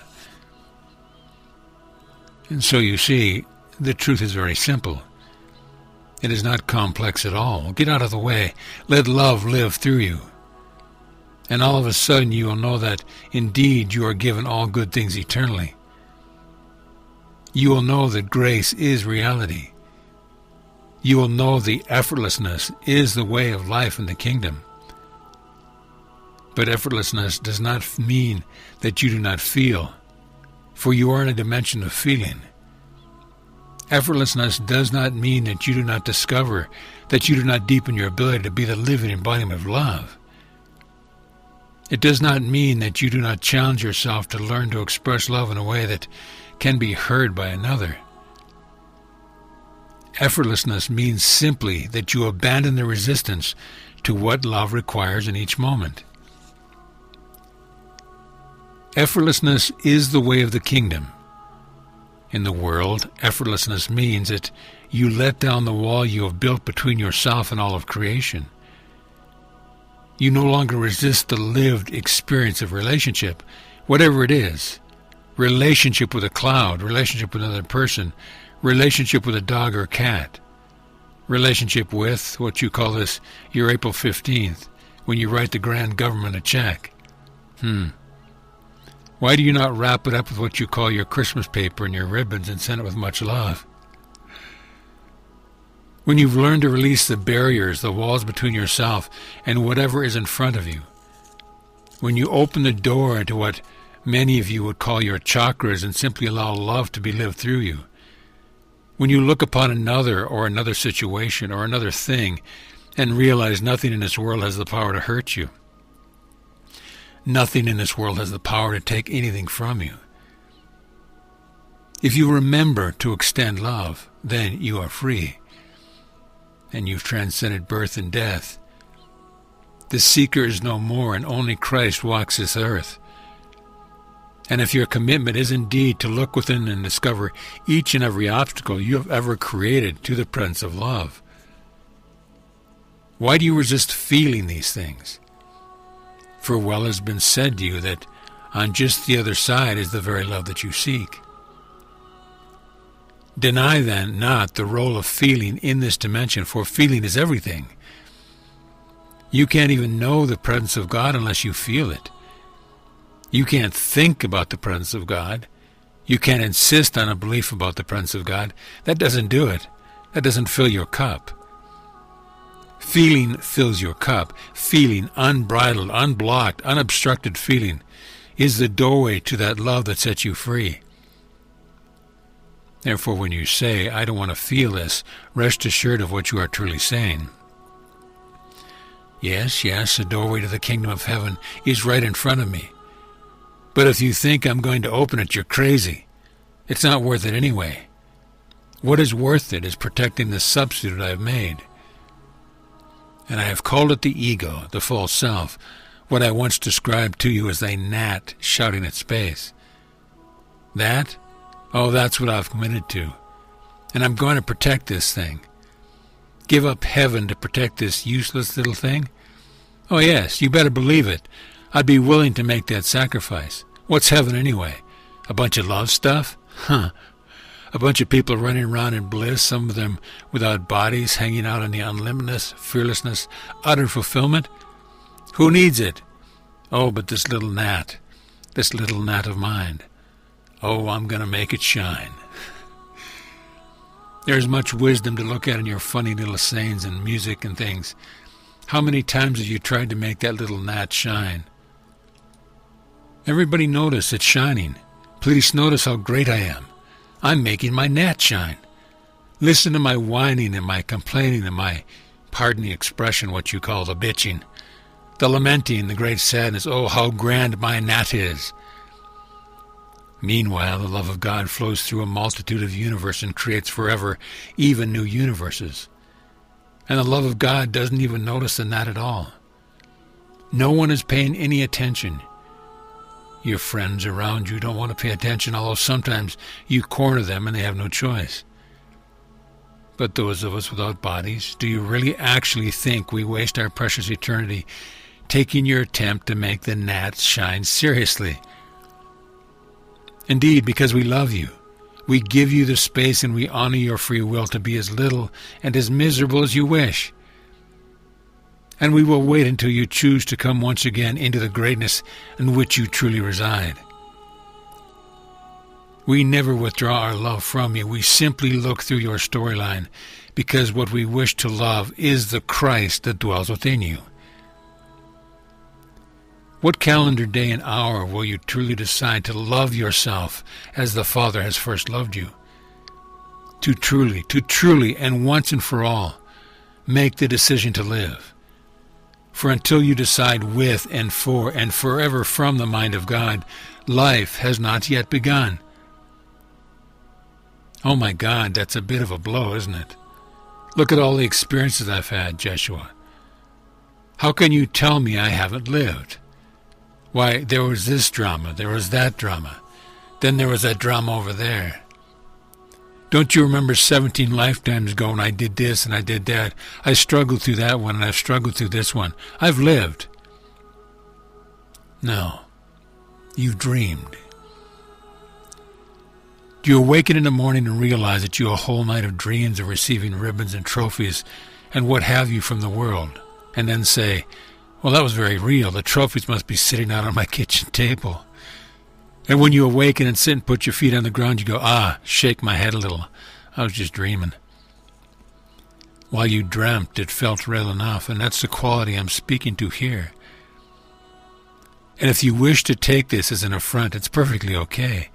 It won't disturb my peace at all. Until you fully decide to come into life as the presence of Christ, as the presence of love, to own each moment of your own experience as wholly self-created, for no other reason that you have chosen it from the perfect and infinite freedom of your unlimited beingness. When you look upon all things without judgment through the eyes of forgiveness, when you decide to embody only the reality of love, no matter what anyone else is doing, that is when life began. And as this date on your calendar, there have only been a handful of beings who have truly lived life upon this plane, a very small handful. There are many of us that would just absolutely be thrilled if you would join the club. And I'll let you in a little secret. Until you do, you don't get to graduate. You will never leave this plane filled with conflict and suffering, as it seems to be, until you have lived the experience of walking in the holy as the thought of love and form, with no other allegiances but to love. You will never leave this plane. You will never take up the cross and follow me. You will spin around again and again and again, only to be confronted by the same need to decide wholly for love. And you finally look heavenward and say, Father, let's get on with it. Enough time has been wasted, it's gone, it's okay, it doesn't matter. Now I am committed to love. Bring on whatever I must experience to bring up from the depth the places that I hid it within me. Every obstacle yet to be dissolved by the light of the grace of perfect love. And I will do whatever I can from my side of the fence to open up those places, to feel those places, to embrace those places, to love those places, to claim those places as wholly self-created. And I will let my parents off the hook, and I will let my siblings off the hook, and I will let my great-great-great-great-great-great-grandfather off the hook. And I will let Adam and Eve off the hook, and I will let the government off the hook, and I will love myself enough to heal my separation from God. And I will humble enough to recognize it if I'm having an experience, because I know I have made the commitment to healing. Then you have indeed, precious Father, brought me all good things. for this moment of experience can be seen through eyes that recognize that it is but a stepping stone to the perfect peace that I seek. My life is no longer mine, for I know not how to correct the one fundamental error. But I can surrender into feeling each moment fully when choosing love anyway. And love will dissolve the pain that I have carried, all because I insisted on trying to separate myself from the source of my being. This little gnat of mine is being put to rest, for the only thing that can shine is Christ. For Christ, the Son of God, the offspring of God, is God's only creation. The rest of it is attributed to you. Even space and time is yours. You, the truth of you, is your Creator's only creation, for you are love, and God creates only that which is like unto himself, and God is only love. Many of you believe that you are on a spiritual path. You will know it, but true by your willingness to feel and experience wholly exactly what is in front of you, moment to moment. Whoa! So if you have enmity with another, if you have conflict with another, and you sit in your chair and decide to do what you call pray or meditate, in order to change the feeling state within yourself, and you arise later and say, "There, I'm feeling much better now." But the issue has not been solved with another. Nothing has changed. Go therefore to the other. Open your heart. Share resolve. If you have offended another, ask them for forgiveness. If you have judged another, admit it. Ask for their forgiveness. It is only in such a way that you can truly heal the place of conflict within. Beloved friends, the essence of this hour's message is quite simple. Where are you now? Are you willing to allow yourself to see everything around you and within you as the doorway to the kingdom of heaven, waiting only for you to acknowledge its presence and to open it? Are you willing to truly be right where you are, wholly right where you are? And the mind says, well, of course, I'm on a spiritual path.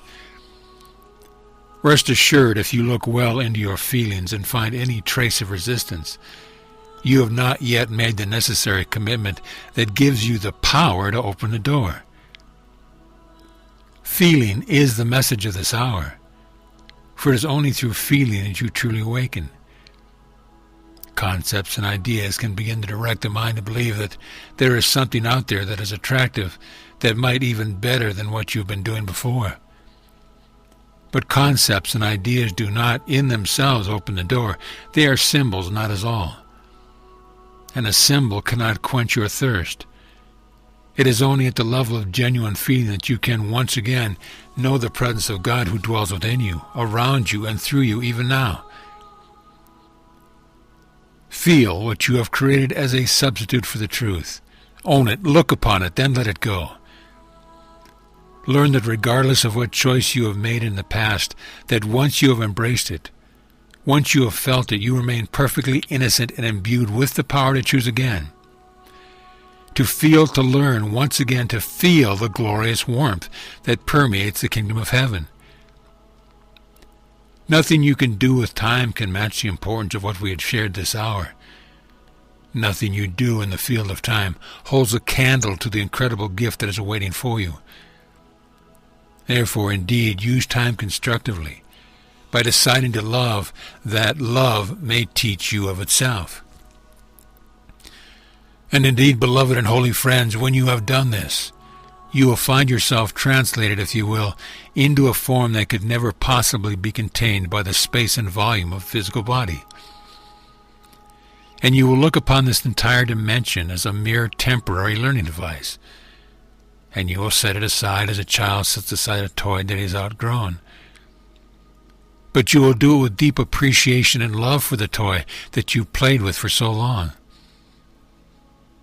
And you will carry with you a deep sense of gratitude for everything this physical dimension has brought to you. There will not be a molecule, if you will, of beingness within you that will feel any resentment, any longing, any anger, any remorse for anything. And all your experience will have become wholly acceptable to you. For it was such experience that you finally driven to want only the truth. So, from this day forward, you will never again be able to truly convince yourself that all of your attempts to stay distracted or conform to the world are really accomplishing a thing. And you will find that your mind begins to penetrate the unconscious habits you have created in an attempt to hide from what must be felt. And you will know perfectly well when you are simply deluding yourself, and you'll start to smile and go, "Oh yes, there I go again. Might as well set that aside. Plant my feet firmly on the ground and indeed live with the passion for the truth of the kingdom of heaven." Therefore, for now, beloved friends, be you therefore at peace. We said that this year, this way of the heart, that we would indeed speak ever more directly and even more forcefully to you. For the time comes quickly when this planet will not be willing to tolerate untidy house guests that are not willing to vibrate at the frequency of being to that which the planet herself is preparing to move toward. Therefore, be not caught by coming home one day and discovering that the landlord has changed the locks and you have not a place to rest your head. Rather, become the living embodiment of love and journey with your Holy Mother into an entirely new dimension of being. And never forget to sing, laugh, dance, and play along the way. Be you therefore at peace, beloved and holy friends. Peace then be with you. Amen.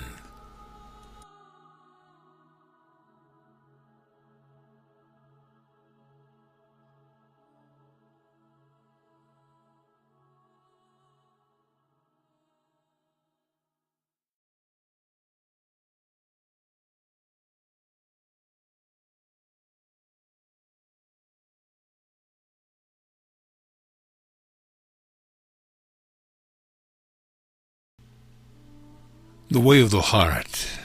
Lesson 7. Now, we begin.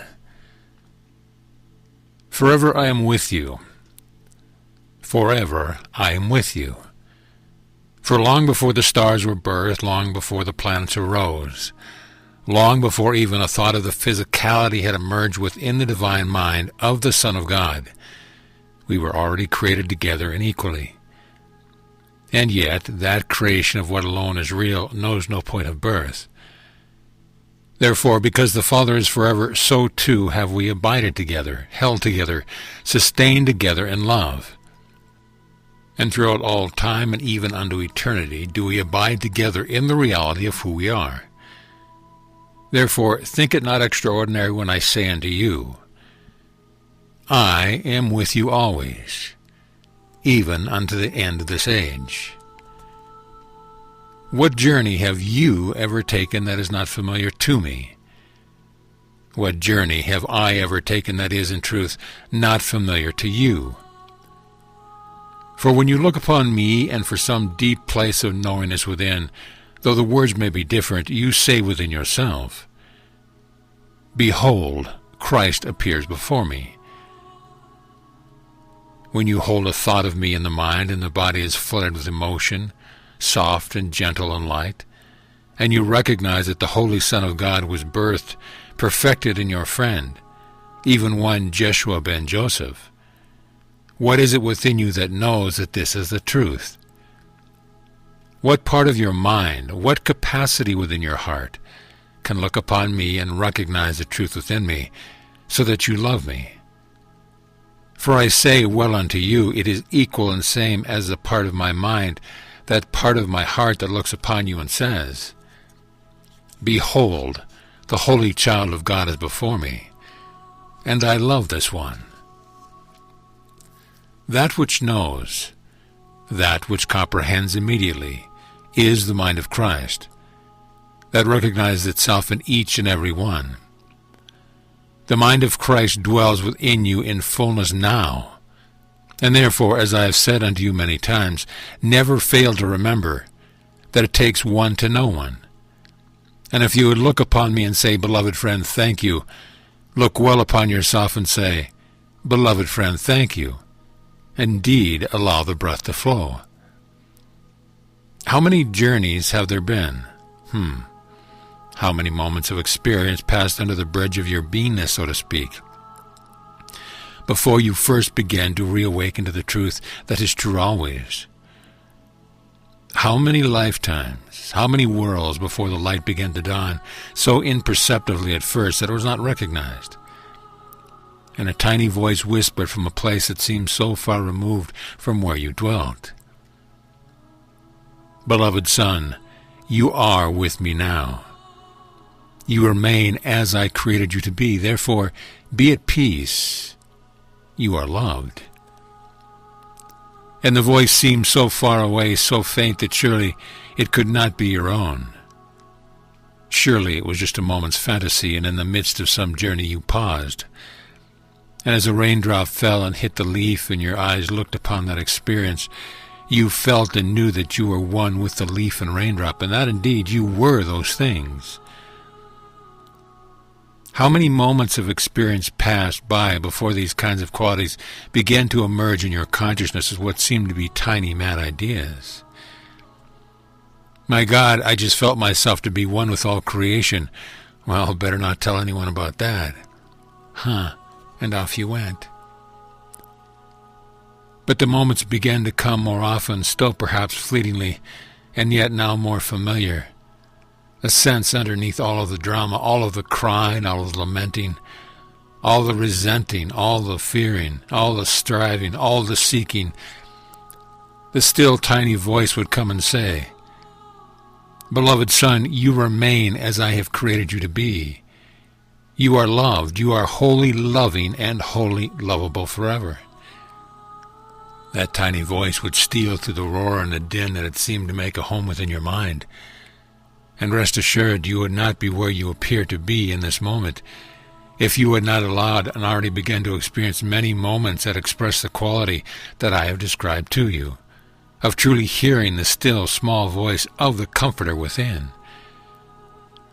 Therefore, indeed, each of you knows that there is a longing within you that cannot and will not any longer be denied. You know from the Christ within you that Christ has stirred within you, and is rising to take up its rightful place as the master of your mind, and your heart, and your body, and your breath, and your dreams, and your passions. And each of you knows that it is absolutely futile to attempt to settle for anything else. And if there be anyone here in this moment who actually and truthfully doubts what I have just said, speak up, and so silence is all the evidence we require. It does not come because of anything I have done for you. It comes because it must come. It must arise within each created mind, regardless of its journey, regardless of its attempt to deny what is eternally true. That's called the illusion of the dream of separation. It must come, and it is inevitable because Christ will not be denied. Christ cannot be denied because only Christ can express what is absolutely true. Only Christ can so inform the cellular structure of the body that even the simplest of gesture extends love unto another who beholds it. Only Christ knows how to breathe the breath that releases all trauma, all hurt. Only Christ understands the power of true forgiveness, which is always, by the way, forgiveness of oneself, since no one has wronged you at any time. Only Christ can bring a smile to the lips of a body, such that when another looks upon you and sees a smile, their heart is lifted. Only Christ can walk in this world, yet not be of the world. And only Christ can transcend every limited and fearful creation into the beautiful flower and blossoms and gives its sweet fragrance to all of creation. And is it not that which you long to feel moving through your beingness? Is not that call to awaken alive within you? O beloved friends, you know that it is. Love you therefore one another, and love you therefore the self that has been given unto you of the Father. Learn to hear only that voice. Learn to desire only that voice. Learn to follow only that voice that knows the truth that is true always. I and my Father are one, and this world is but a passing shimmer and a dream. It holds no value save that which Christ can bring to it. Only love is real, and anything else is the choice to momentarily believe in illusion. And, rest assured, illusion within an illusory world can seem to hold great power. But all power has been given unto you. All power under heaven and earth is given unto the Holy Child of God, and that power dwells within you as the life of your life, the breath of your breath, the truth of your truth, the beingness of your beingness, and the joy of your joy. And there has never been an illusory creation that has ever, in truth, threatened it. And no illusion can take reality from you. The only thing that can occur is that you use the power to believe in loss, and all forms of loss that you perceive through the physical eyes or through the worldly mind are nothing more than passing shades of your insistence on believing that loss is possible. All forms of the contraction known as fear are nothing more than temporary modifications of the very power given unto you, a power that you have sought to use to see if it were possible to convince yourself that something beside love is real. But the story is over. The dream of separation is ending. The whole of creation is now experiencing a growing power, if you will, a movement, a momentum that must carry the mind from which creation springs, to a new level, if you will. It's not so much an evolutionary level as a level of recognition, a level of remembrance, a level of returning. And that wave of momentum is alive and has already arisen within your heart and mind.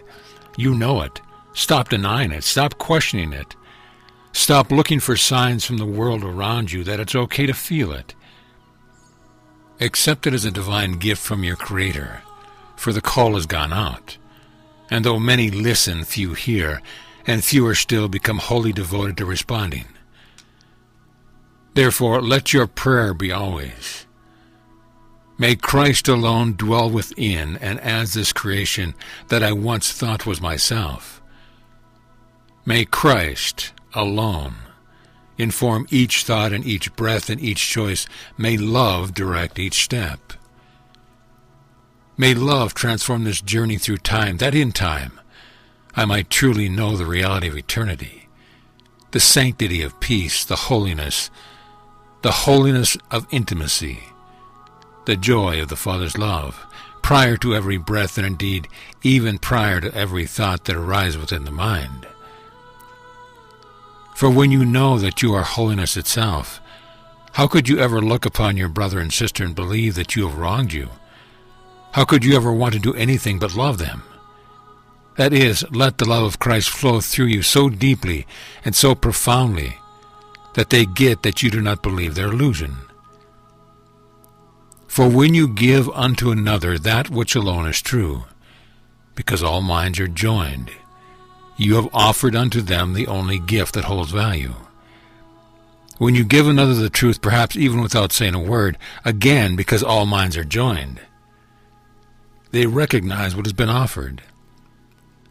The one before me knows the truth of me and is looking right through every one of my attempts to be less than who I am. Therefore I see that it is safe to choose again. And that is when miracles occur. Do not strive to heal this world. Do not do anything to make a show of how much you love another. Give up the concept of being a busy bee, and simply be the presence of love, simply because you know that there is absolutely no value in being anything else, and that in truth you have never succeeded at being anything but the presence of love. Each sane moment that you have experienced, each moment of unlimitedness, each moment of genuine intimacy, each moment of grace-filled joy that you have ever known, in whatever form it seems to appear to be bottled before you, has come because you allowed your mind to slip into the sea of peace. And you've merely abided empty, wanting nothing, seeking nothing, merely the presence of what you are. And when the quality becomes cultivated so that it permeates your consciousness with each breath and with each moment, you will know that Christ has indeed arisen this day. and you will celebrate Easter with each breath. What then could ever possibly arise to obstruct the truth that is true always? There is an ancient forest somewhere on your planet, a forest high in rugged mountain valley, so rugged that no one has ever been there. Unknown to the minds of humanity, life goes on in the forest. Deep within the heart of this forest this morning, a tiny little blade of grass seemed to be tossed by an unseen wind. As it is tossed for just a fragment of a moment, so subtle and soft was the wind, that as the sunlight played against the blade of grass, it cast the smallest of conceivable shadows on a stone that lay a little bit away from the blade of grass. No one noticed.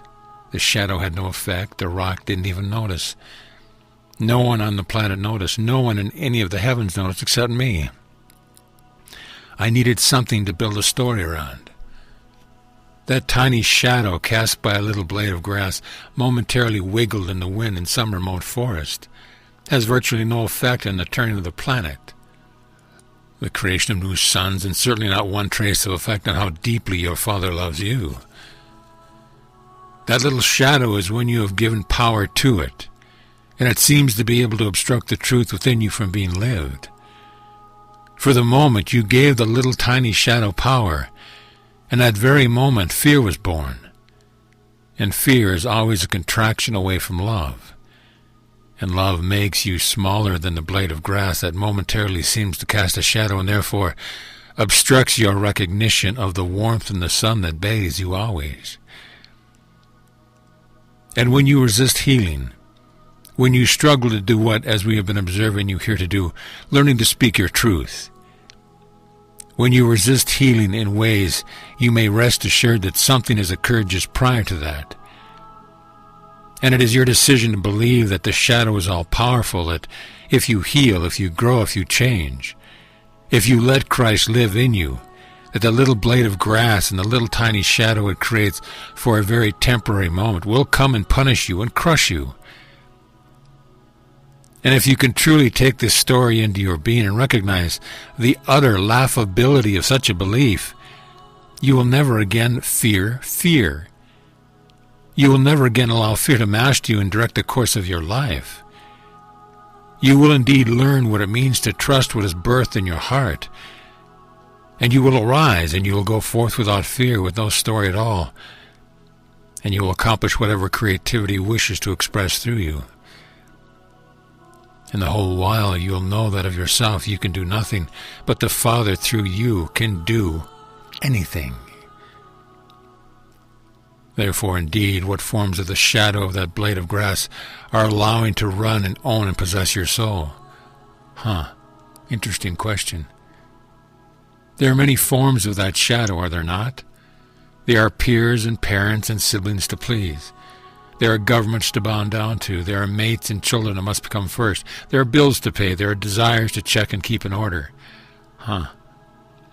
There are activities and statements and behaviors done by others that require at least 7 or 8 hours a day for you to analyze and judge them to death.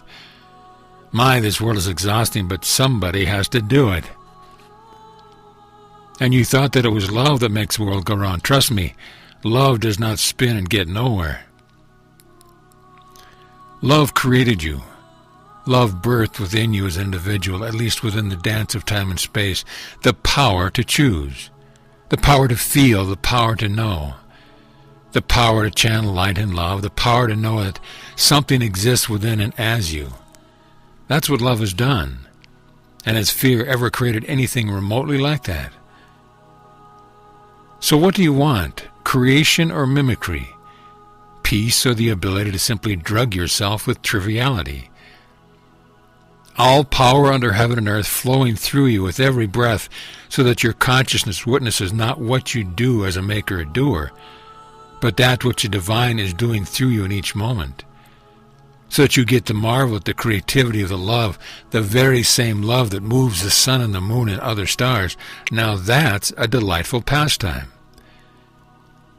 And when your life, this one life, and you only have one life, you might have had many bodies, but you will have one life. When you give that one life wholly, what is called here with the lock, the stock, and the barrel, when you give it all to being only the presence of love. And if there are any cobwebs in the way of that, let's get on with it and get them swept out of the way. I've got better things to do because the whole of creation is waiting to move through me, and I want to be aware of it. I want my experience, my lived consciousness, to be blissfully absorbed in observing the flow of love through this mystery. You call the body and dare to call your body, as if you know some right to possess it. Give the body to God. God knows how to use it. You don't. When you are in that place, heaven and earth will move to become your servant. Not until. Send a conflicted message. Nobody shows up for the dance. And when you move into that place for no other reason than beside that you want it, you will know because you will be the truth that sets all things free. So now you know what the shadow is. Perhaps sometimes you enjoy dancing with it. The great question is, are you going to let the shadow lead or are you going to lead? When your life becomes that, I'm not speaking of perfection as you would consider this. When your life becomes the motivation, that attitude, that declaration, that devotion, then perfection will be witnessed through you. For perfection is miracle-mindedness, in which that which saved times occurs. And when your life becomes that, when you no longer have any conflicted, what is this word? Commitment. When you no longer have any conflicted commitment in your beingness, you will know exactly what the result of my life was for me, because you will be that. Yes, I know what you're worried about. Does that mean that when I get really close, I'm going to have to go through my final initiation of crucifixion? And if I have to do that, will you promise me that they'll at least sterilize the nails? Could I choose the day or the hour? I don't like to get up too early. Huh. You already know what crucifixion is all about. You've done it yourself a million times in ways far worse than a mere nail driven through your hand that creates a little twinge of pain. Hell is nothing more than a state of being rutted or stuck in the process of crucifying oneself, which is nothing more than the attempt to murder and destroy what God has created out of love. Stop wasting your energy trying to love God. That won't do it for you. Stop wasting so much energy trying to learn how to love another. That won't do it for you. And for God's sake, please refrain from all attempts to get anyone to believe that you love them. Put the whole of your attention on giving up the patterns of belief from which you have attempted to crucify the self that God made, and placed within you as your very awareness of your existence.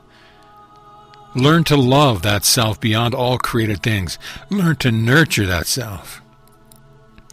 Learn to cultivate within the self only that which speaks of joy and truth, so that your words and your actions and your very presence always uplift others, so that when another walks into the room in which you are sitting or standing or moving, they feel like a breath of fresh air just hit them, even if you hadn't lifted a finger. As long as there is a trace of energy within you in which you are striving to get from any perceived thing or object around you, what you are sure you lack inside yourself, you cannot know the love of self. And you cannot experience freedom. Happiness is an inside job. So then what happens? You finally get it right and you decide, okay, what's the little shadow been doing? Little blade of grass, Well, let's take care of that one, and that one, and that one, and that one. How many blades of grass and how many shadows are there within this beingness that seems to be overlaid over the self? Does it matter? You're busy birthing Christ. What happens when that finally occurs? First, and listen well, nothing will be unacceptable to you. But does that mean if anybody is not a vegetarian that they are still loved? Does that mean if somebody votes for, what is this one, the man named after the bird, quail? If someone were to vote for quail, does that mean they're not insane, that I can love him? Does that mean that someone who seeks power and therefore creates a war and kills 5,000 women and children, that I can still look upon them and not have my love be disturbed? Does it mean that whatever arrives within this temporary world is really, truly, literally not a problem for me any longer, that nothing is unacceptable. Yes, it doesn't mean you condone it. It means it's no longer unacceptable. For what you can not accept, you will judge. And every judgment is the attempt to murder what you have decided has no right to be. Judgment is the opposite of forgiveness. It lives on the side of the fence with fear. Forgiveness lives on the side of the fence with love, and only love can heal this world. Imagine then, living in a state of beingness in which literally nothing was unacceptable to you, because you knew that the source of your true beingness was far beyond the limitation of anything created in space and time, that even death, which has been created out of the contraction known as fear, that not even death is unacceptable.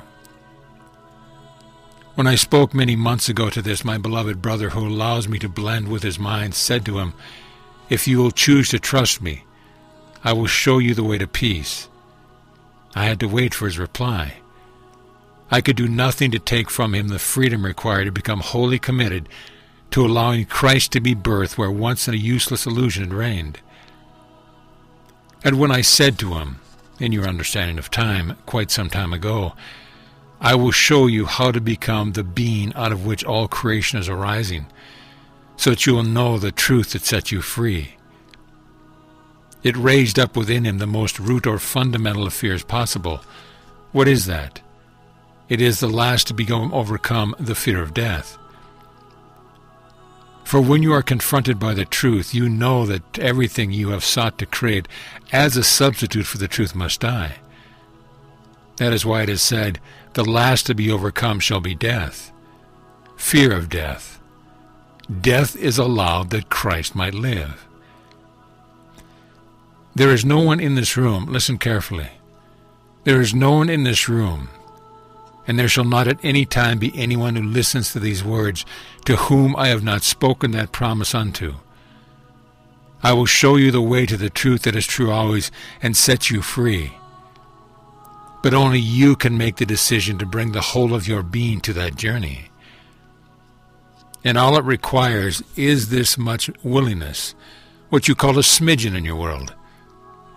A smidgen of willingness is all it takes. I know the way home because I have completed the journey, and I will show you the way. With every word that I utter in this form as well as in other forms, my one intent is to reveal a place within you, to yourself, that is the presence of love that you seek. What if you choose to actually commit yourself to considering and hearing what I'm sharing, and return to the innocence of the child as you contemplated what it would mean in your life? Rest assured, when the journey to the kingdom is completed, the journey within it begins anew. And the bliss and the wisdom and the creativity and the laughter and the friendship, the family, the joy, the serenity, the peace that has been, for the most part, as what could only be seen as surely an impossible dream. These things will become your most ordinary state of being, and yet none of it can occur through any power that can move through me. I can guide you, and I can show you the way, and I can walk beside you on the way that you have chosen. And at times I can carry you my strength until yours is as certain as mine by carrying you. But ultimately you must demand that I put you down so that your feet touch the soil of the kingdom of heaven and you walk under your strength, under your certainty beside me. And you will indeed find in that day and hour that I will as often ask you, how do you think we could do this? What would you like to create with me, as you ask it of me? And then indeed we are brothers and brother and sister and brother, friends dancing and playing in the kingdom prepared for us of our Father.